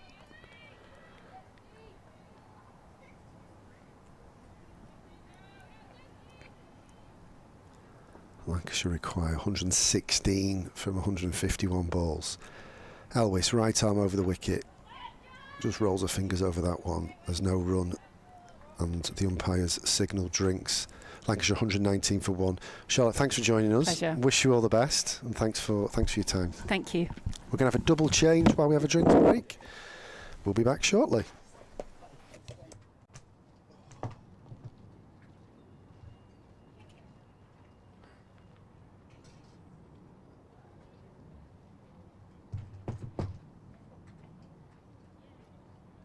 Thanks, James.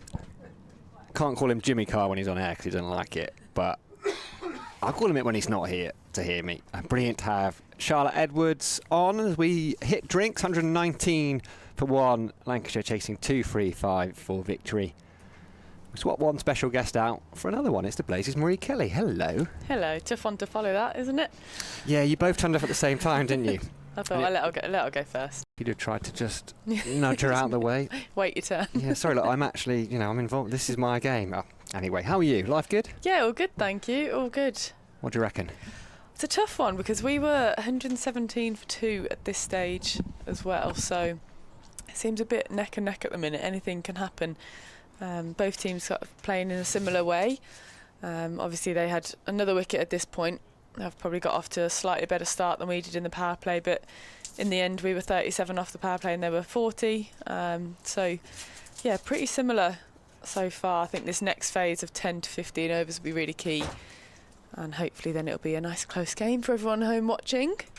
Everyone likes a close finish, don't they? Yeah, they do. And even if you're playing, nah, you want an easy victory, don't you? Watching it, and there's nothing you can do about it. If you're in the middle, you just want to get the game done, don't you? But yeah, it's a good spectacle always when it's a tight finish. But we'll see how these next couple of overs go. I think it'll be pretty key. Looking at the run rate, I always look at that, and they're just under it quite a bit at the minute, aren't they? So last 5-10 overs, they've just been under that required rate. So Blaze will be looking to shift the scales in their direction, especially the next 5-10 overs. What was the chatter at the break? Because we were up here. It's an easy game from up here, right? James and I were saying, 275 is probably par, they're below par, top order all got starts. Where did the dressing room feel like they were at? Pretty similar, I guess. I think from where we were then looking at sort of 260 at least. But then, like you say, you just probably need somebody to carry on all the way through the innings to enable you to do that. But nevertheless, this boundary down here is pretty big, and there's quite a few pockets. So we saw a couple of the girls, it was tough to score boundaries at the end, so there was a lot of twos. But it's quite hard to pierce and fully get through the ropes, so you never know really. Anything around that 230, 240 mark could be enough. But obviously Lancs have started well. We've got plenty of wickets in hand, but I don't think it will necessarily be about the wickets. I think it will be about the run rate for the next 5-10 overs, which will be key. Required rate is 4.64. Current run rate 4.76. Sam Delling alongside Marie Kelly. We've just got a drinks break on the opening day of the Metro Bank One Day Cup. The sun is coming out.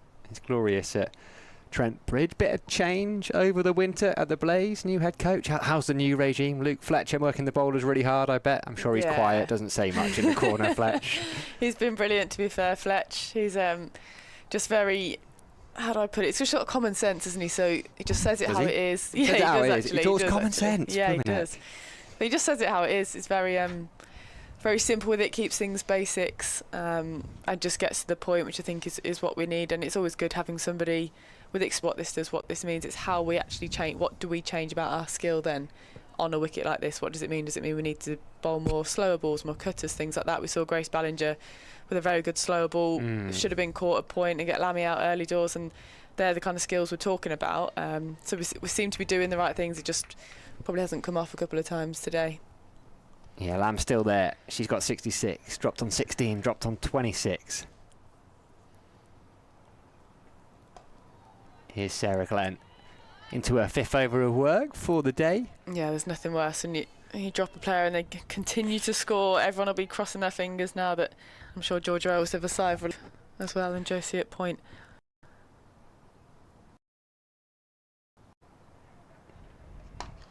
It seemed to go the other way in the first innings, weren't there? There were a couple of catches put down by Lancashire, but it was both Tammy Beaumont and Orla Prendergast were put down, and it didn't really cost them. Yeah, probably that first game of the season, getting a few of the cobwebs out. Although we've had a very good pre-season this year, weather's been kind to us. Actually got quite a few fixtures in.